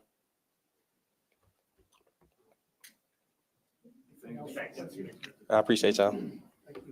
All right, shout out to the young brother Quincy Riley. He had an interception in the matchup today, and he continues to show out for the black and gold. Here's Tyler Shough, man. Hear from Tyler. Your mind on the play where he's coming at you, spin out of it, drift over the sideline, hit the sidearm throw. Like, is it like slow motion when that's happening, or you just kind of black it out and instincts? Like, how do you process that now? I think you're going through your whole process pre-snap during the play, and then at that point you're trying to find your check down or you're extending the play, and there, you're trying to save points, trying to get a first down. So really, it's just playing football at that point. That's when you're in kind of flow state. You're just trying to get it out of your hand, make something happen. What about the zone read touchdown run? Yeah, it was kind of a plan that we had throughout the week as far as whenever they brought in a certain package, we get to certain runs. So we got to that run, and I was just reading that in. I knew I could beat him to the edge and get to the end zone. And it was really well executed drive just from the whole offense. So it was good to get down there. Nice to get a couple opportunities to do the QB run game today. Get 2 read options. Yeah, that first one I probably could have gave, and it was kind of 50-50 and kind of similar thought process. I thought I could beat him, but yeah, we'll watch it back. But I knew coming into it, wanted to utilize it a little bit more and just what I can do and show, and just have that element of it, especially if we're going to get certain looks in that run game. When did that become part of your game? That's specifically studied throughout. Running the ball? Yeah, like just more so like the instincts of when or when not. You just throughout camp, you're going through different installs where you don't really have some of that stuff, and we're just kind of going through the flow of it. But I feel like it's always been there ever since I was at Oregon, and it's just kind of different systems, really. That's all it's been. And I ran it a bunch at Tech as well. Louisville, I didn't as much just because it was a different system. But I think that's just something that you kind of have to have, is that element of extending those plays and running it. Did you feel like you've shown enough to win the starting quarterback job? It's a good question. I think for me, what I put on tape continually throughout the call-up periods, throughout the games, just kind of had the steady growth on the operation. I feel like it has been enough. I feel like I'm fully capable to go out there and lead the charge. Obviously I don't make those decisions. I think the whole team, the whole offense has continually gotten better.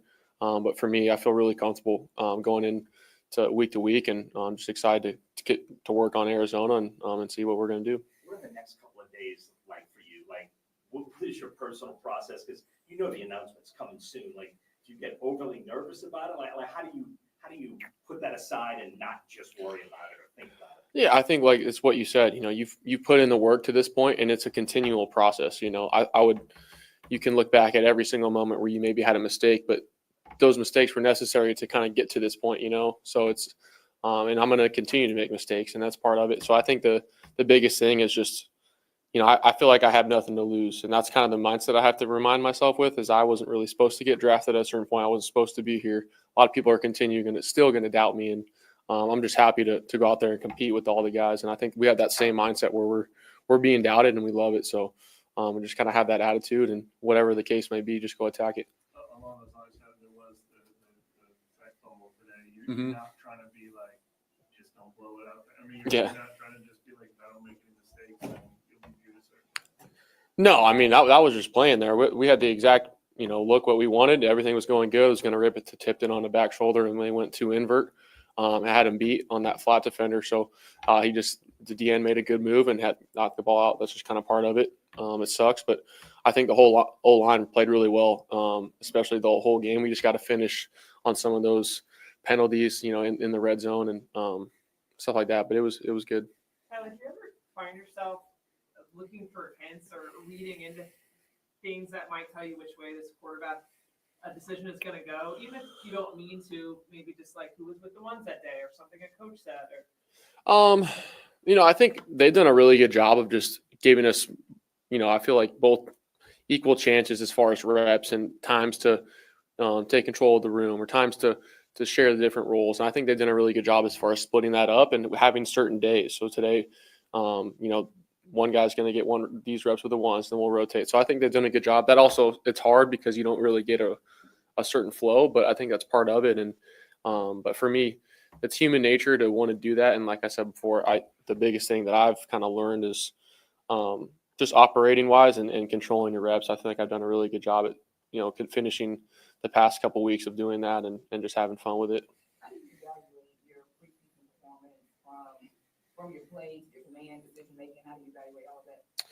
I think for me, I think it's been that steady growth, and I think it's been a steady increase of performance. And I think what I add to the table as far as just from down the field elements, running the ball, controlling the offense, managing it, giving our guys chances to play. I think I've done a really good job of that. I also think Spencer's really capable as well. I think Jake is really capable as well. I think it's obviously a really tough decision, and we got a lot of talent on offense. But I know for us and for myself, I'm going to continue to keep getting better because regardless of what the scenario is, I feel like I'm ready to go and the guy to go out there and play. And we'll see what happens. But I'm just really, really thankful to be able to work with this offense and the team just because we got such a good group.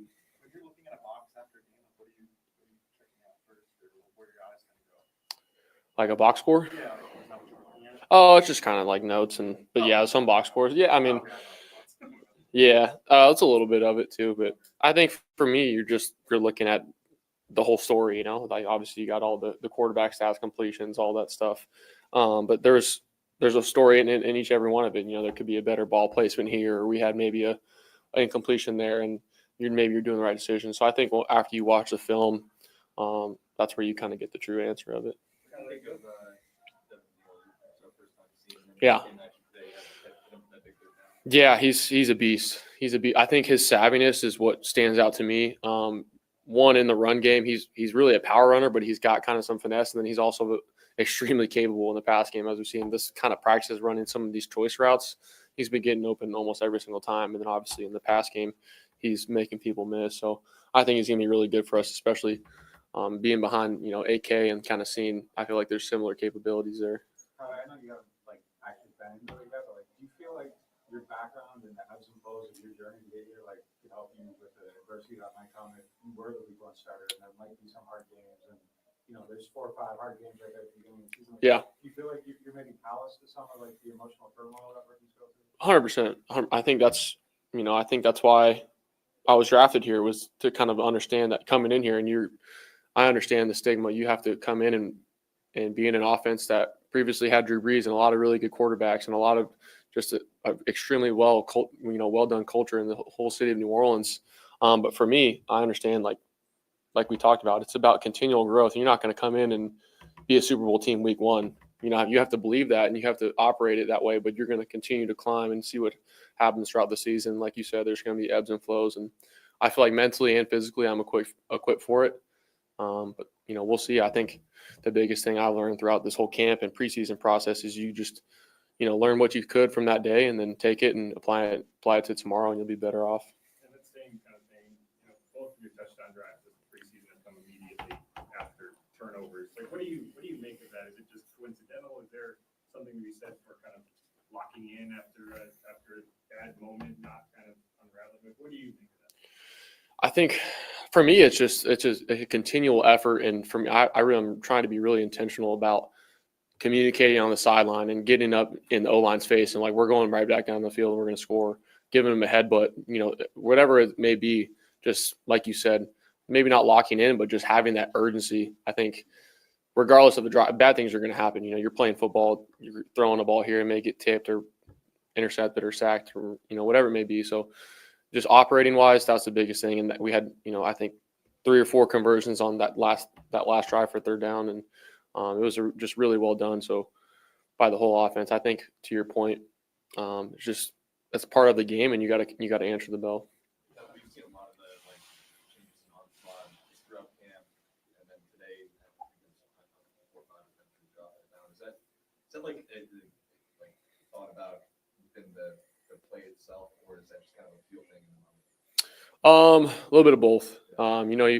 Certain looks, you're getting a nickel pressure and you're spitting out a smoke screen, or you're getting out a regular screen. You're going to have to anticipate that DN blocking the shot, or having his hands in a certain angle, so you're anticipating that, and then some of it is just when you're feeling it. But I think for me, just having that part of it, and you're kind of, like I said, you're just kind of in flow state there. You're just playing, and you got to use whatever arm angle to get it out.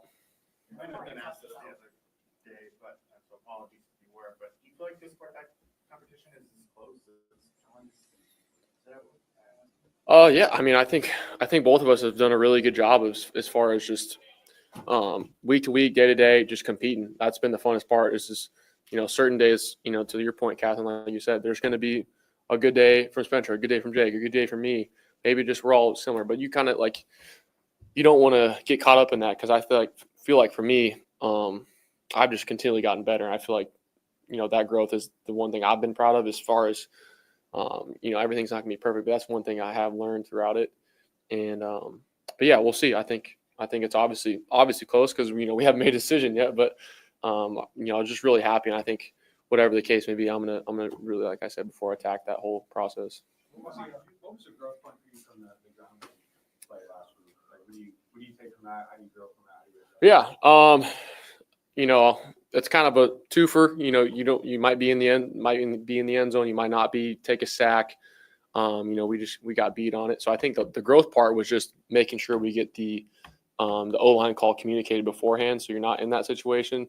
And then to your point, second down and long, we may call deeper shots, we may call quick shots, but just getting the ball out of your hands quicker, even if somebody gets beat, is better than, especially when you're backed up. But we hadn't really had that scenario come up. Normally when you're in kind of those get back on track scenarios, you're thinking get the ball out quick, and we call a deep shot.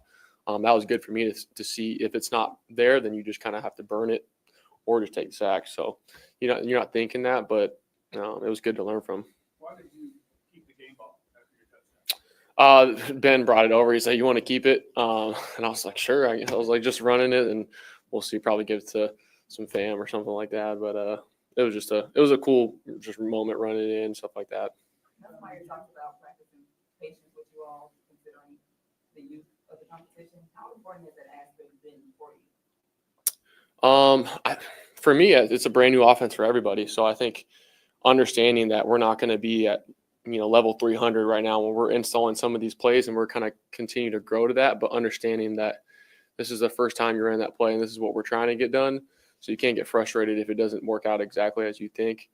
And for me, that's been big, just because sometimes it's the first time I'm running a play. But I think for me, just having that background of being in different offenses in my career, and then also being able to adapt, has helped me out a lot. And then I think this whole year, I think it just fits my skill set really well in the offense and what we're trying to do. There could be a lot of outside focus on preseason stats from practice. In the quarterback room, do you guys utilize that? Do you look at that? Or in practice specifically, does it not matter without the context of what y'all may have been trying to accomplish in practice that day? Yeah, I mean, stats in practice are kind of tough because, like you said, you might be working on a backed up scenario, or you might be working on a red zone scenario where a good play is to throw it away a bunch of times. So stuff like that is kind of what it is. I think the biggest thing for us in the quarterback room is just decision making. Were we in the right play? Did we have any mental errors? Were you doing the right thing? And then stuff like that. That's kind of part of it. And I think for me, I've done a really good job of that, of growing earlier on and then operating. I think that's been one of my stronger suits. And but yeah, it's part of it. And I understand from the media, it's obviously super fun to track all the incompletions and whatnot. But a lot of the hidden stuff is when you look at the film. And yeah. Yeah, no doubt. I was curious how you did it, though. I didn't know if that was like y'all use statistics like No. In the quarterback room, no. I've been a part of some offenses where they kind of, or teams where will remind you of it, but especially when you're in when training camp, it's kind of hard because they haven't even brought it up one time. So it's just kind of really see it from you guys or something like that. But yeah, it's more of just how do we operate throughout the day? How did it go? What could we have done differently? Quincy talked about you commanding the room, commanding this team, having guys like Quincy, Jonathan, and Juwan, I believe Hugo and Shane, having so many connections, does that help you step in and have the confidence to kind of take charge? Yeah, I think for someone like Juwan specifically, who's kind of been here for a while, he's been a great just asset, friend, teammate to me, just to kind of understand some of that role of like, hey, keep your head up here, or hey, you can, come and say something here. Or just having that dynamic has been really helpful for me earlier on. But also, it's just kind of, it's part of it. You have to naturally earn everybody's respect. You gotta play well for one. You play well, then you can kind of earn some of that respect. And for me, it's just like I said before. I've been in different stages of my life when I've known some of those guys at Oregon and Tech and then Louisville now. And the biggest thing is just having some juice, being yourself every single day, and then going out there and playing. What we've seen from Quincy, what you saw last year, just as far as his ability to do the ball all the time. With Quincy, yeah, 100%. Like I think that's his greatest strength is his mind. He's always kind of somewhere around it, making a tackle, making a play. His ball skills, obviously physically, he's extremely talented. But I think what I've seen from him is he's kind of stepped up into that moment almost every single time. He did it last year at Louisville, and I think he's going to be a really kind of key piece for this team. Just being kind of that guy that you can really count on. Is Trayton a guy that you kind of just developed the trust with? It seems like there's opportunities that you kind of just give him a chance to Yeah, Trayton works his butt off. He's one of my favorite dudes that I've ever been kind of a teammate with, just because of he's always trying to find a little bit way to get better. And, obviously he's behind Juwan or in whatever fashion that may be. So depending on the day, he might be getting reps with one guy, but he's always kind of find a way to get open, and he's just doing his job. I think I was really proud of his performance. And I think he's really tough too. Like, you guys don't see it, but he's gotten like 3 or 4 stingers or shoulder times. And, we're asking him to split flow and block Carl Granderson or Chase Young in some in practice, and he's stepping up to the count. So really happy for him, and hopefully stays here for a long time because he's a really good player. It sounds like relative to your experience, you're mostly encouraged by your performances. Is that correct? Yeah. Why can you listen to why that is? Yeah, I think for me, the first game, obviously we kind of had the first 2 games, you're kind of taking turns as far as what reps you're getting. Kind of the flow of the game is differently. You're coming in first half starting, but I think for me, operating wise, throwing the football, I think it's been extremely clean. The second game, same thing. It just didn't, we only had 2 or 3 drives just because they were running the ball a lot, and that's part of it. But I think overall, the way I played, the way it's been going, I felt really, really encouraged about it. And at the end of the day, obviously, don't make the decision, but I think for me, I feel ready to go. I feel like the vibe of the team with everybody, I feel like I'm in the best position to go out there and have success. But also at the same time, Spencer's done a really good job as far as, having that comfortability being here for last year, just operating, he's done a good job with. So I'm just excited to kind of figure out what we're going to do and game plan for Arizona and get kind of to the season, because whenever we're playing and we're kind of in that flow, I think we're going to be really good. How disappointed would you be if you're not able to start?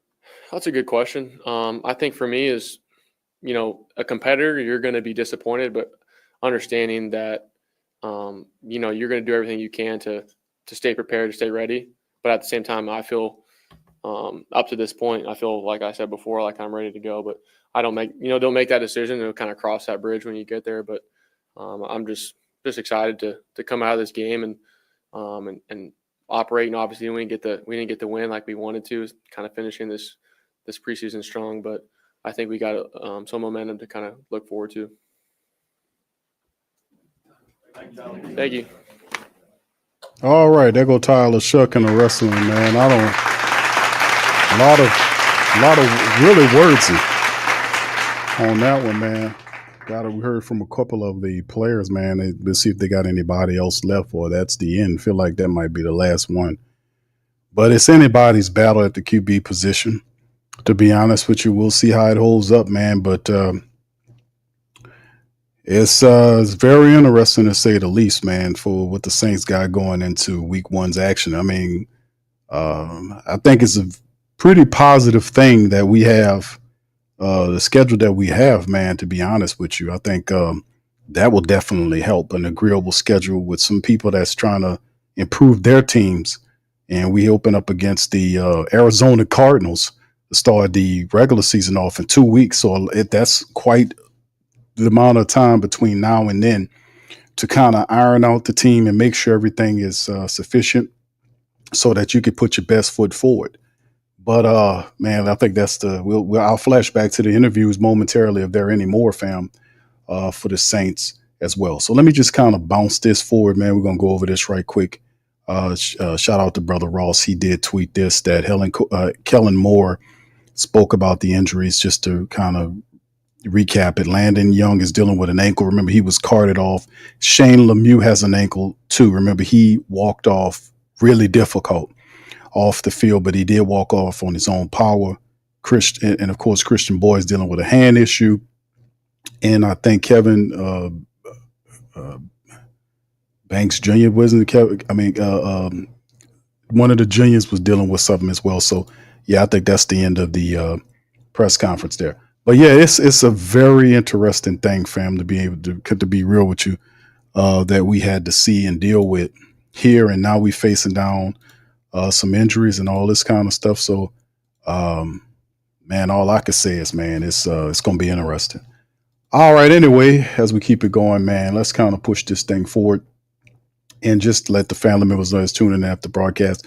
Saints lose to the Broncos, Sean Payton's Broncos, 28-19 preseason finale. Saints finish 0-2-1 and finish second in the preseason standings behind the Tampa Bay Buccaneers. The Panthers and Falcons were 0-3 in preseason, like it matters, right? So it is simply what it is. Y'all do me a service, hit that like button, man. As you're in here, hit the like button as well. So let's kind of move forward, man. Let's kind of talk about three things that we possibly could have learned in the 28-19 loss to the Denver Broncos. Shout out to Rod Walker. He penned an article I want to share with you guys here in the post game, and let's kind of get right into that thing. Saints ended preseason 28-19 to the Broncos. They finished 0-2-1. Preseason records don't mean anything more about the personnel leading up to the 53-man roster decision. What did we learn in the final tune-up game? Who's the QB? Kellen Moore said this week that the race to land the quarterback job was really, really close. We didn't really see anything change Saturday. Ideally, Spencer or Tyler would have played consistently well enough to make you say, okay, he's the guy. Neither did that. Shough had the better day leading a scoring drive in the second half. Rattler seemed to have led going into the game, but he didn't seal the deal. Missing a throw to Rashid Shaheed didn't help. Best guess here is Rattler, who's 30-43 and 2-9 with 30 out of 43 for 295 yards, a touchdown in the pick in preseason. Will get the nod over Shough, who's 36-53 for 333 yards, a touchdown in the pick for the season opener. But it's too bad neither QB was able to pull away and make the decision a no-brainer, right? The good and the bad. For the first time this preseason, we got to look at the Saints' first-team defense. Most of the starters were held out of the first two games, but they got some work this time against Sean Payton's offense. They forced 3-and-outs on the first series and allowed 4 yards on 3 series. They rush yards. They did give up a 43-yard pass, though. Also on the bad side of things is an injury to yet another old lineman. Swing tackle Landon Young had to be carted off, a big blow to a unit that has struggled in preseason. Just for kicks, if you play fantasy football, it wouldn't be a bad idea to draft kicker Blake Grupe.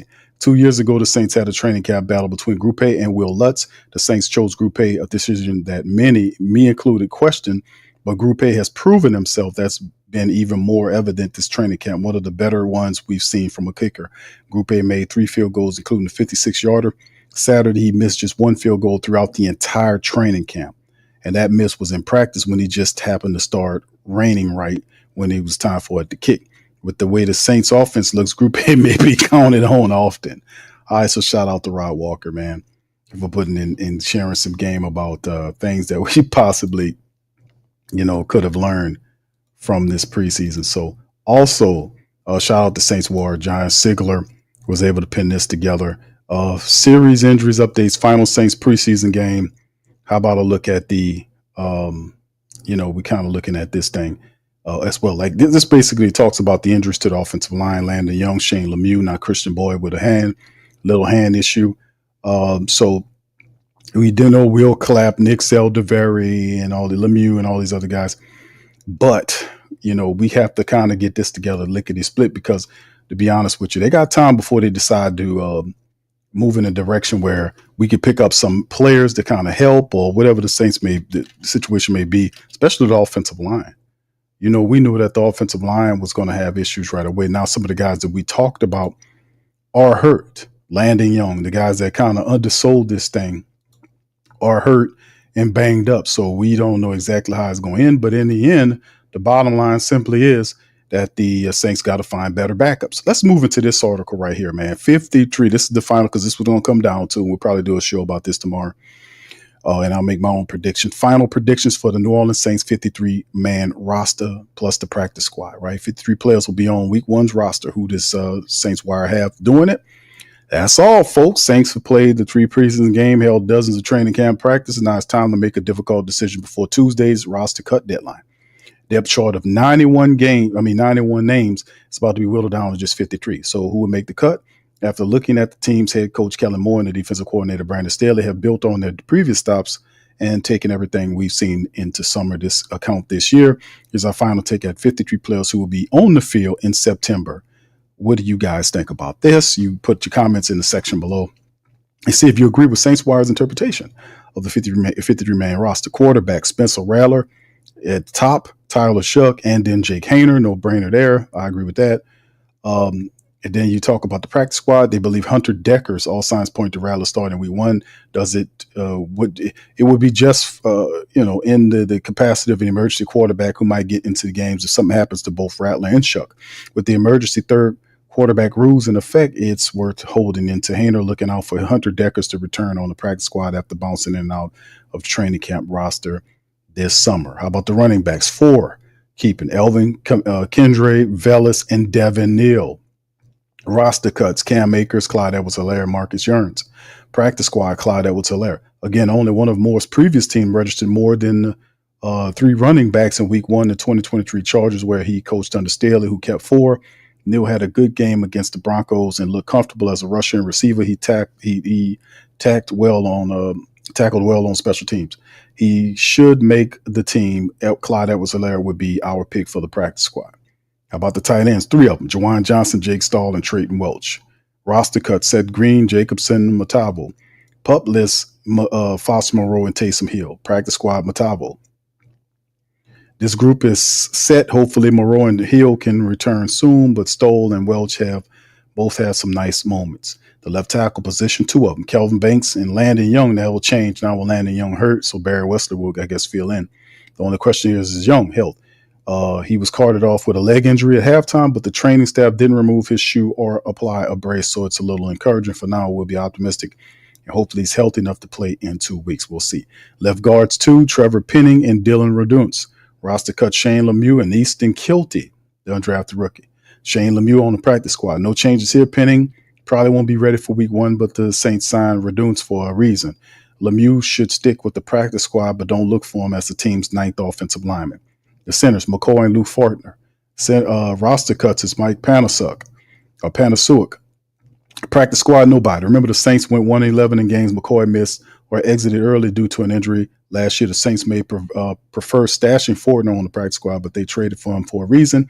Holding up to would be freeing up Taurus Ellis-Simpkins III to go out and play the guard position.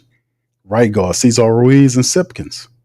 Kyle Herger's the roster cuts. Kyle Herger for the practice squad. No change. Ruiz is taking a step back to summer, but which is really disappointment after he showed some growth a year ago, but it is what it is. At least the Saints seem to have found something in Simpkins as a free agent rookie. The tackles: Tali Fuaga. Roster cuts of Josiah Israhim and Mendoza. Practice squad is Israhim. Israhim is an easy choice for the practice squad, but the Saints may need more help at the right tackle position. Fuaga missed some time lately with a knee injury, and Mendoza gave up a strip sack in the final preseason game.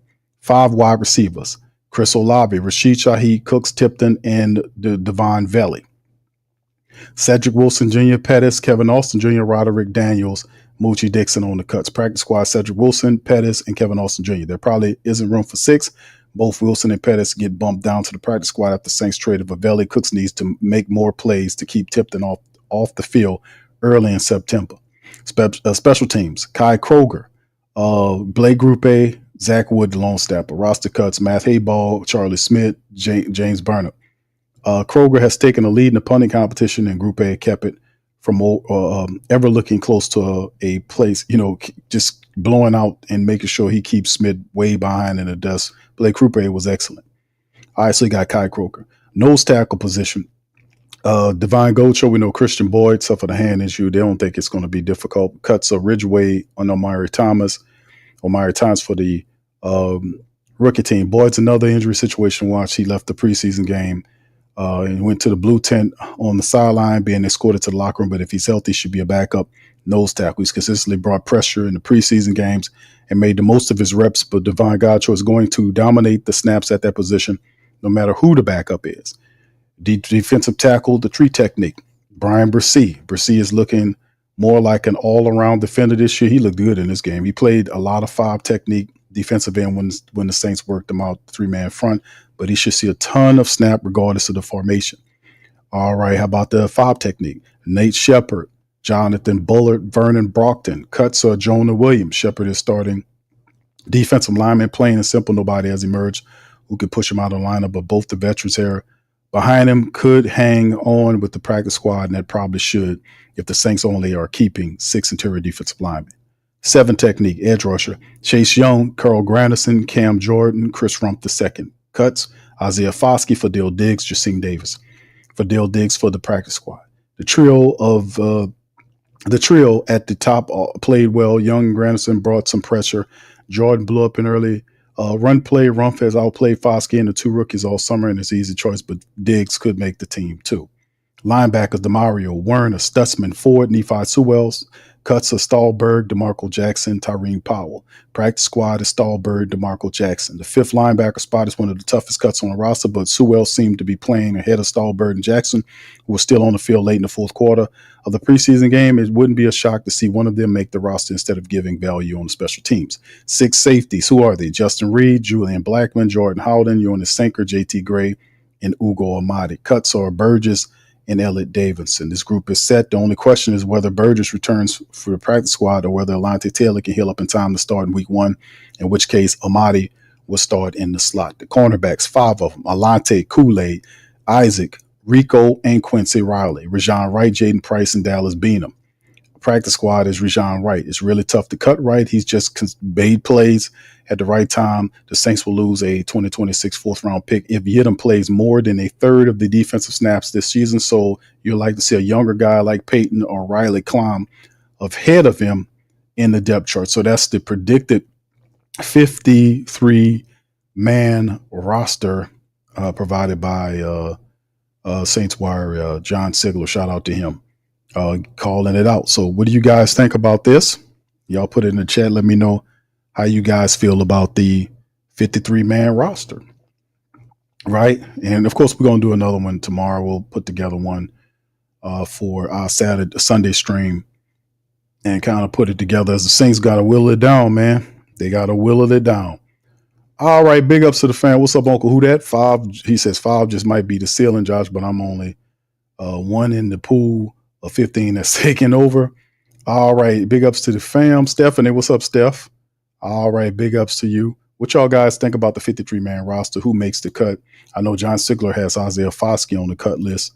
What do y'all think? Dances, can you teach old dog new tricks? L-Dub says, just saw a tweet of Derek Carr kind of questioning how the Browns was calling plays for Shador today. Indeed. Yeah, they pulled Shador out of the game and put Huntley in there. You know, and Shador was like, what's going on here? So it's just noticeably stupid, and dumbasses going to expose themselves eventually. So Joshua says we need a big grinder on offense. We need that big body. Mike Thomas, wide receiver, that's going to get those ugly middle first downs and win 50-50 balls. That's what they brought Devon Velli here for. They believe Velli's that guy. Hemisphere says the press conference is a test for Shough, and he's taking care of business, talking to the press. Do your thing, Rook. Josh says, just remember, everyone, that this is going to be a long season. We are rebuilding, but I have faith we'll be back on top in 3 to 5 years. Okay, that's quite the rebuild. All right, Gerard says, yep, Tyler's going to be a lot of learning this year. Get ready for it. I think he's here for that, man. All right. Dan says they run the ball a lot. Stop them defense. We got to put it. All right, KT said, cut Hainer, sign Deckers. Indeed, bro. But, you know, all I got to say about it, like, if we bounce back to these 53-man roster, of course, we got time to kind of go over this stuff. But, you know, the quarterbacks are definitely, I agree with the quarterbacks. in terms of that. The running back situation, we know Elvin and Kendra are going to be there. I think Devin Neal ain't just drafting to quit him, but they need to make sure he was healthy. Velus Jones Jr., I understand that because Velus has kick return application as well. So I understand that Claude Edwards-Helaire would be a guy I like a lot. I wouldn't like to see him get cut, but I do understand they can't keep 5, and Velus does provide the special teams component for that 4th running back spot. Tight ends, Jawan Johnson, we know Jake Stahl's going to make the team because he's the best of the blockers. Trayton Welch did enough until somebody comes back. Then you'll probably see Trayton Welch hit the street. The offensive line positions, like some of the guys we talked about that needed to step their game up, like Landon Young, we don't know where they are in their health. Trevor Penning's out for a couple of weeks. Dylan Redunce has to step up. Lou Fortner is added at the center position. Torrey Simpkins, we know he could play. Kyle Hergel, not so much. And like I said, the Saints, this could be a position where the Saints add people coming up over the next couple of weeks at the backup offensive line position.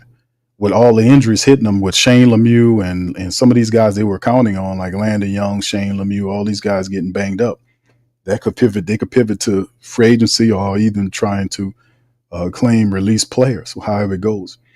The 5 wide receivers is commonsensical. Me, Brandon Cooks, personally, I would cut Brandon Cooks. He said, "Why cut the veteran?" Because I think Devon Belly, even though he's put here as number 5, that's not his slot. He's not going to be the 5th wide receiver in the package. If we lining up starters and Chris is out, Rashid and all this kind of stuff, Belly's not here. He's here at 3. And if he's there at 3, that means Cooks is 4. Cooks is making $16 million as a 4th receiver. It's too much when Mason Tipton is better than Brandon Cooks is doing with Brandon Cooks. He's outplaying Cooks right now. And with Cooks getting reps in practice, he was outplaying Cooks in those practice as well.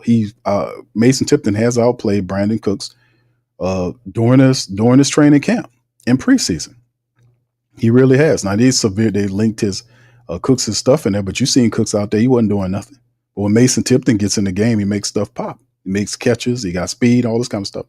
So as a 3rd wide receiver making $16 million, you got I'm not for that. $13 million, whatever it is. I think it's $13 million. That's a lot of money. That's $6.5 million per year over the next 2 years. And Mason Tipton does what Brandon Cooks does.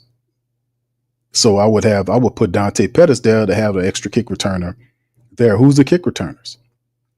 Who are the kick returners? You can't use Rashid Shaheed back there. Who are your kick returners? So that would be, to me, a decision that would be like, that will wow people, like, man, he cut Cooks. And I'm like, that's not a surprise, bro.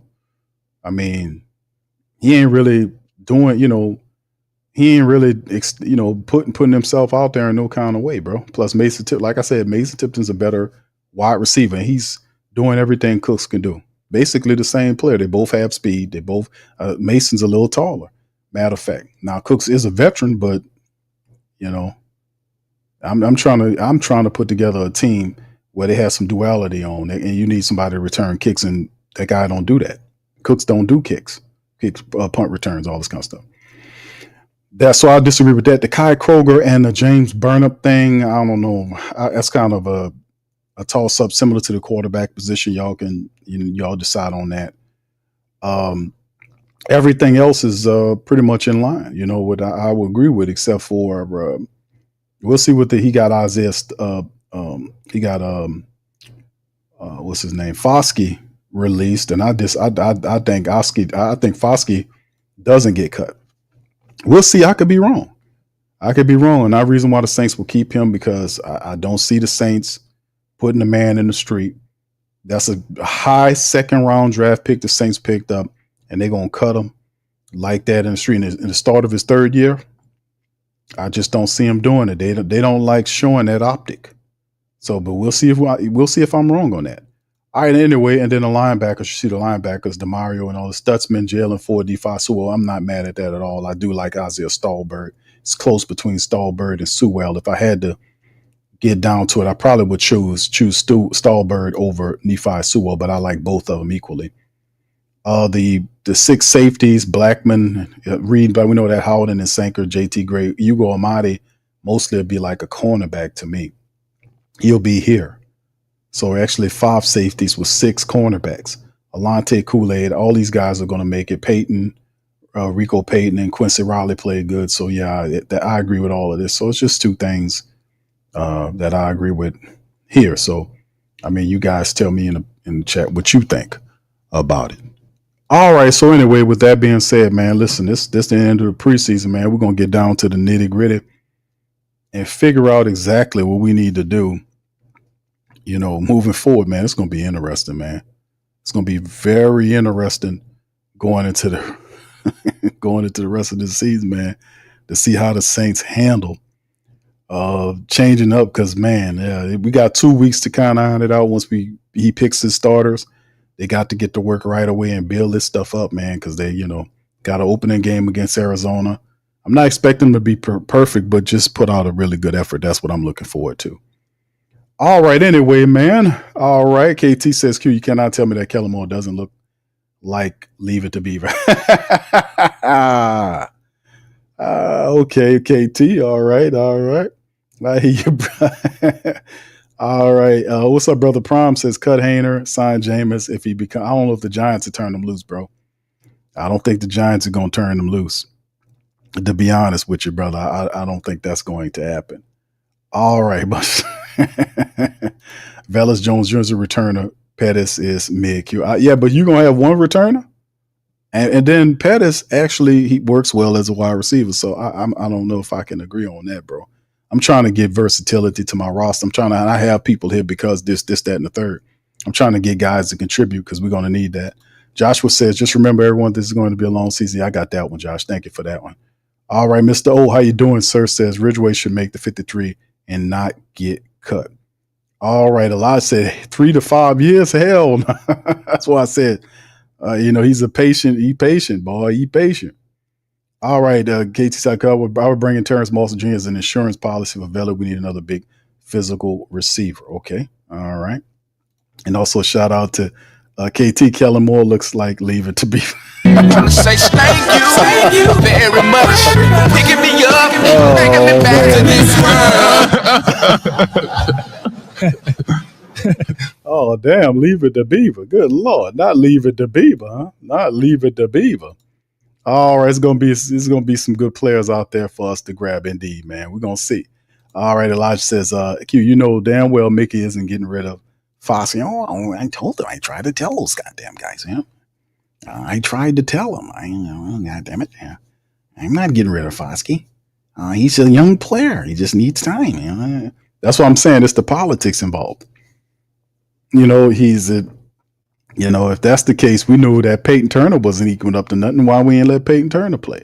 Even though I think Peyton Turner did a little bit better than him, but not too much better than, when we see Marcus Davenport and those guys when they were taking defensive ends. It just didn't look good. And they let those guys finish out their careers, their contracts here before they pivoted to something else, didn't they?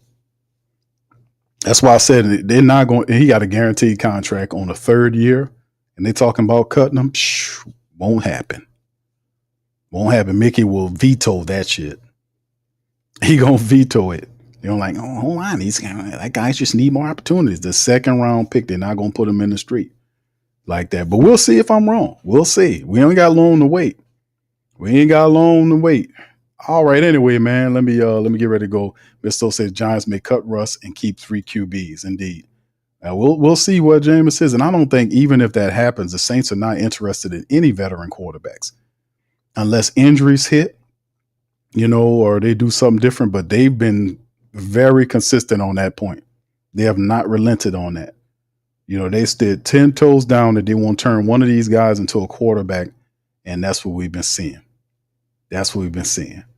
All right. Anyway, with that being said, Quaveda says, I just hope Kellen Moore has a wide open 400-page playbook for this season. Definitely needed. Oh, we're going to see what he got, bro. Like I said, they weren't running their plays in preseason, obviously. Maybe the Saints offense looked differently when they start running, these plays at practice. They weren't, maybe they weren't comfortable. It's a lot of different things that happened. Most of the players wasn't there, but we'll get more of a definitive look over the next 2 weeks as we head into the regular season, right? KT adds Q Mickey that tell Mickey he outside. You tell Mickey he outside with the clam chowder. Hold on, goddamn it! I'm not going out there. Hold on now. I see you on the camera. Hold on, I know who that is out there. I don't know. You got down. I'm sending security after your ass. That's what I'm going to do, buddy. But listen, man, we're going to get ready to get out on that. But listen, I appreciate everybody for joining us for this game day broadcast, man. Even though the Saints didn't get the victory, we fall flat. But listen, it was always fun and a blessing to be able to sit here and do the play-by-play with the family members. Y'all do me a service, hit the like button, hit the subscribe button, and share button. Sports Coma in here. We will return later on today. Probably around 7 o'clock. Pops Q will join us, and we'll go over the breakdown and thoughts on the final preseason game, thoughts on who the quarterback's going to be, and stuff like that. We'll do that tonight at 7 o'clock here on the Coma. So with that being said, I'm going to get out of there, and I'm going to be hollering back at y'all in a few hours. Thank y'all, man, and I'm going to see y'all a little later. Much love, and Who Dat to you. Peace. Yeah. Boogie like Vincent, I'm a Who Dat. I'm a Who Dat. Long as I'm living, I'm a Who Dat. Lose or winning, I'm a Who Dat. Sports Coma, yeah, this is where we do that. Where we do that, where we do that, where we do that, where we do that, where we do that. Boogie like Vincent, I'm a Who Dat. I'm a Who Dat. Sports Coma, this is where we do that. Where we do that. Welcome, welcome, welcome. Somebody please better help. Running this thing like elf. I thank God every day I'm not a felt. Go to YouTube Live with Big Q and the guys. If you ain't ride or die, the bandwagon get flipped. Been marching in, that was way for the ring. I was yelling out your shame for the championship. Bucking on Tampa, duck down. Falcons, pluck, get shut down. Panthers ain't much touchdown. The vision really belong to us now. So much hate on the Saints, you could probably tell. Ever since Bounty Gate hit the NFL, when things seem fishy and you probably smell the crooked referees on Roger Goodell. Yeah, running like this and I'm a Who Dat. Every day I'm living, I'm a Who Dat. Lose or winning, I'm a Who Dat. It's the Sports Coma, this is where we do that. Where we do that, where we do that, where we do that, where we do that, where we do that. Boogie like this and I'm a Who Dat. It's the Sports Coma, this is where we do that. You're listening to the Sports Coma with Big Q and the guys on the PRO Media Network.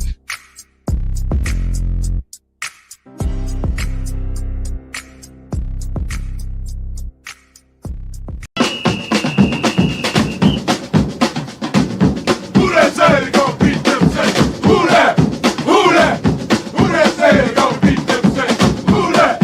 Who that? Who that say they gon' beat them Saints? Who that? Who that? Thank you for making Saints Central your black and gold home for the New Orleans Saints.